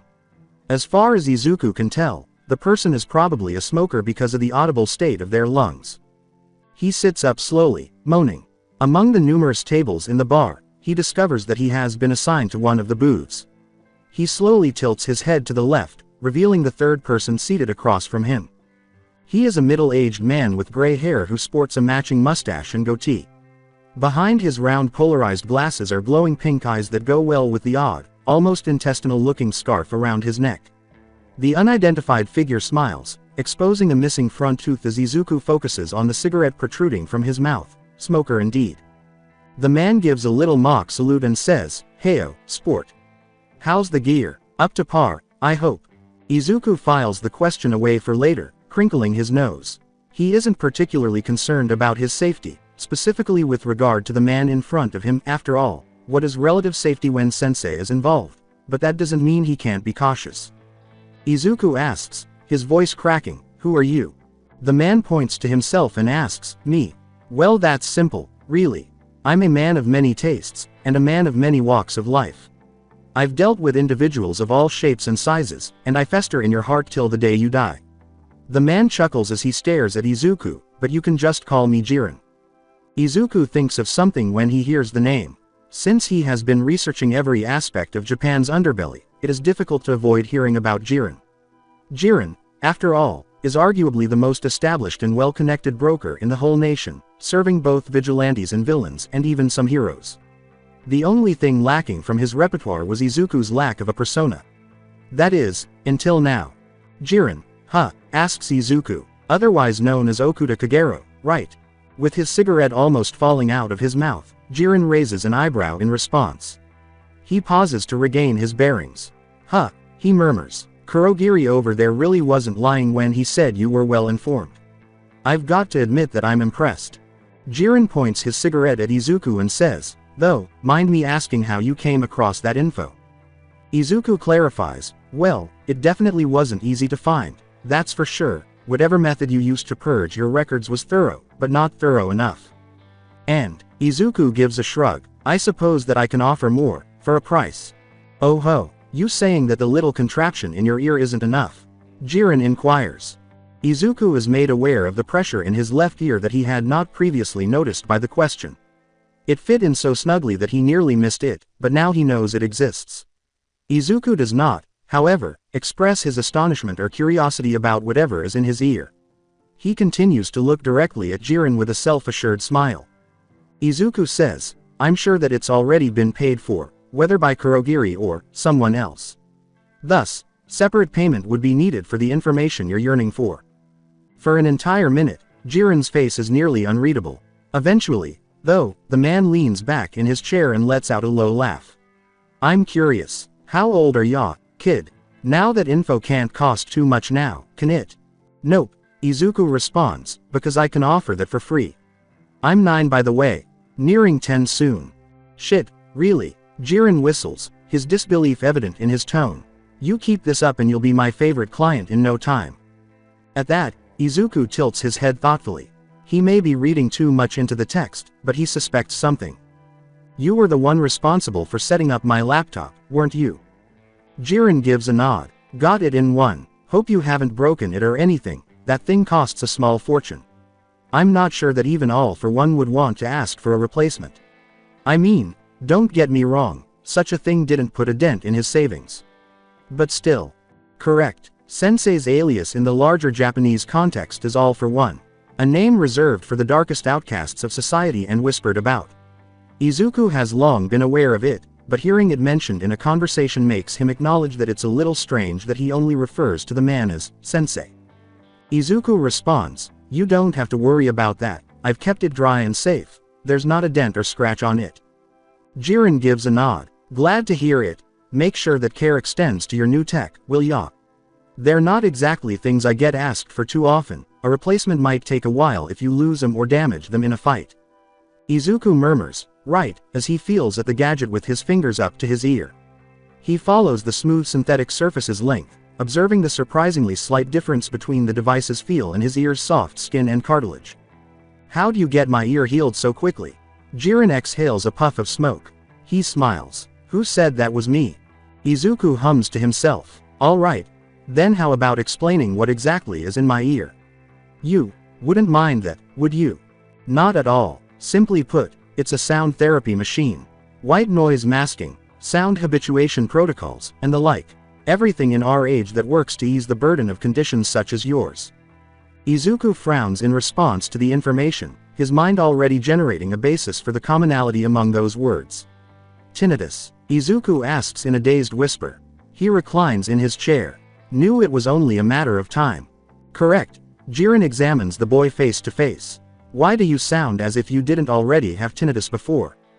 At that, Izuku arches an eyebrow. Because I didn't. Jiren puts a hand beneath his chin. The damage to your ear, your left, that is. That was a fresh injury. From today. Quote. Yeah, as long as it's still Thursday, anyways. It is, says Jiren. But what about your right ear? What about it? Jiren crosses his arms and sighs. I did a little testing myself while you were out. Turns out you have tinnitus in both your ears, the left ear just has a more pronounced case of it. As for your right ear, the scarring's a lot older, years old. But it's clear as day. There should be at least some ringing in your right too. Izuku wrinkles his nose and says, but He ponders for a moment. I guess, technically, this was the second time that Bakugo's blown one of my ears out. The first time was when we were kids. He went for my right ear at the time. Are you saying that I've had residual damage from that, and I haven't noticed for all these years? Jiren gives a shrug. I don't know what to tell you, kid.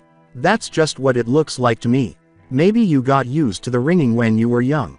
Grew to forget all about it. The damage is only minimal, after all.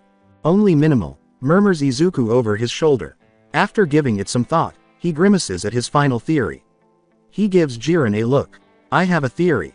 Shoot. Izuku grabs his peculiarity. The ongoing chaos from earlier has vanished, and everything is operating as usual.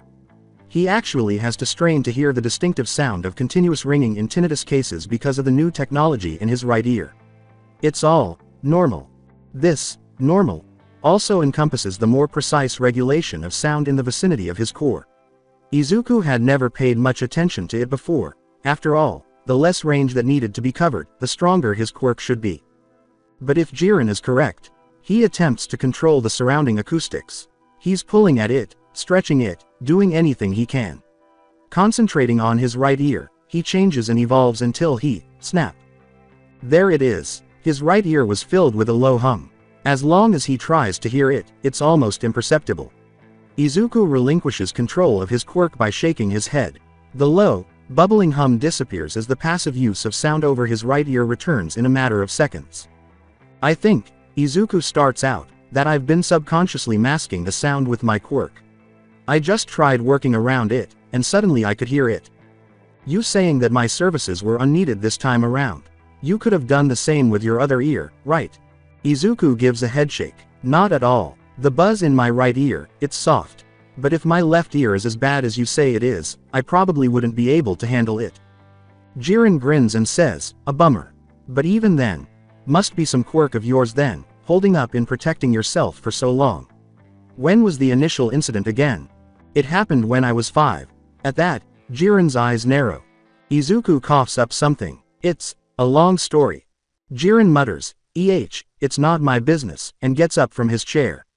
To Izuku's side of the table, he throws a little pamphlet. Instruction manual, for your pleasure. I'll leave you to it. Unless you have something else for me. Izuku gives a nod. I can give you more details on how I uncovered your name later. I can send it to your email if you'd like.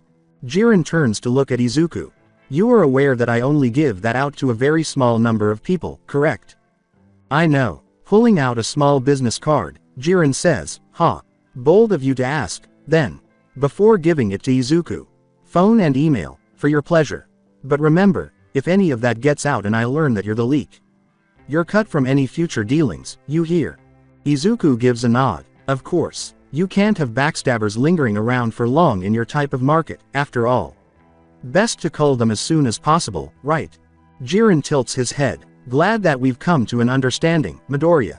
I look forward to having business with you in the future. You sure as hell are looking to be an interesting one. Jiren leaves the bar with the same slyness and stealth that Izuku has come to anticipate from a man in his line of work. After the man left, Izuku intended to read the instruction manual to make sure he wouldn't damage his new technology or shock himself by accident. That is, until he suddenly hears Tamura, of all people, halt his game. The moment Tamura gets up and begins to walk to his table, it only serves to further perplex Izuku. Since the day isn't quite over yet, of course.